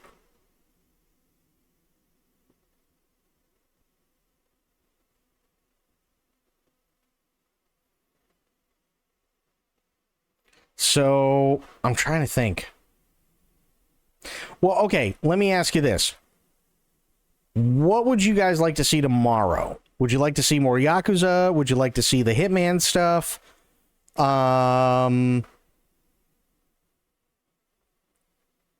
What would you guys like? Because tomorrow I just plan on doing, like, just nothing but gaming.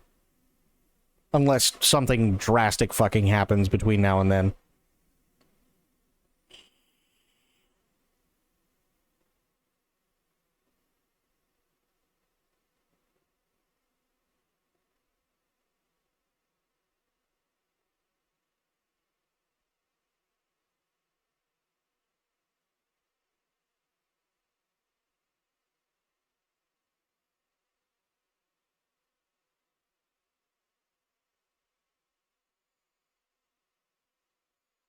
Because if we're looking at 15 hours for Expedition 33, down for Yakuza and Hitman, okay. So I'd probably start off with Hitman just because that's going to take like the least amount of time, right? I could start off with Hitman, get that done, and then we could transfer over to Yakuza and get some more done here.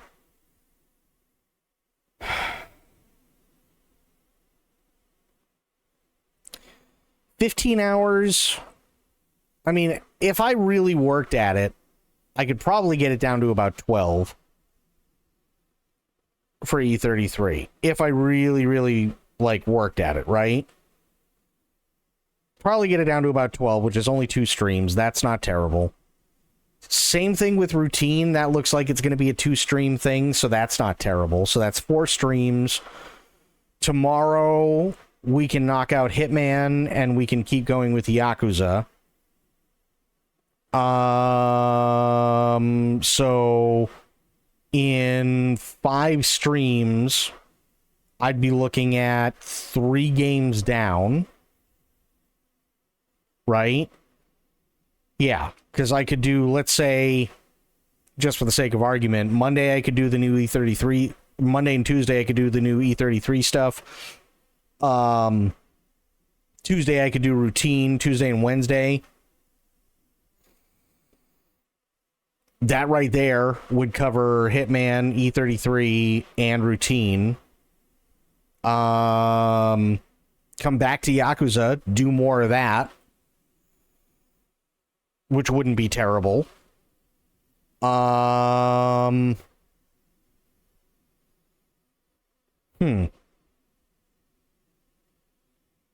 Okay. And again, this is also barring, like, me just going, fuck it, let's just play Vampire Survivors, I just need a break. You know what I mean?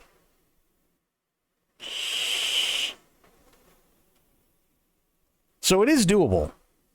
It is definitely doable. It's not out of the realm of possibility, which is really nice.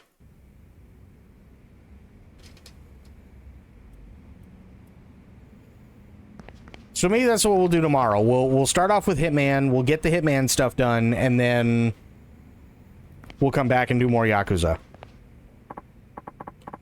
Now, how about I walk you through some business basics? Is this a good time? No, but I have to because this is how you progress the story. Sure, sounds good. In that case, I'll let my secretary take it from here. There's a lot to remember, but if you forget anything, you can ask me anytime. For now, I'll walk you through the whole process once.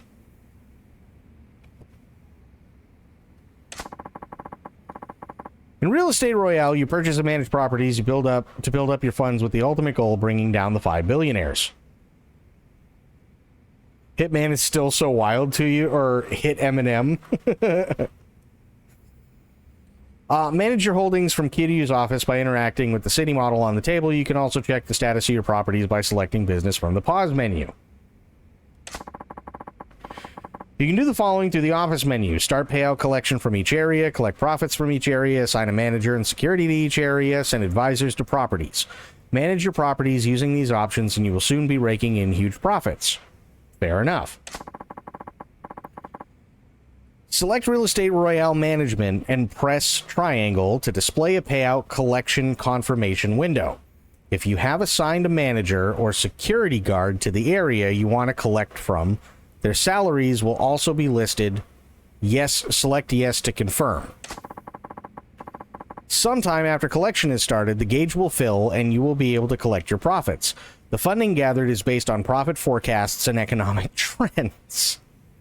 However, sometimes things will not go so smoothly. Problems may arise during the collection process, or you may be challenged to a money battle while collecting your profits. If a problem occurs, the collection gauge will freeze. You will be unable to collect profits until you go find out who's causing a problem and subsequently deal with them. Sometimes when you collect your profits, one of the 5 billionaires will challenge you to a money battle. The manager assigned to that area will try to counter the effects of the billionaire's aggressive investment, but if their HP runs out, you will lose the targeted property. Protect your property by pressing X to invest your own money and restore the manager's HP. You can assign 1 manager per area. They have the following abilities. Financial savvy, which counts as HP during money battles. This only recovers when a manager is not in use, so switch them out often. Economic influence. Shows the manager's effect on economic trends in the area. The higher value, the better. The number on the left is the starting value, and the one on the right is the final one after 4 collections. In addition to a manager, you can also assign a security guard to an area. Each security employee has the following abilities. Problem solving. Shows the ability to resolve issues during collection. At high levels, guards are more likely to solve problems on their own. Safety influence. The higher the value, the fewer the violent encounters will transpire when walking in an area. The number on the left is the starting value, and on the right is the final value after 4 collections. Send an advisor to visit a property to help make improvements, upgrading its rank in the process. Select a property first and then send an advisor. You will have to pay for their services, but the earning potential of a property will improve as its rank rises. Each advisor has different abilities and areas of expertise, so select the right advisor for each property. Dear God. I think that about covers it. Did you follow all of that? I think so. Then let's get to it. Please give the order to begin collections for our current property holdings. Office table tax. Okay, great. Awesome. Okay.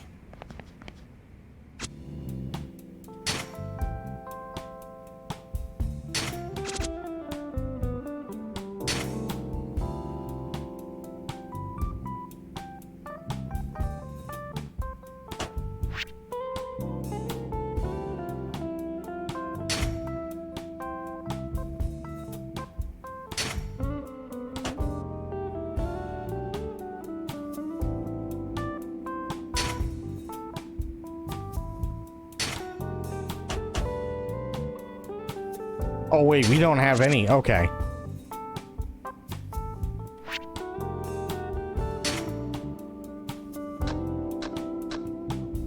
Oh, shit. Wait a minute.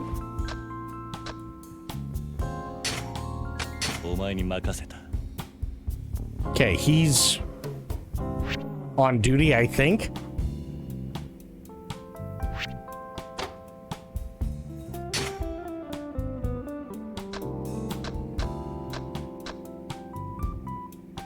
I got mugged last time I was in Mongolia. I'm good at arguing. These aren't muscles, I just have a big chest.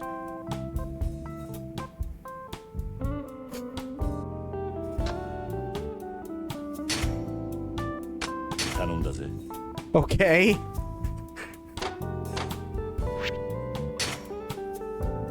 This isn't boding well.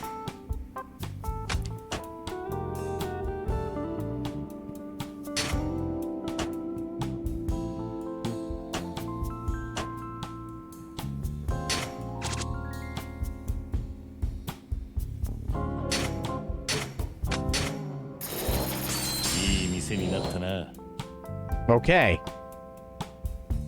I think.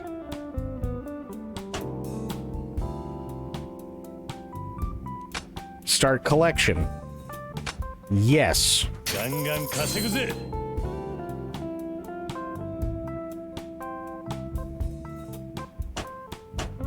Did I do it?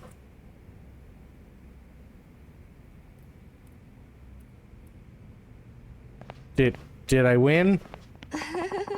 You gave that collections order like a pro. Now you just need to relax for a bit and that cash will come flowing in. Oh, and Yamanoi-san left me some funds to serve as your initial operating capital. I'll give that to you now. 15 million yen? Holy shit. This is a fortune. Are you sure? Of course. That nest egg and Yorizaki down on the first floor of this building are my little send-off to you. Please use them with my blessing. Though relying on a single shop's profits is putting a lot of eggs in one basket, why not buy another with that cash? If you want a solid starter, I'd recommend Sukiyaki Muranaka on Tenkaichi Street. It's a pretty popular spot, but still a comparatively affordable acquisition. Alright, I'll go have a look. Use the operating capital you get to acquire. Okay. Do I do that through here? Check out the place Yamanoi-san told me about. Okay. So I gotta go.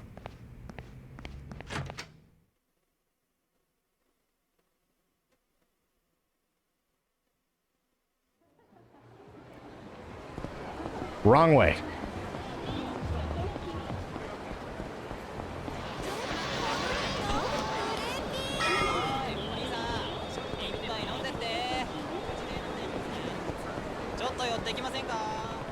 Sukiyaki Muranaka. It's the main outpost of an old school sukiyaki restaurant. They're always booked solid with reservations. What should I do? Yeah.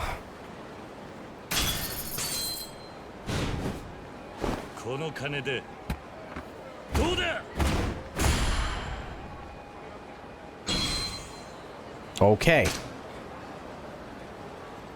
Got it.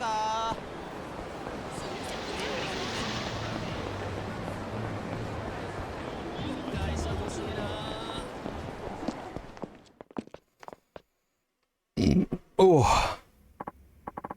Oh, welcome back. Looks like you acquired a new property. Also, those collections you ordered are in. The money is ready and waiting for you. A set time after giving the order to begin collections in a given block, you'll be able to pick up those profits. Select Leisure King area and select it. Okay.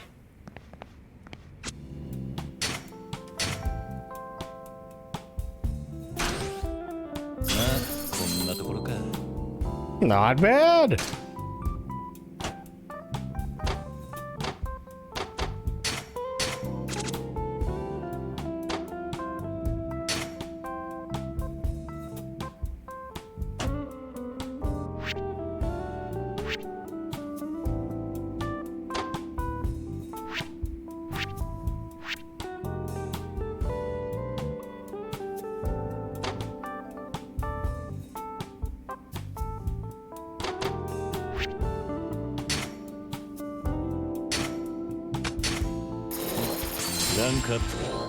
Okay. So we're up to C so far, which isn't terrible. I don't think.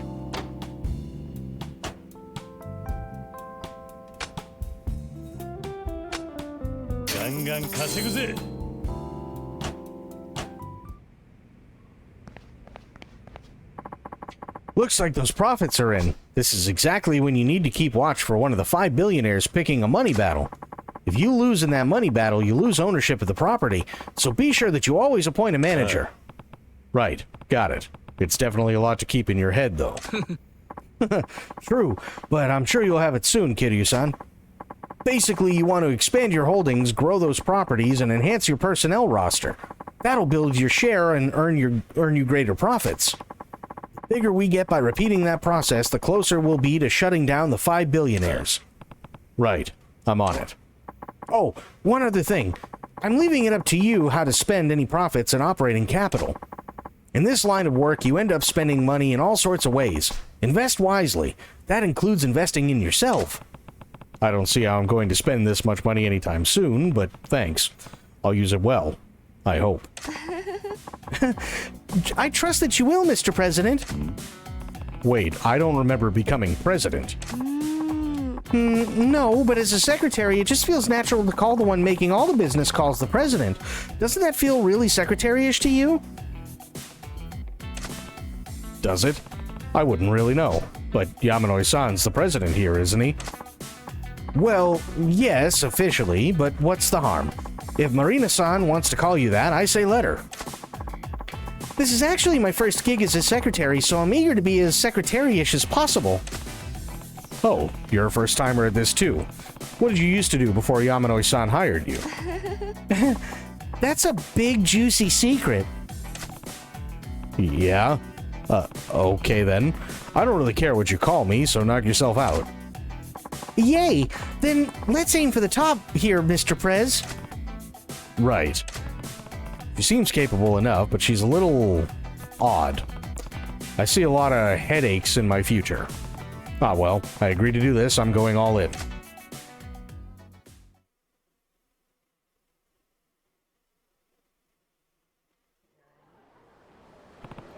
Huh. Okay. I was going to meet Oda for that drink. He said the place was called Serena on Tenkaichi Street. Go to Serena! Does that mean we can get karaoke time?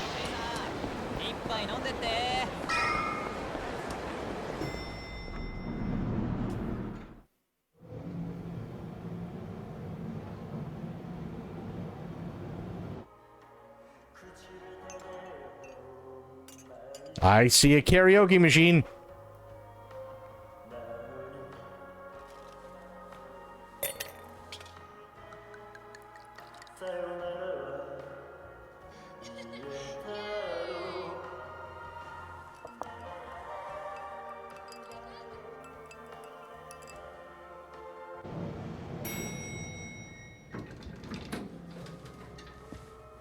Back me tie.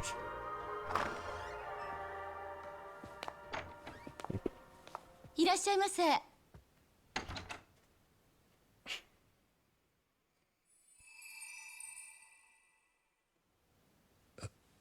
いや。あれ、お客さん初めて？ああ。お好きな席にどうぞ。いや、俺は待ち合わせで。緊張してんじゃねえよ。錦よ。なんでお前がここに？行きつけの店の1軒や2軒俺にだってあるさ。この店は今俺の一番のお気にな、レナ。あら、錦山君のお知り合い？あ、もしかして桐生さん？ああ、そうだが。うわ、やっと会えた。一度お会いしてみたかったのよ。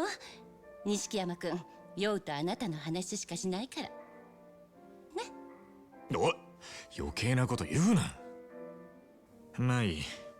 とりあえずここ座れよ、桐生。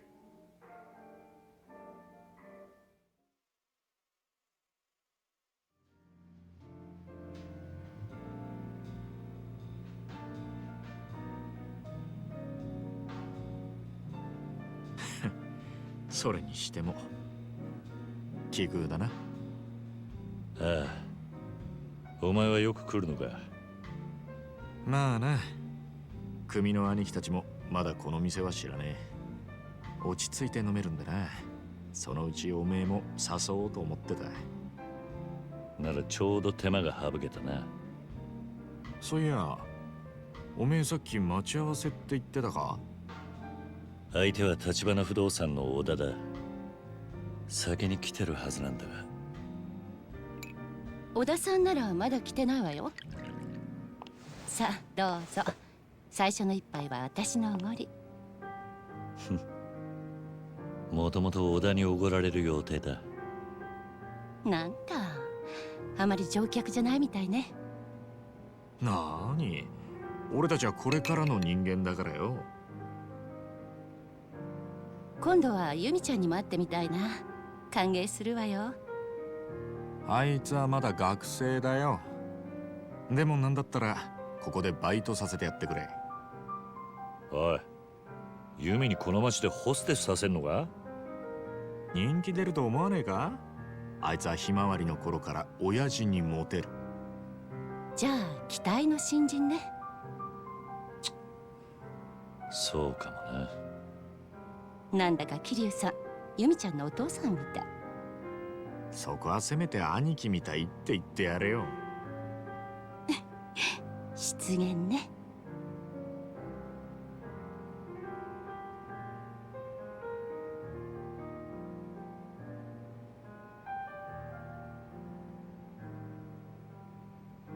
それにしても橘不動産の小田って言ったか？ちょっと遅いんじゃねえのか。どうする？もう一杯飲むか？いや、待つよ。先輩をほっといて俺だけ出来上がっちまうわけにもいかないからな。ん？なんだよ、おめえも少しはサラリーマンっぽくなってきたじゃねえか。これくらいで何言ってんだ。ただのマナー、常識だろ。その常識がねえのがおめえだったろうが。言ってろ。ねえ、それならカラオケでもどう？いいね。 Yes, round of karaoke. Absolutely. それじゃ酒飲んでんのと変わんねえだろう。つうか、カラオケならこの前も。We do karaoke every day, じゃあ goddammit. お前は聞いてるだけでいい。俺が勝手に歌うから、それならいいだろ。仕事上がりの時くらい固いこと一個なしよ。歌ってる間に小田さんもきっと来るわ。しょうがねえな。よし、そうと決まれば善は急げだ。 Yes. ミュージックスタート。 Stato. Let's do it. Judgment. All right.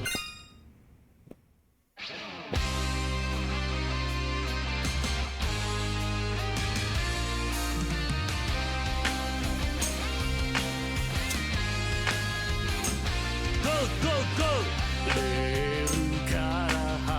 N-I-S-I-K-I 錦不良品の野良錦 Let's go! だけど簡単錦おいおいおい錦おいはいはいイェイフーイエスマンになりそびれた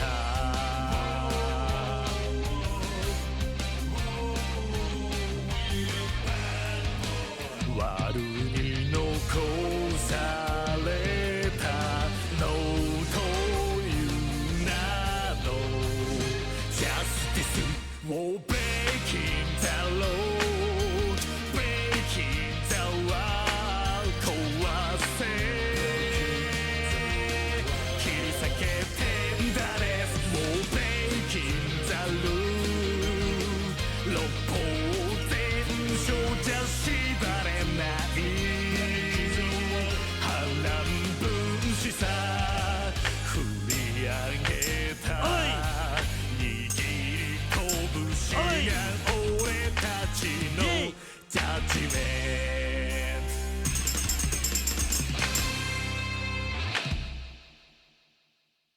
ト Nice. That's gotta be 99, right? Nice. I'll take it. Hell yeah. どうよ。錦山くんすごいプロみたいだったわ。だろだろ。おめえもなんだかんだ言ってノリノリだったじゃねえか。しょうがねえから乗ってやっただけだ。たく素直じゃねえな。本当はおめえも歌いたいんじゃねえのか。そんなわけないだろ。たく。それにしても小田ってやつ本当に遅いな。おめえの話を聞く限りそんなルーズなやつとも思えねえけどな。ほんとね、事故にでもあったんじゃないかしら。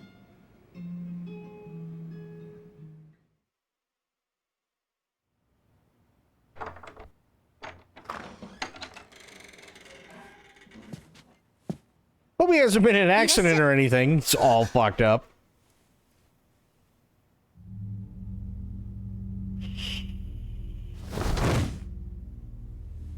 Oda.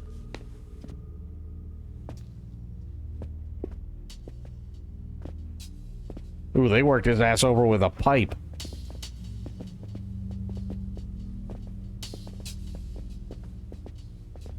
Oh, shit. 元気そうだな。阿波野の兄貴。なんでここに？座ってろ、錦山。こいつらに見覚えあんだろ。桐生。その説はお世話になりました、桐生さん。お前ら戦友やの。お前らが小田をやったのか。その前にお前がうちのしのぎ邪魔したんだろ。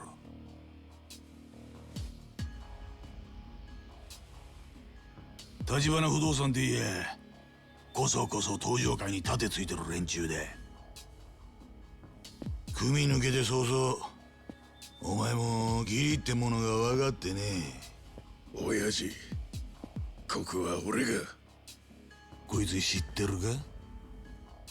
うちの岡部ってもんだ。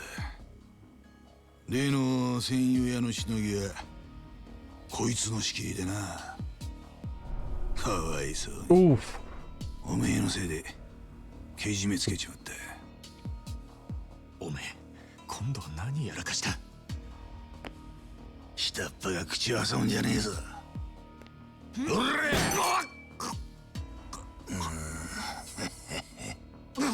錦。いや、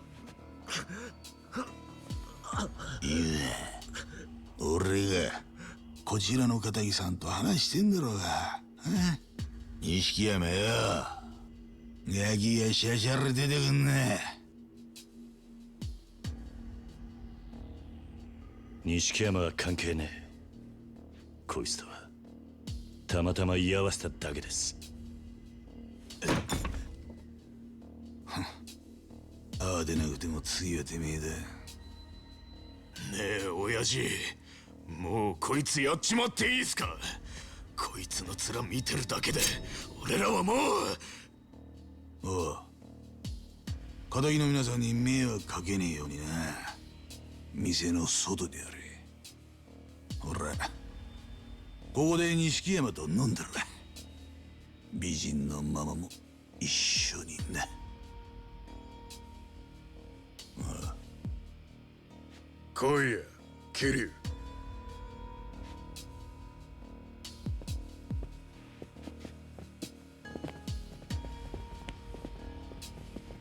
すぐに戻る。おい、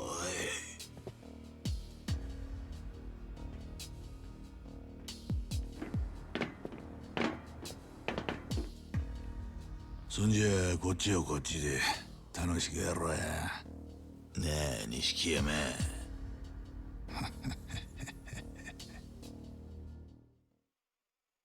Oh boy.「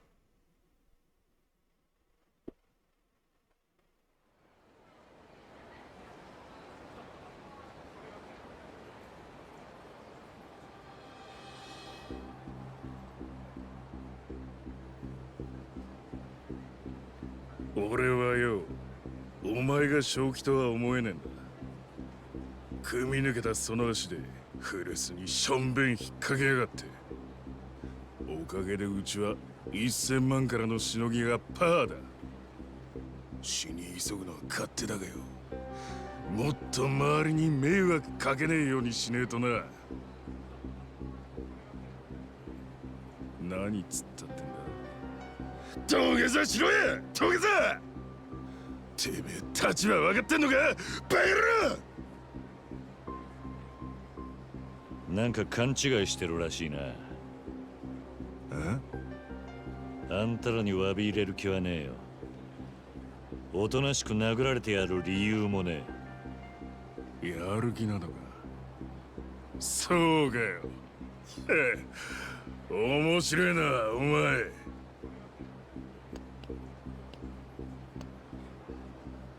おれ、やってみろ。早くやれや。その代わりここが最後の一戦だ。すぐそこに阿波野の親父がわざわざ出張ってきてる。そいつを承知でやるってんならその度胸だけは褒めてやるよ。俺の仲間が血流してる。はあ、錦山とそれに橘不動産のお前の連れか。あいつはほんの少し可愛がっただけですぐてめえの居所吐いたよ。てめえ！何が最後の一戦だ。てめえらとっくにそれ超えてんだ。 Oh boy. He's pissed.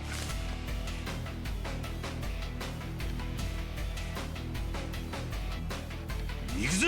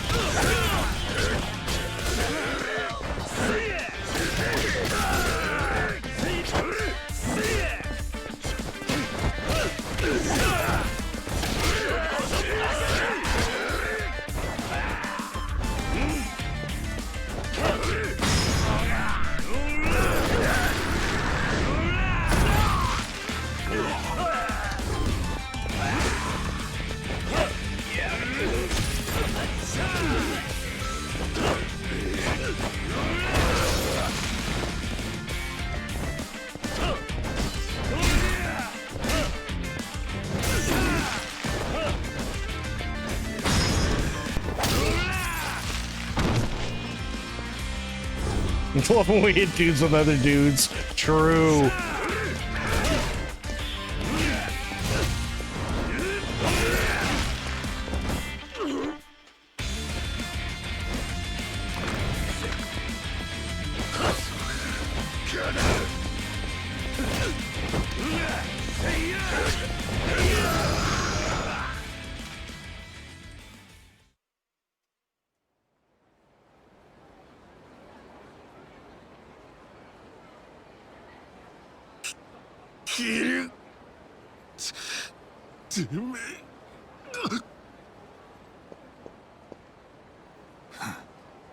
やるもんだ。クゼの兄貴も手焼くわけだな。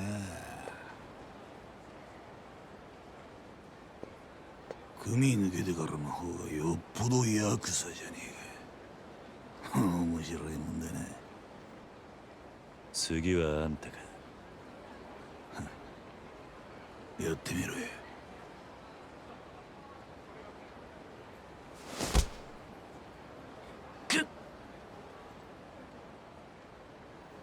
キリュウよ、おめえなんで立花不動産にいる？何？分かってるぜ。風間の頭に指示されてんだろ。俺がわざわざこんな山で出張ってきたが、おめえが立花不動産と絡んでろって聞いたからだ。頭の息がかかったおめえがな。俺はよ、風間の頭が立花不動産を使って殻の一坪を追ってると踏んでるんだけどな。どうだ、俺の言ってること間違ってるか？どう思うが、あんたの勝手だ。おめえごまかすのが下手だな。でも俺はおめえのそういうとこ気に入ってんだ。なあ、立花不動産、もう殻の一坪の持ち主を見つけたのか？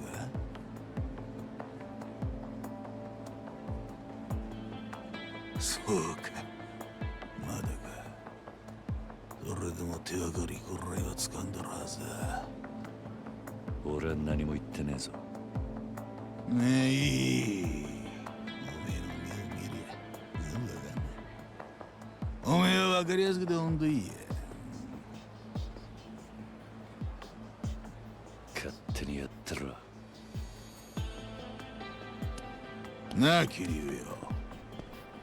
俺に立花不動産の社長と合わせろ。奴はうまいこと隠れ回ってるようでな。青にはおめえに仲立ちしてもらうのは手っ取り早い。俺はもう堂島組を抜けてる。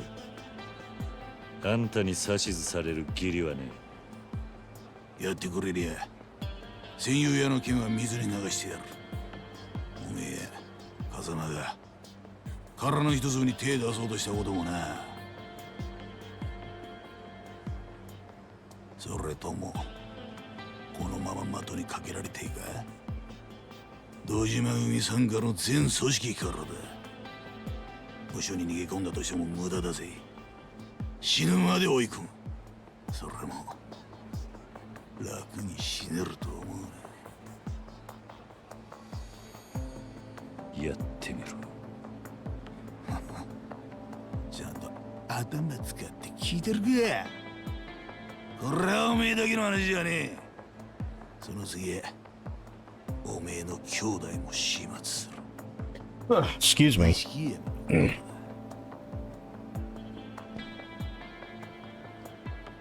このままじゃあいつはおめえのとばっちりだ。助けてやれ。あんた立花に会ってどうする気だ？殻の一つの情報を洗いざらい吐き出させるだけだ。その後部外者にはご退場ねえよ。つまり殺すってことか。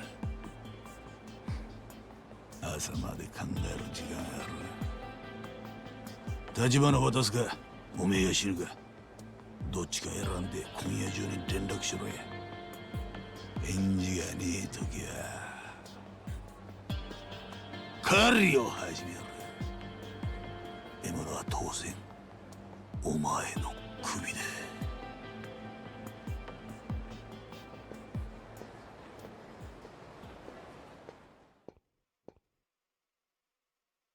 Oh boy.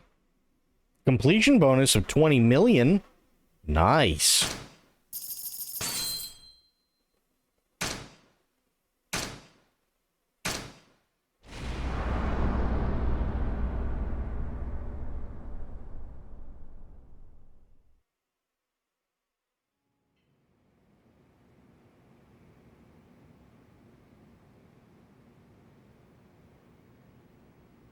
Mama, もういいよ。迷惑かけた。小田さん。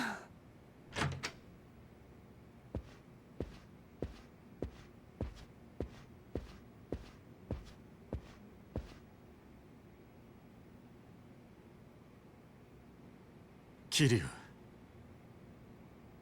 すまねえ、兄弟。俺はまるでお前の力になってやれなかった。いや、それはこっちのセリフだ。結局お前のことまで巻き込んじまった。悪い。おい、お前、これからどうする気だ？さっきの青野ってやつにうちの社長を渡せって言われたんだろ。さっきおめえが下で暴れてる間、阿波野の兄貴がそう言ってたんだ。これから堂島組が組を挙げて橘の社長を探すことになるってな。ああ。俺からもお前を説得しろって言われたよ。橘を渡すことがお前が死なずに済む唯一の道だと。よう、社長は今お前の濡れ衣晴らすために町中の情報を集めてんだ。その社長の首を堂島組に差し出すのか？あんた黙ってろ！なんだと？断りゃ橘の代わりに桐生が的にされる。組織ぐるみで追われりゃいくらなんでも生き残れねえ。だったらうちの社長が殺されることは構わねえのか？てめえらが桐生を巻き込んだんだろうが！よせ、相手は怪我人だ、錦。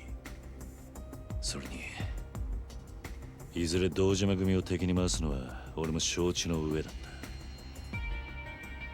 た。思っているそのタイミングが早かっただけだ。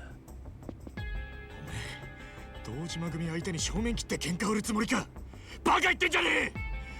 まさか親さんだってここまでひどくなるとは思ってなかったはずだ。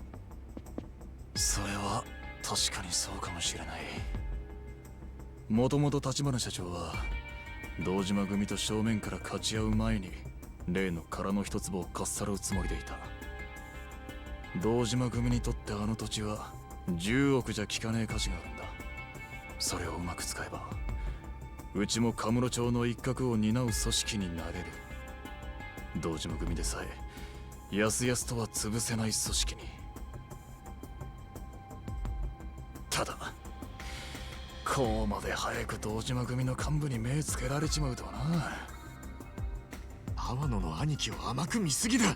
あの人クゼなんかとは比べ物にならねえよ。切れ者だ。とにかく社長と話してみる。ママ、電話貸してくれ。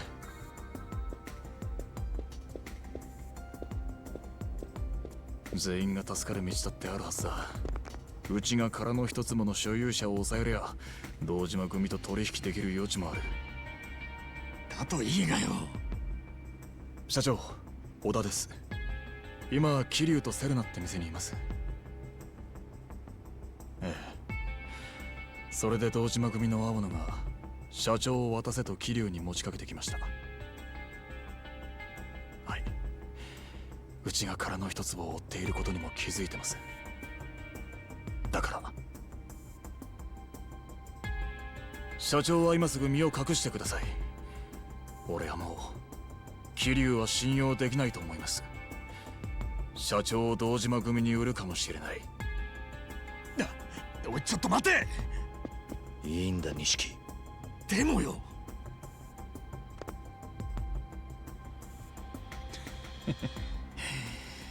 これでもう俺にも社長がどこにいるかはわからない。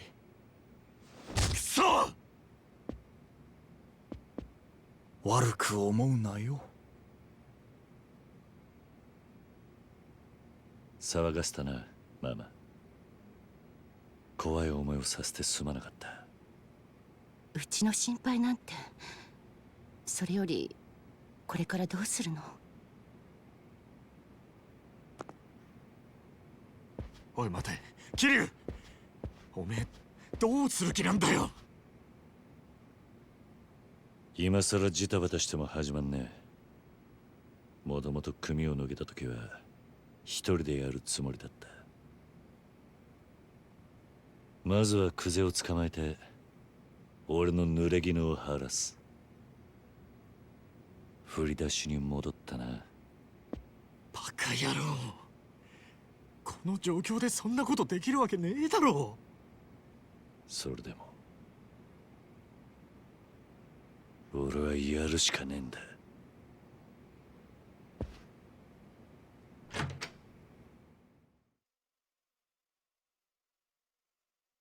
You have sad news? Uh-oh.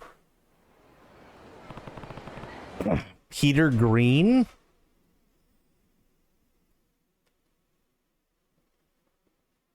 Why do I know that name? Hang on.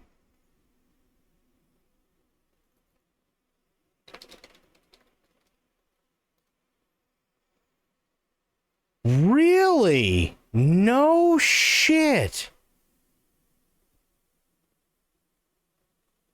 No way. New York Post.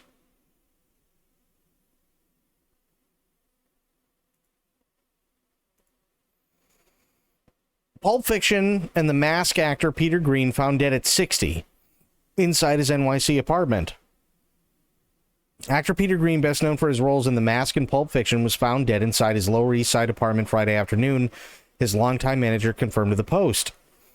Green, who established himself as an on-screen villain during the 90s, was 60 years old. He was found unresponsive inside his Clinton Street apartment at around 3:25 and was pronounced dead at the scene, according to police and Greg Edwards, his manager, more than 10 years. Cops said no foul play was suspected, but that a cause of death will be determined by the medical examiner. He was a terrific guy, Edwards said Friday night. Truly one of the great actors of our generation. His heart was as big as there was. I'm going to miss him. He was a great friend. The devastated rep said Green, who also appeared in Usual Suspects, was about to begin production in January with Mickey Rourke on an independent thriller called Mascots. Edward, who's based in California, notified the film's writer-director, Kerry Mondragon, of the actor's death and said he broke down in tears. They were very upset, the manager added. Edwards noted that while his client had a reputation of being difficult to work with, he was a perfectionist who gave every job his all and wanted his performance to be just right. He worked with so many amazing actors and directors, adding that his performance as a ruthless mobster Dorian Tyrell opposite Jim Carrey and Cameron Diaz in The Mask was arguably his best role. He fought his demons but overcame them. Green, who hailed from Montclair, New Jersey, ran away from home at 15, lived on the streets of the Big Apple, where he turned to drug use and eventually dealing, he told Premiere Magazine in 1996. After attempting suicide in 96, he sought treatment for his addictions, according to the profile. Blue-eyed actor appeared in some of Hollywood's most beloved classics, including as Zed, the sadistic security guard and serial killer in Tarantino's Pulp Fiction. With about 95 credits to his name, Green also starred in Laws of Gravity, Clean Shaven, Blue Streak, and Training Day. No shit. Well, that sucks.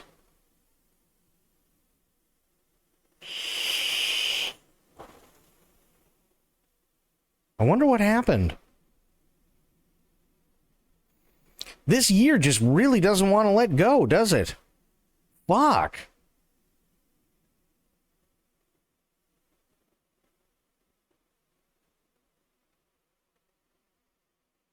This year really just does not want to let go. That really is too bad. I think all of us hate this year at this point.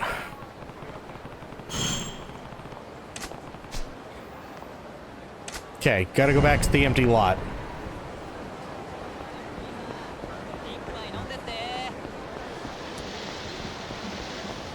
This year has just been like, what the fuck?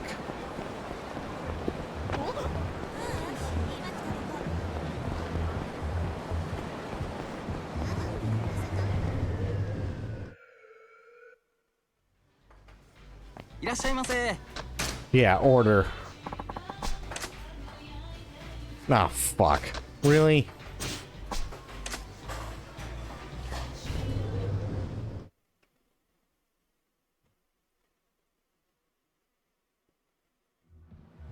That really sucks.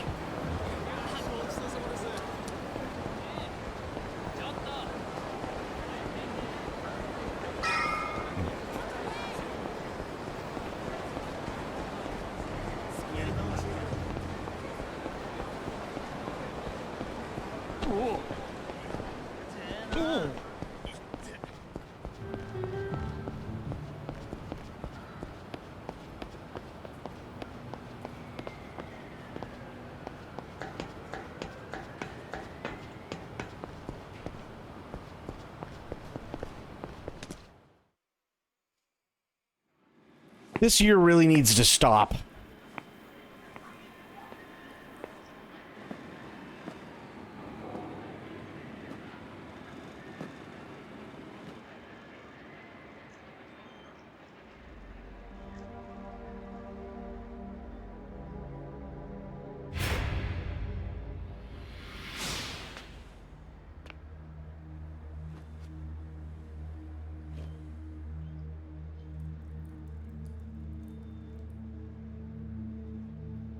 立花。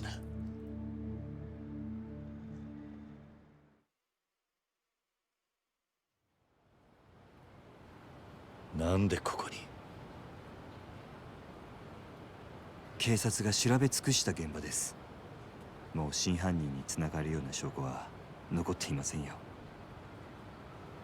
分かっている。うちの情報網を使ってクゼを洗いました。もしクゼがあなたをはめた黒幕であれば、ここでの殺しのために殺し屋を雇ったはずです。ですがクゼの周りにそういう動きはありませんでした。どういうことだ？つまりあなたに殺しの濡れ衣を着せた黒幕はおそらくクゼじゃありません。他にいます。何？今私が掴んでいる情報はここまでです。それをあなたにお伝えしようと思いましてね。そのためだけにあんたはここに？ええ。ですがご心配なく、私はカムロ町から姿を消しはしません。堂島組がうちの動きに気づくまでもう少し時間がかかると思っていましたが、それでも想定の範囲内です。その割に小田は淡くってたらな。小田さんにもまだ伝えてないことですが、実はこの殻の一粒の所有者を見つけました。え？訳あってまだ接触はできていません。ですがその人物をうちが抑え、殻の一粒を手に入れれば、堂島組は我々に土地を売ってほしいと頭を下げることになる。この土地の価値はそれだけの力を生むんです。ですから桐生さん、あなたにはそれまでの間死なずにいていただきます。無理な相談でしょうか？殻の一粒の持ち主はいつ抑えられるんだ？1日ください。ただし他言無用です。たとえ相手が錦山さんや柏木さんであっても。あんたを今阿波野に売り渡せば俺は堂島組に狙われずに済むんだがな。あなたがそういう人なら、私はこんなところにのこのこ顔を出したりしませんよ。明日連絡します。どうかそれまで堂島組から生き延びてください。桐生さん。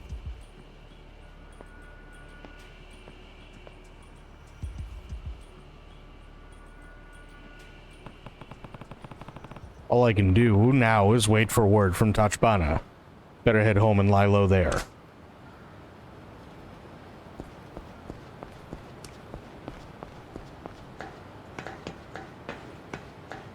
Oi.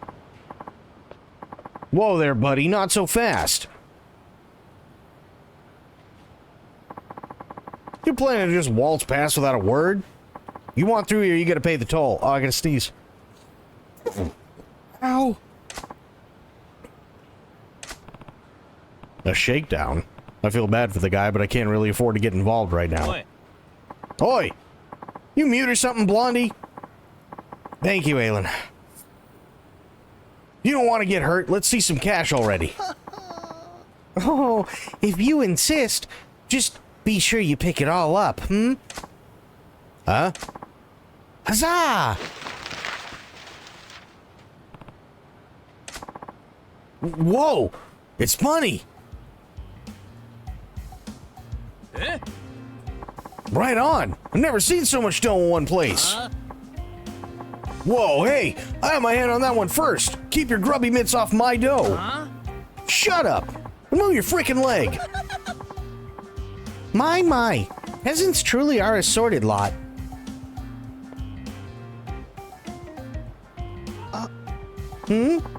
Oh, did you want some of my money as well? Yeah.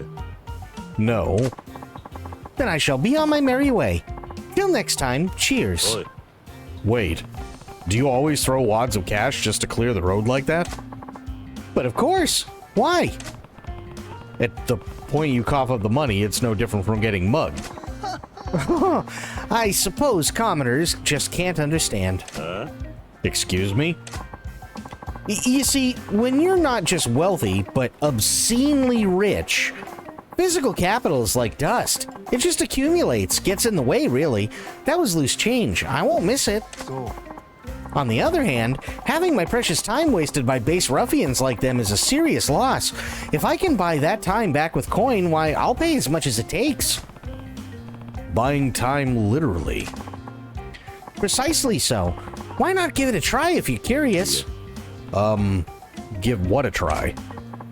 Let's fly with a great whopping wad of wealth. Yeah. Oh, no, I wouldn't. I'm just not that in that big a rush, honestly. Truly, have you never been out on a stroll and felt the other pedestrians were in your way? Not ever? Well, sure, I guess a few times. You see? Then give it a try right now. I'm sure you'll feel the thrill of sending those human hurdles scattering. Sure, but I don't have that much cash to burn on a whim. Not to worry. I will be your financier this one time as a special gift. You need focus only on enjoying the rush of flinging cash confetti. Okay, deal. If you're really going to pay for it, I'll give it a go. Walking around the city, take a handful of your money and fling it into the air. Anyone nearby will flock to the cash and grab what you can. Keep in mind the next time you're in a hurry, try using it to attract the women behind you.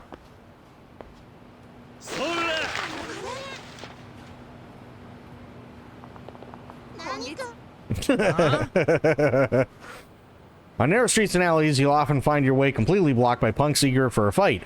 Walking around them simply isn't an option in these situations. Distracting them with a mountain of cash, however, is. They'll literally leap at the chance to fill their pockets. Give it a try now and save yourself a headache.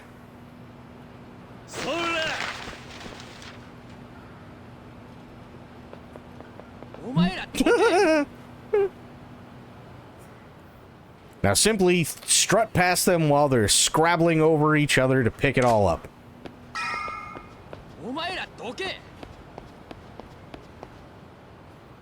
By judiciously wasting money, you can buy your way out of most unnecessary conflicts. Keep it in mind next time you're in a hurry.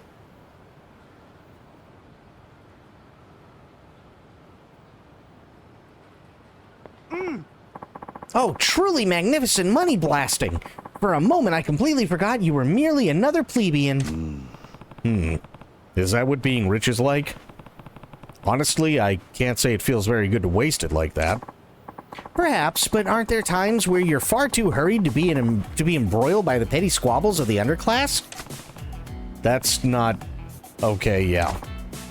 Right? Really, whoever said time is money is an utter buffoon. Time is a far more precious resource. It's finite. Fair enough. I can see a weird sort of logic to that. Then I've made my case. Take my advice. If you're ever in danger of being dragged into a meaningless fight, just let loose with a heaping helping of legal tender. So you're clearly loaded.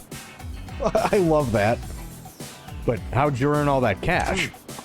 Oh, I take you caught a case of money fever, Maybe.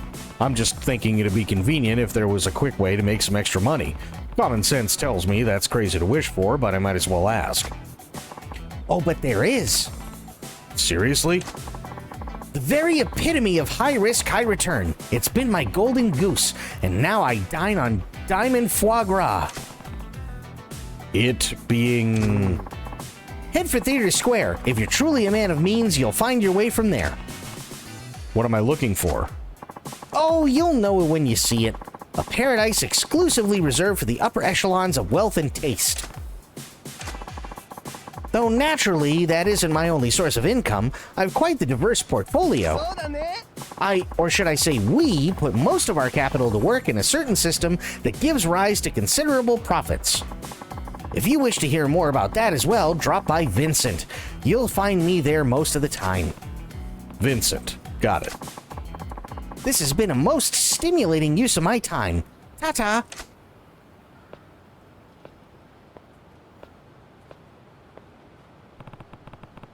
Dutch Bana may have new intel tomorrow, but that doesn't mean everything will be over then. I should tuck away as much cash as I can now, so I'm ready for whatever comes. He said I'd find a way to make big money at Theater Square. It's worth a look. True! Let's go find ways to make a lot of money other than kicking the snot out of people. Although I really do like kicking the snot out of people.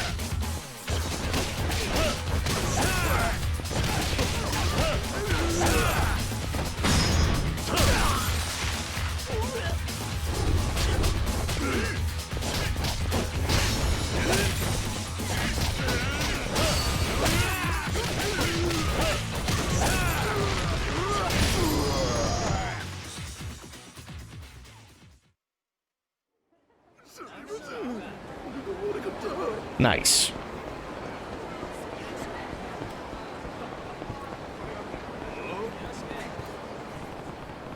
The rich guy said I should go to Theater Square if I want to make big money. I've been waiting all day for this. Excuse me, my good Oh, no.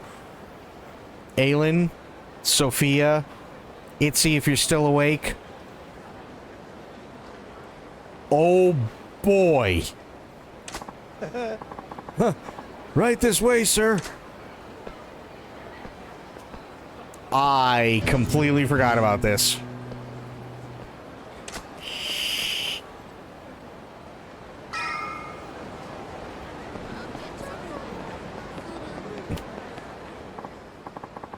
Enjoy your stay.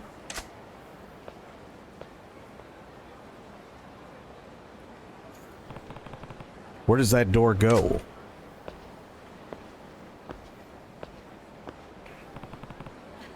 What is this door? There's definitely something behind it. Sorry, pal.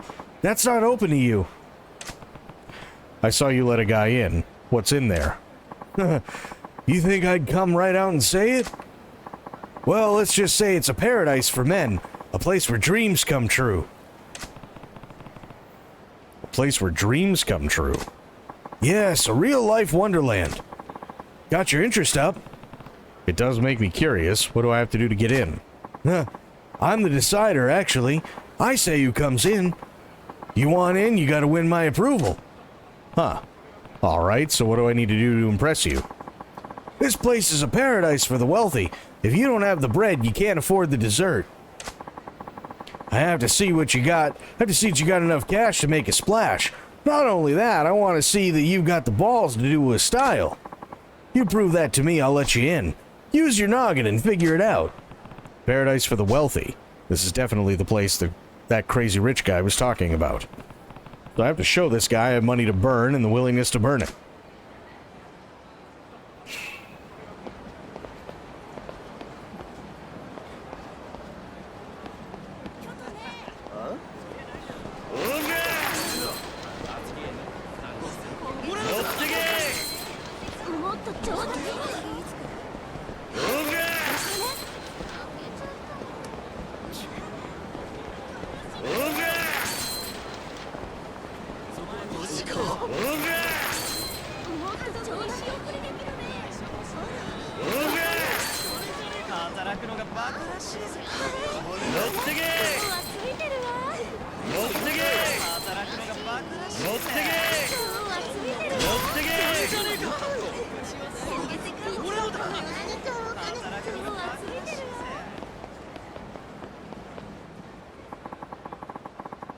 Got enough cash to make a splash, so yeah.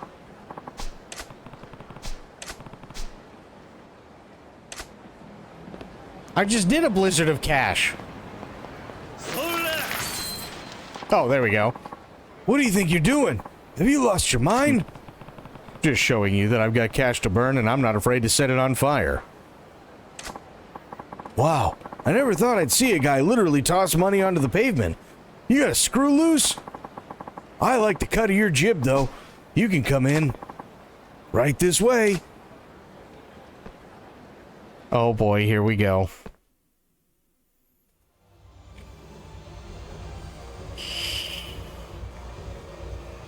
The Japan Catfight Club. Well, what is this place?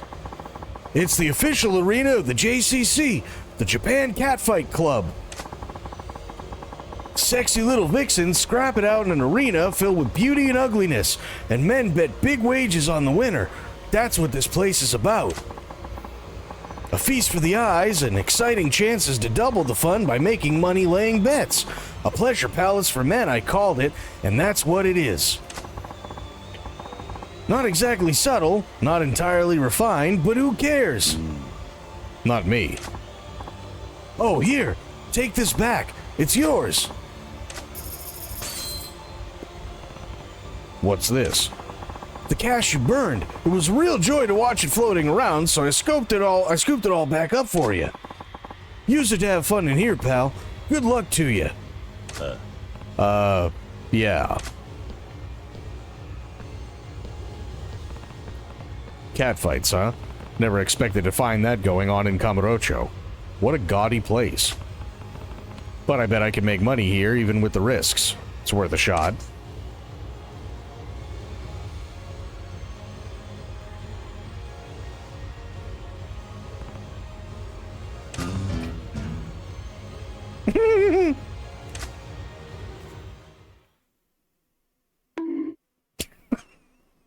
Okay, the timing was good. The catfights are high risk, high return, but if I play it right, it feels like I could turn a hefty profit quick. I've got a new way to make big bucks. What I really need now is some sleep. Time to rest up for tomorrow. True.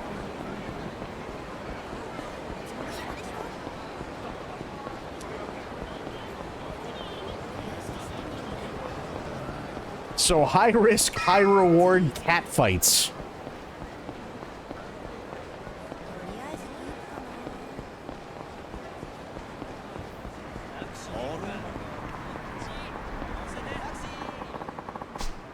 Listen, I'm just saying, it's no worse than Umama Sumune.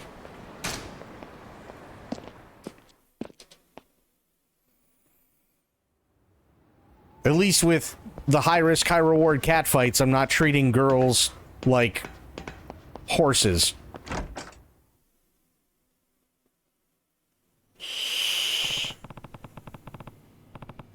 Tachibana is supposed to get in touch tomorrow, but am I really supposed to just sit here until then? There may still be something I can do. I'll hit the streets for info in the morning.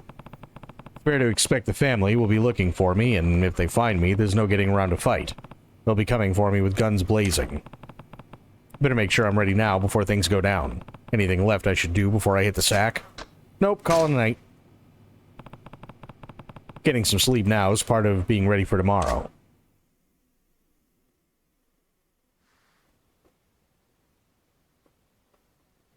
夜明けだ。桐生は立花を渡さねえって腹です。堂島の親父につなぎ。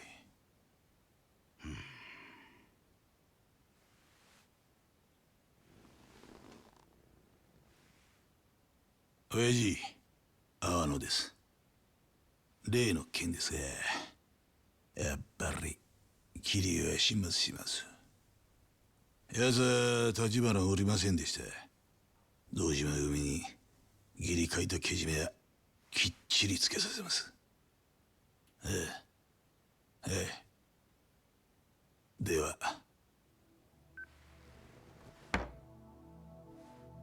構いませんよね。久世の兄貴。わざわざ俺に聞く必要もねえだろ。この一件はお前の仕切りだ。俺は兵隊として働くだけだ。そう言わんでくださいよ、兄貴。俺はきっちり筋道通してやってるつもりですよ。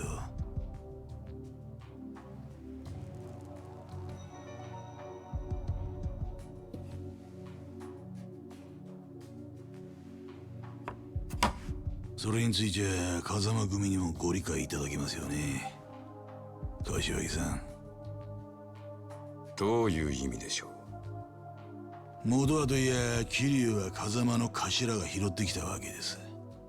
堂島組でそのガキ始末すんのに、風間組には特にこの事務所ごと振るってもらわなきゃ筋が通らねえ。違いますか？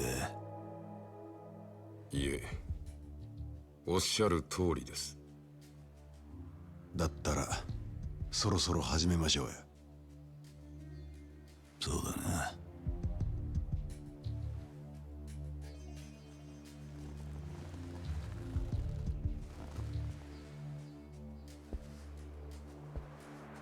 マララ！桐生探し出してここに連れてこい。奴は簡単にはぶち殺さねえ。生け捕りにして俺の前に出した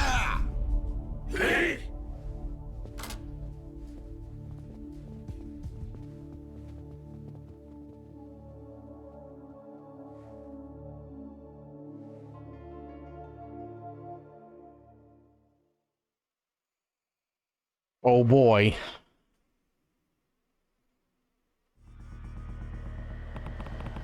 If I'm going to look into the case while I wait for Tachibana to get in touch, I should stick to places with a lot of people around. And even then, I should be ready to run into Dojo's men at any moment. True.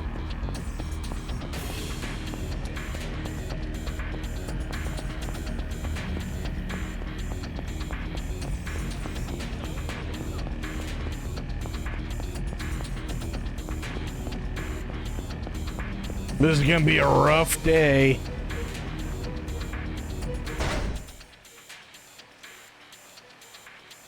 Where do I go?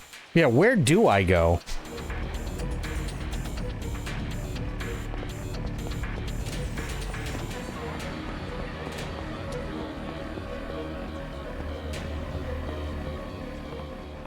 Damn.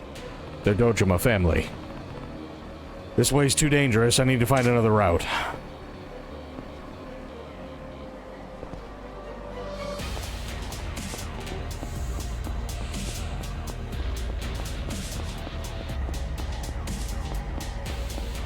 Oh, I think I remember.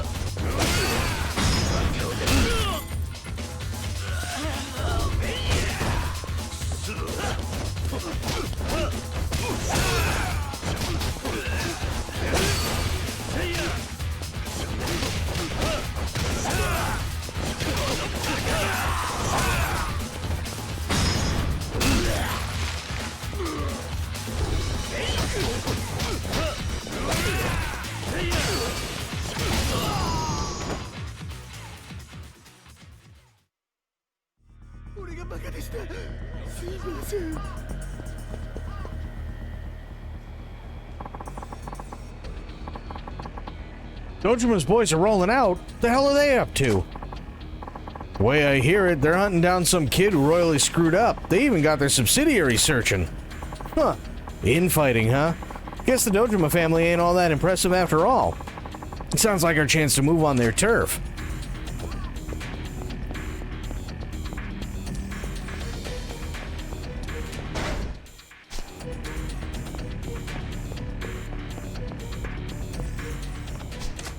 Balls.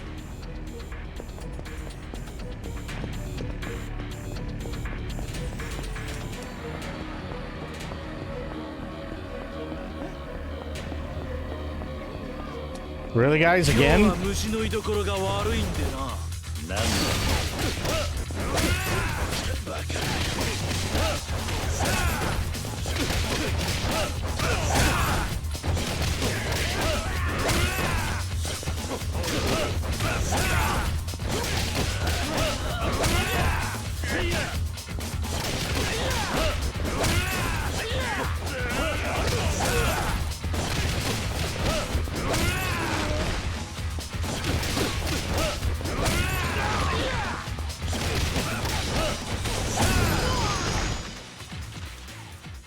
Fuck it, I'll take almost another 1,000,000 yen off of them. Idiots.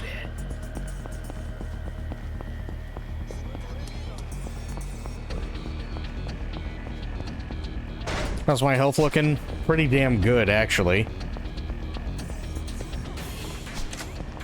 Okay, can't go that way.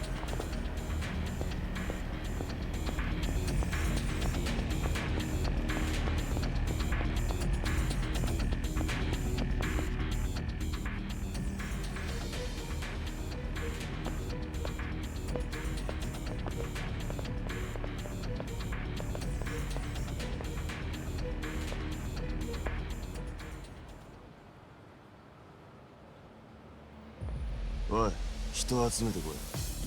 桐生を見つけたってな。へい。街中逃げ場はねえってわけか。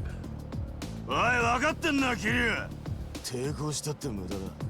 おっつけここは堂島組でごった返す。逃げりゃ死ねえぞ。こっちは一人だ。遠慮する気はねえ。好きに暴れさせてもらうぜ。そうまでして死にたかねえか。みっともねえ。裏切り者が身の程わきまえろや。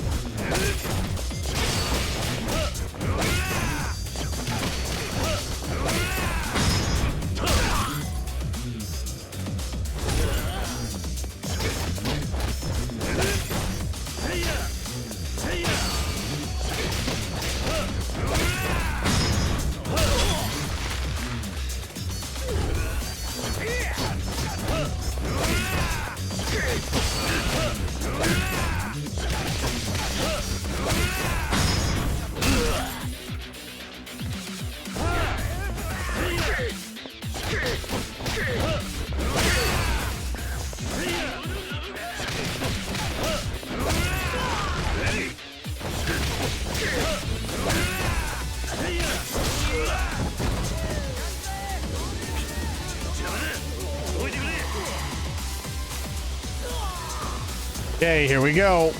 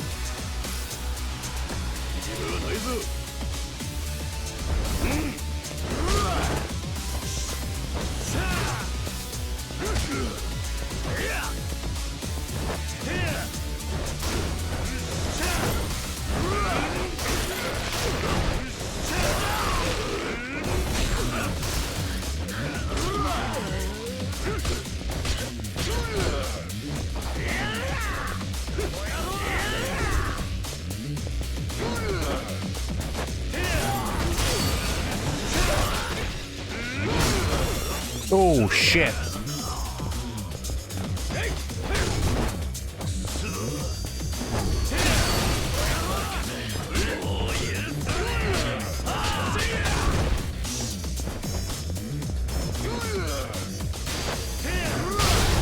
Ow.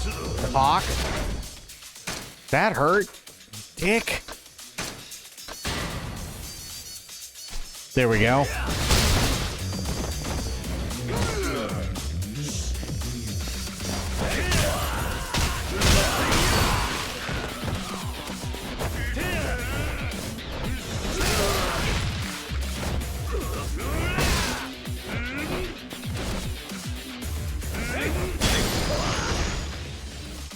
Nice.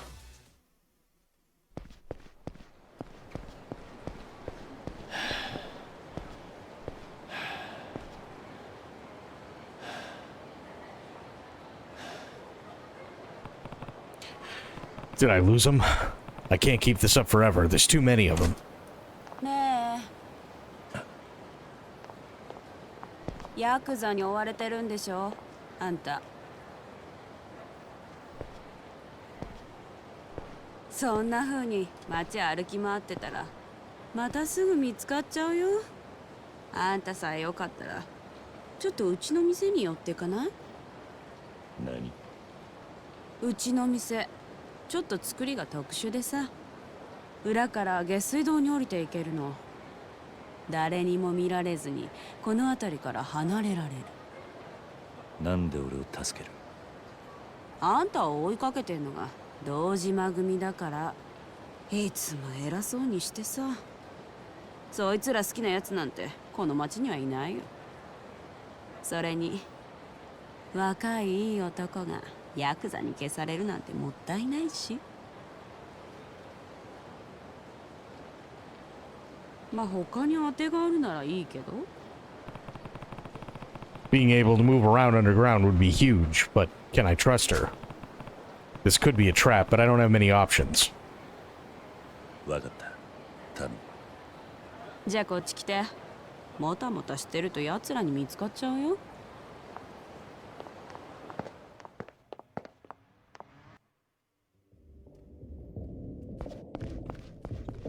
We just got rescued by a stripper.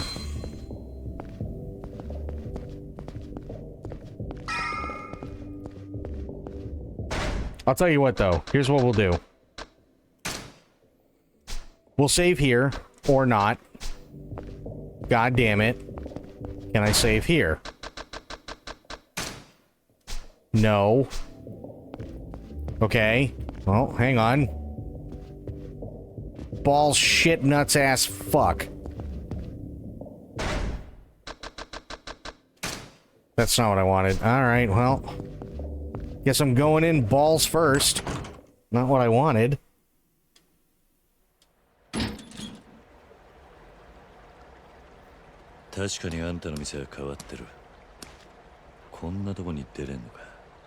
Mise の前のオーナーが堅気じゃなかったみたいね。何に怯えてたか知らないけど、こんな抜け道用意してさ。匂いは我慢して。この先はどこまでつながってる？劇場広場の方につながってるみたい。わざわざ確かめたことはないの。でもどこかしら上に上がれる場所があるんだと思う。でなきゃ抜け道に使えないものね。今頃堂島組はうちの店の周りに集まってきてるだろうから、この道使ってうまくやればどこかに逃げ込めるんじゃない？ああ、助かった。ありがとう。いつか街を自由に歩けるようになったら今度は客として来る。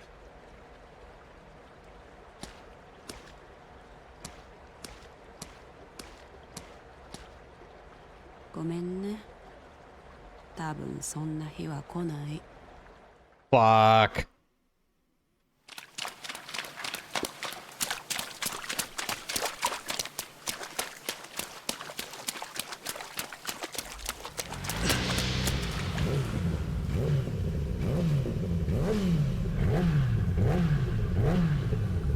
And I gotta end like now.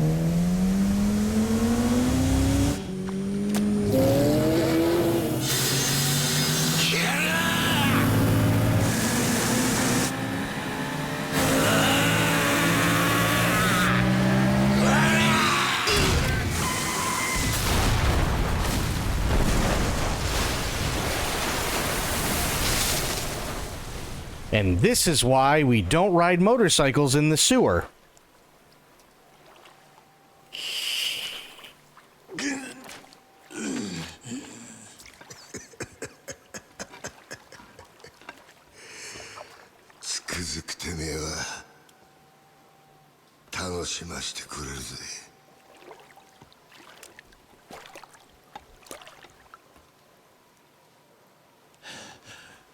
Great, now we both smell like poop.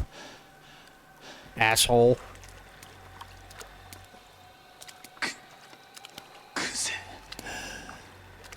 さっき飲んだあんたが仕向けたのかお前に一ついいことを教えといてやる極道ってのはなボクシングとは違え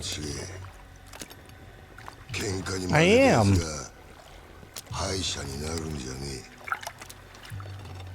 最後まで張り続けらんなかったやつが負けるんだよ Oh, his alligator shoes are fucked. そうだろう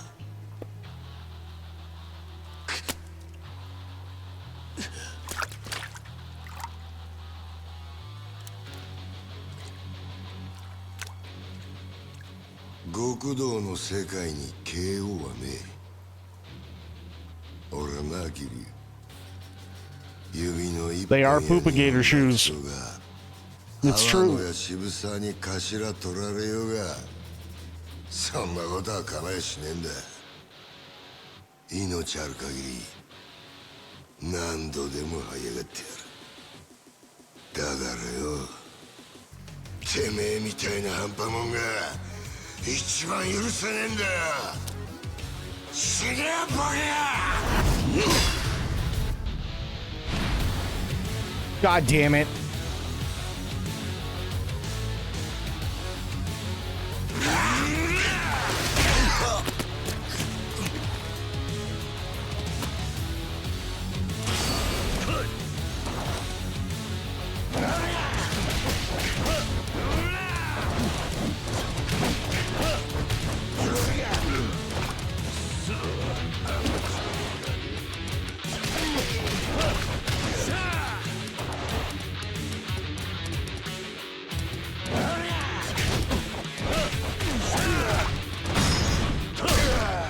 I don't have time for you, Poopigator.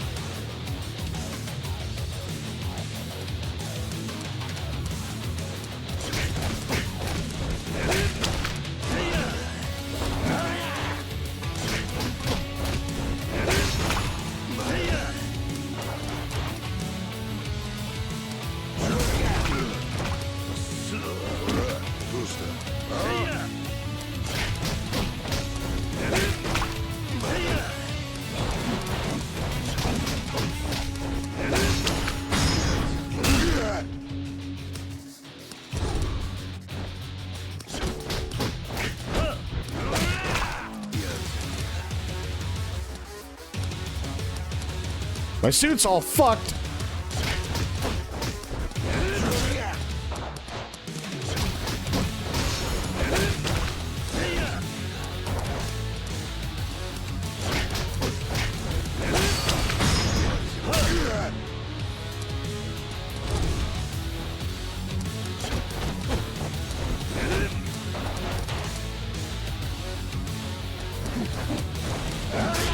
Oh shit.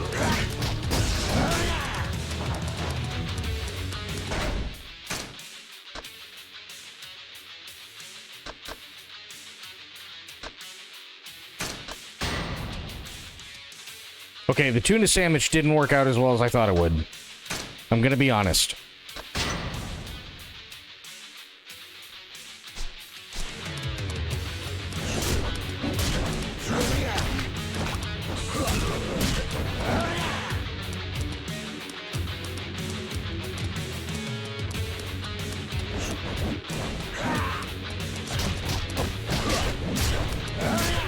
Ow.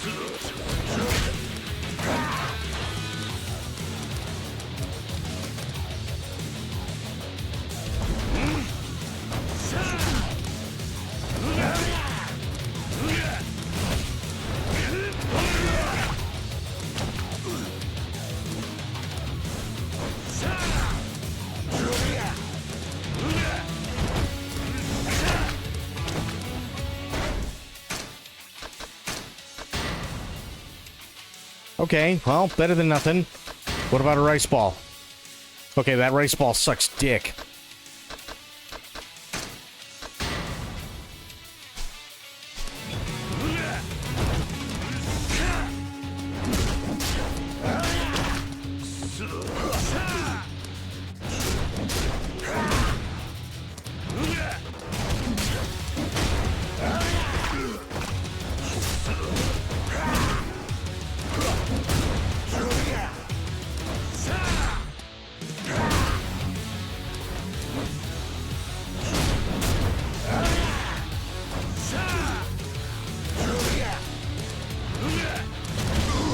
There we go.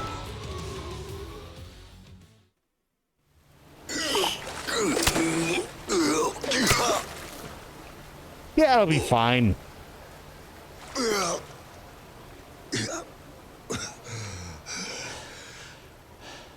Look at my fucking suit.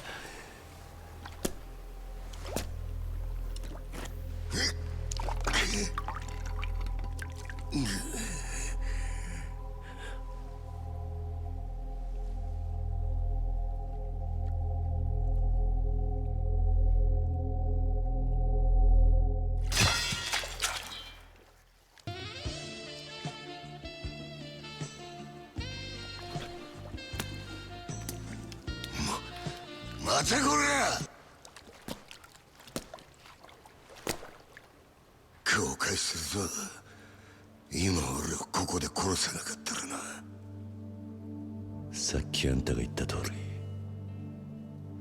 俺は極道を張り続けなかった半端もんだ。風間のおやっさんはきっとそれを見抜いてたから、俺が極道になることを許さなかった。本物の極道ってのは多分あんたみたいな男なんだろう。それでも俺は半端もんなりの意地、最後まで貫かせてもらう。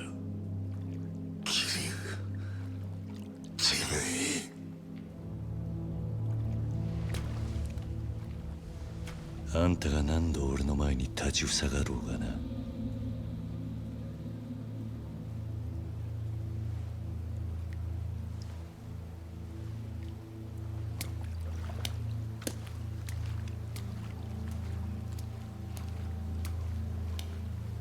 Also, that man just got his finger cut off. That, like, there's bound to be an infection if he doesn't take care of that.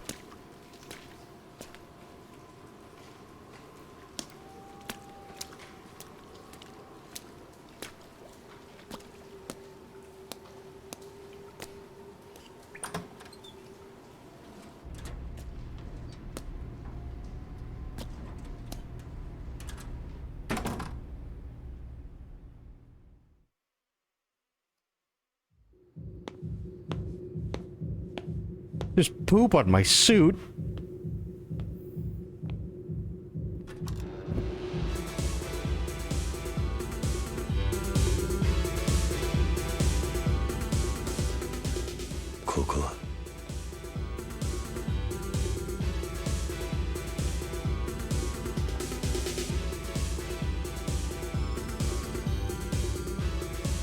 Ah, fuck. I just want to save.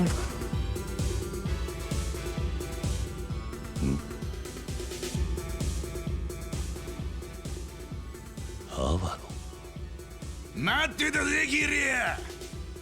やっぱクゼ兄貴はしくじったな。何をしてるんだあんた。見りゃわかんだろ、踊ってんだよ。なあ。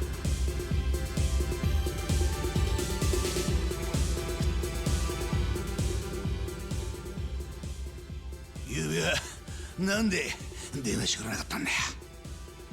夜通しおめえからの電話待ってたんだぜ。何つまらなそうにしてんだ。おめえもこっち来て一緒に踊ろうぜキリア。何を言ってるんだ。あんた俺を殺そうとしてんじゃなかったのか。用がねえなら行かせてもらう。あんたのお遊びに付き合うつもりはない。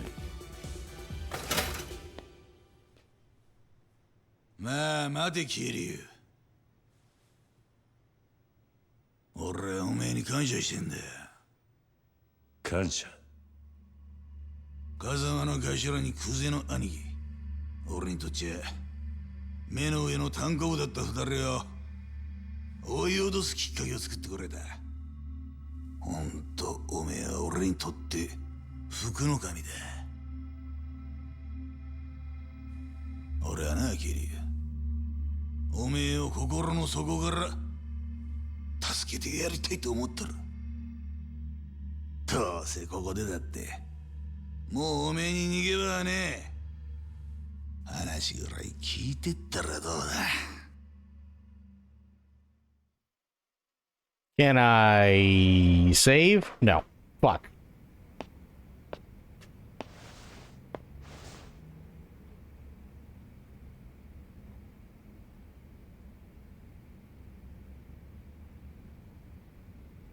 She has a very odd foot. いやよ、ついこの前おめえがクゼの兄貴と揉めた後ぐらいによ、ゴルフに行ってきてな。甲州カントリークラブ。すげえいいコースだったよ。They're like duck feet. 何の話だ？おめえは知らねえかもしれねえが、ゴルフ場ってのは飯がうめえ。コース回った後のカレーとサウナ、あれ覚えちまったら世の中の他の遊びがバカらしくなるぐらいだ。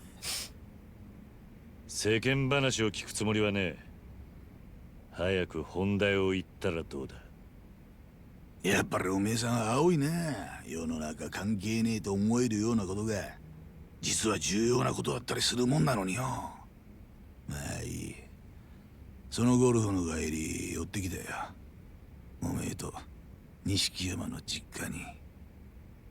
まさか風間の頭が面倒見てるって話だったから、さぞかし豪華なとこだと思っていたが、ありゃ犬小屋だな。ひまわりだったか、初老の園長さん。お元気だったよ。お前ひまわりに何したんだ？まあ落ち着けって何もしてねえよ。風間の頭の関係者だっつって100万ぽっち小遣いやったら涙流して喜んでたよ。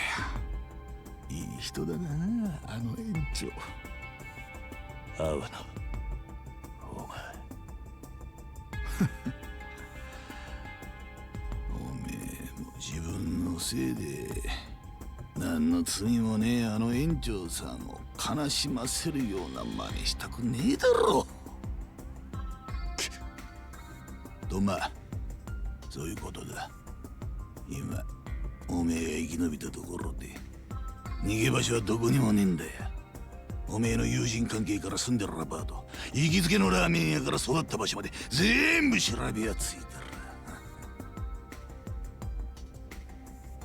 まあ悪く思うな。昔から堂島組には役割があってな。組の絵描くのは風間組、喧嘩番長久世剣能会、面倒な事務方は渋沢組、そして俺は生涯、つまり脅し担当なんだよ。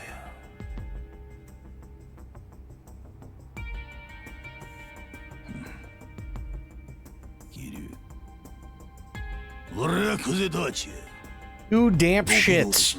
生き方なん Damn. ざどうでもいいと思ったら、いい飯食っていいもん身につけていい車でぶっ飛ばす。たまには女もつまみ食いしながらな。俺にとっちゃ国道なんて職業はそういった人生を楽しむための手段に過ぎねえ。こっちに来いやキリ。今あの不動産屋立花を俺に売りゃおめえは勝ち組。一生楽しく暮らせる。そして売らなきゃ惨めに死んじまうだけだ。あの犬小屋から錦山と一緒に必死に吐いてたばっかりなんだろ。ん？人生無駄にする必要はねえ。な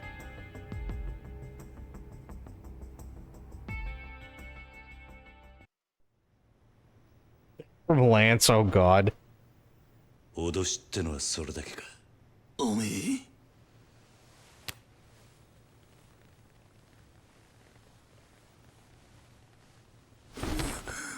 てめえ話にならねえよ。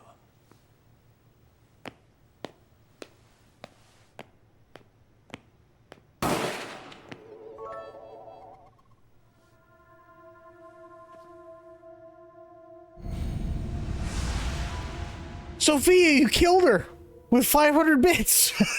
Holy shit. おめえもこの女と同じになるぜ。 But thank you for the 500 bits. 100人はくだらねえで堂島組のもんが I'm trying to save. これでも俺仕事に抜かりねえんだな。さあどうするキリュウ。表に出て蜂の巣になるか、それとも俺と楽しい夢一緒に追いかけるか。答えはおめえに決めさせてやる。さあどうする。 Dude, I don't want to. 決まってんだろ。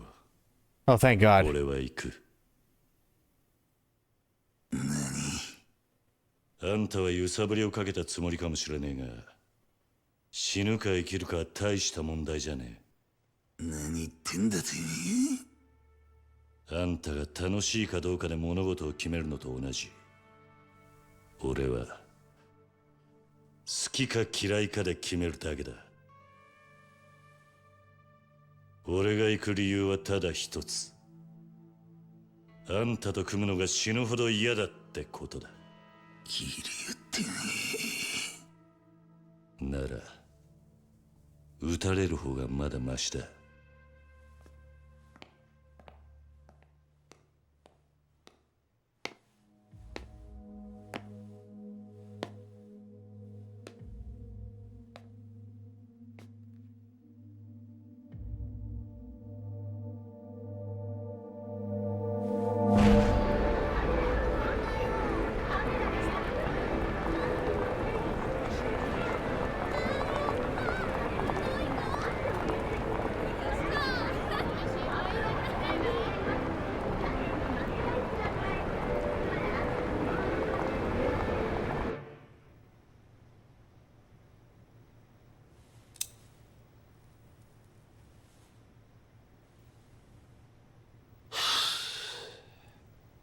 本当のバカには私も通用しねえってことかい。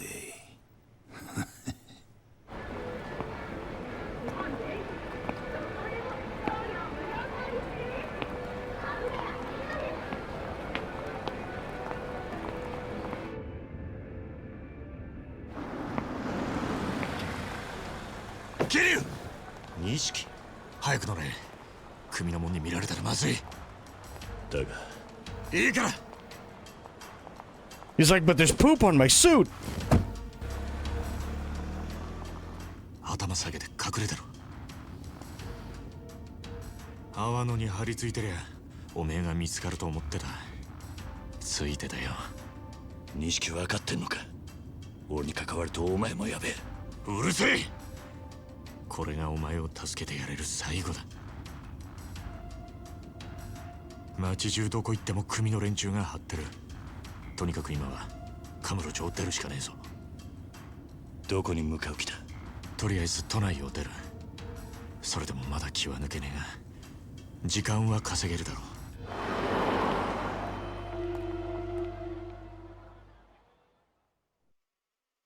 う。Can I save? No.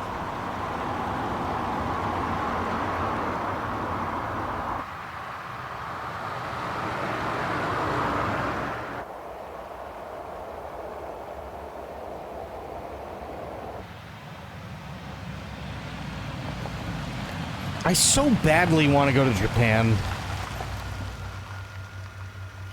着いたぞ、桐生。I did. I'm cutscene locked.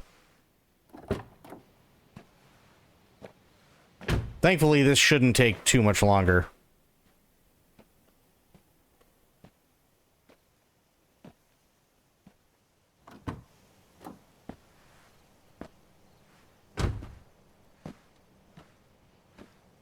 Nishiki, ここはどこなんだ？さあな。適当に車走らせてきただけだ。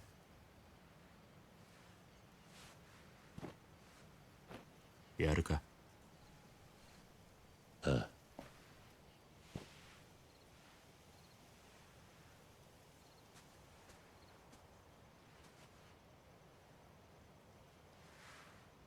まだ借りっぱなしだった。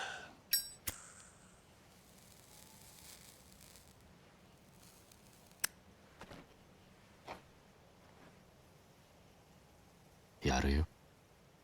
もう返せなんて言わねえ。It is a poop lighter.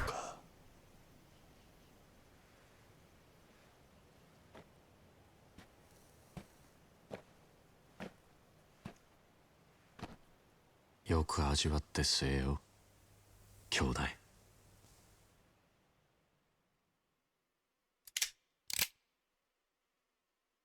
そいつがお前の最後の一服だ。何の真似だ。悪ふざけにしちゃたちが悪すぎねえか。なあ兄弟、いい加減にしろって。うるせえ！もうこうするしかねえんだよ。なんでこうなっちまったんだろうな。どっから歯車がずれた？組の命令ってことなのか、錦。そんなんじゃねえ。桐生、お前組の制裁で殺される人間がどういう目に遭うか知ってるか？堂島組ってとこは見せしめの死体を作る天才だぜ。人間がどの程度痛めつければ死ぬのかよく知ってる。それをとことん死なねえように殺すんだ。生かしたまんまできるだけ長く苦しむようにだ。生きたまま解剖されるような拷問されて散々痛めつけられた挙句、そして後になって見つかった死体はもう人間と呼べるようなもんじゃねえ。俺はな、桐生、兄弟としておめえにそんな死に方させられねえよ。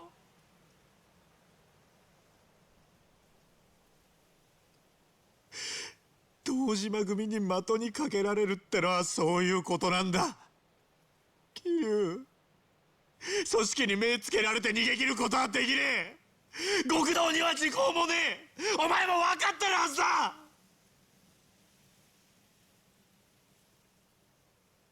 こうなっちまった以上、俺も極道としてはもうおしまいだ。風間のおやつさんもな。けどせめておめえがひでえ死に方するのだけは避けられる。人思いに死なせてやれる。今俺にできんのはそれくらいしか。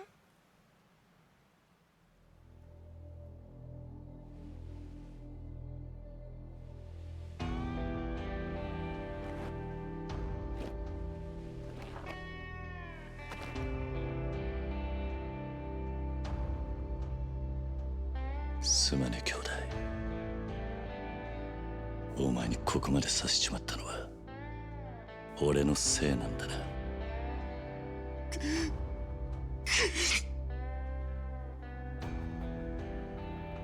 兄弟、頼みがある。俺をここで弾いたら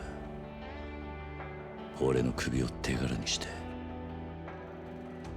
いつか組でてっぺん取ってくれ。約束してくれ。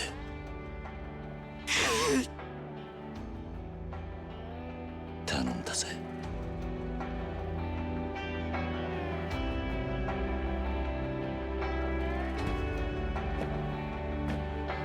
なんだよ。こっちみんなじゃねえよ、キリュウ。頼むから情けねえこと言うんじゃねえ。そんなんじゃてっぺん取れねえぞ。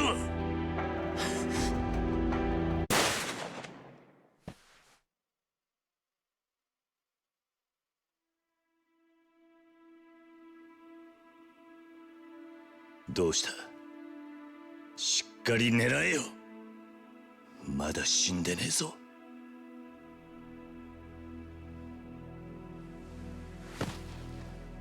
撃てねえよ。撃てるわけね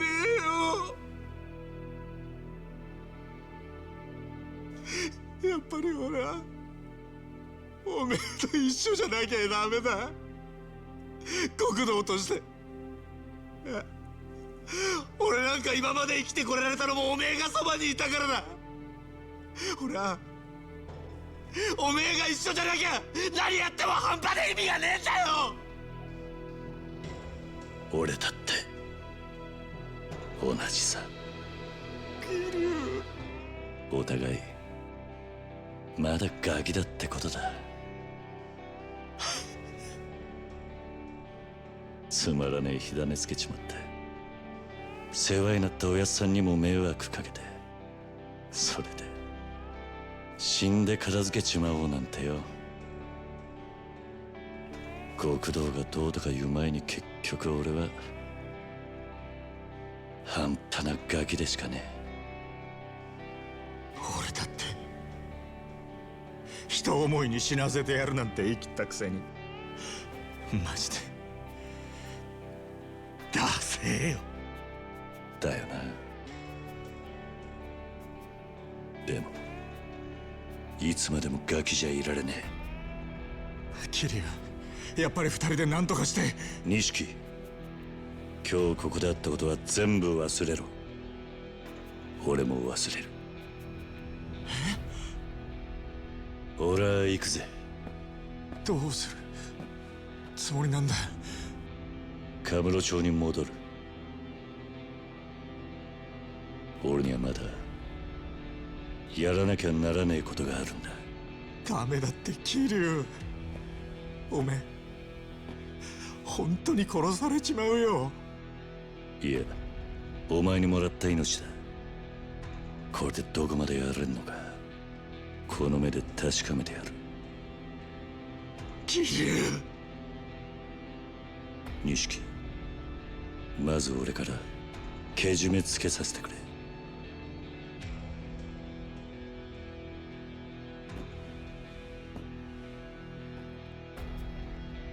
お前とはこれまでだ。今日限り兄弟の縁を切らせてもらう。キリュウ。こっから先お前は二度と俺に関わるな。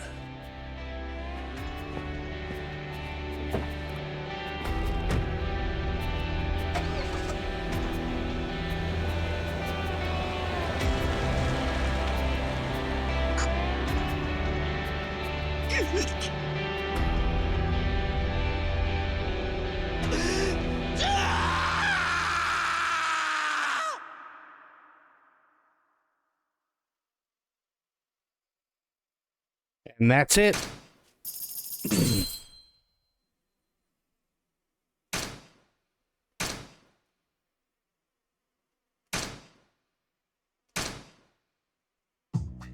That was hard, right?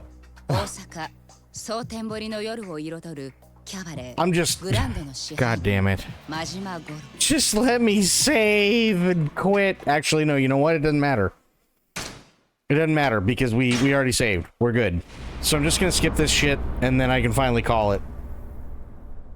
Yeah, because we'll pick this up tomorrow. We'll see the intro and all that other shit. Yeah, I want to skip. And skip. Yes. Yeah, that one was tough, wasn't it? It's unskippable. Motherfucker. 例の一つくらい言う I just... Yep. I don't care. Nope. Nope, not looking. We can deal with this after. It's fine. We can deal with it after. It's 1:30. Yeah, great, awesome. Oh, God. Just... I mean, I could technically force quit, but I don't want to fuck up the game. Oh my God. Just... For the love of God. I swear to God, I'm gonna Alt F4. Great. Okay. Good. Finally. That is it for me for tonight. I do want to thank everybody for being here. I want to thank everybody for watching. We also had... You guys are just insanely generous. You really are. We had... Aylin coming in with 10 gifted subs. We had Aylin coming in with a bonk. And then we had Sophia coming in with 500 bits. We did a lot tonight. We bitched about idiots when it came to the Game Awards. We looked at some 40k stuff. We taught a dominatrix how to be a dominatrix. We found the Catfight Club. We got poop on our suit. Doing all right saying my name? No, I'm not. But yeah, we had a lot of fun tonight. It was great. We had Aylin, we had Medicine, we had Sophia, we had Itzy, Corgi was here for a little bit, we had Alpa, I didn't see Spectre, but that's okay. Hopefully he's doing well. Yeah, we had a lot of awesome people tonight. We really, really did. So we had Fafo, can't forget Fafo. So thank you everybody for coming, thank you for hanging out, thank you for watching, really, really appreciate it. I am out for now, and I will be back later on today, but until I see you all then, have yourselves a great day, great night, wherever you are. Be good to yourselves, be good to one another, stay safe, stay frosty, and of course, the #1 golden rule around here, try to remember some of the basics of CQC. And I will be seeing you all later on today. Thank you so much, everybody. Have yourselves a great night. Take care. I'm out. Bye, guys.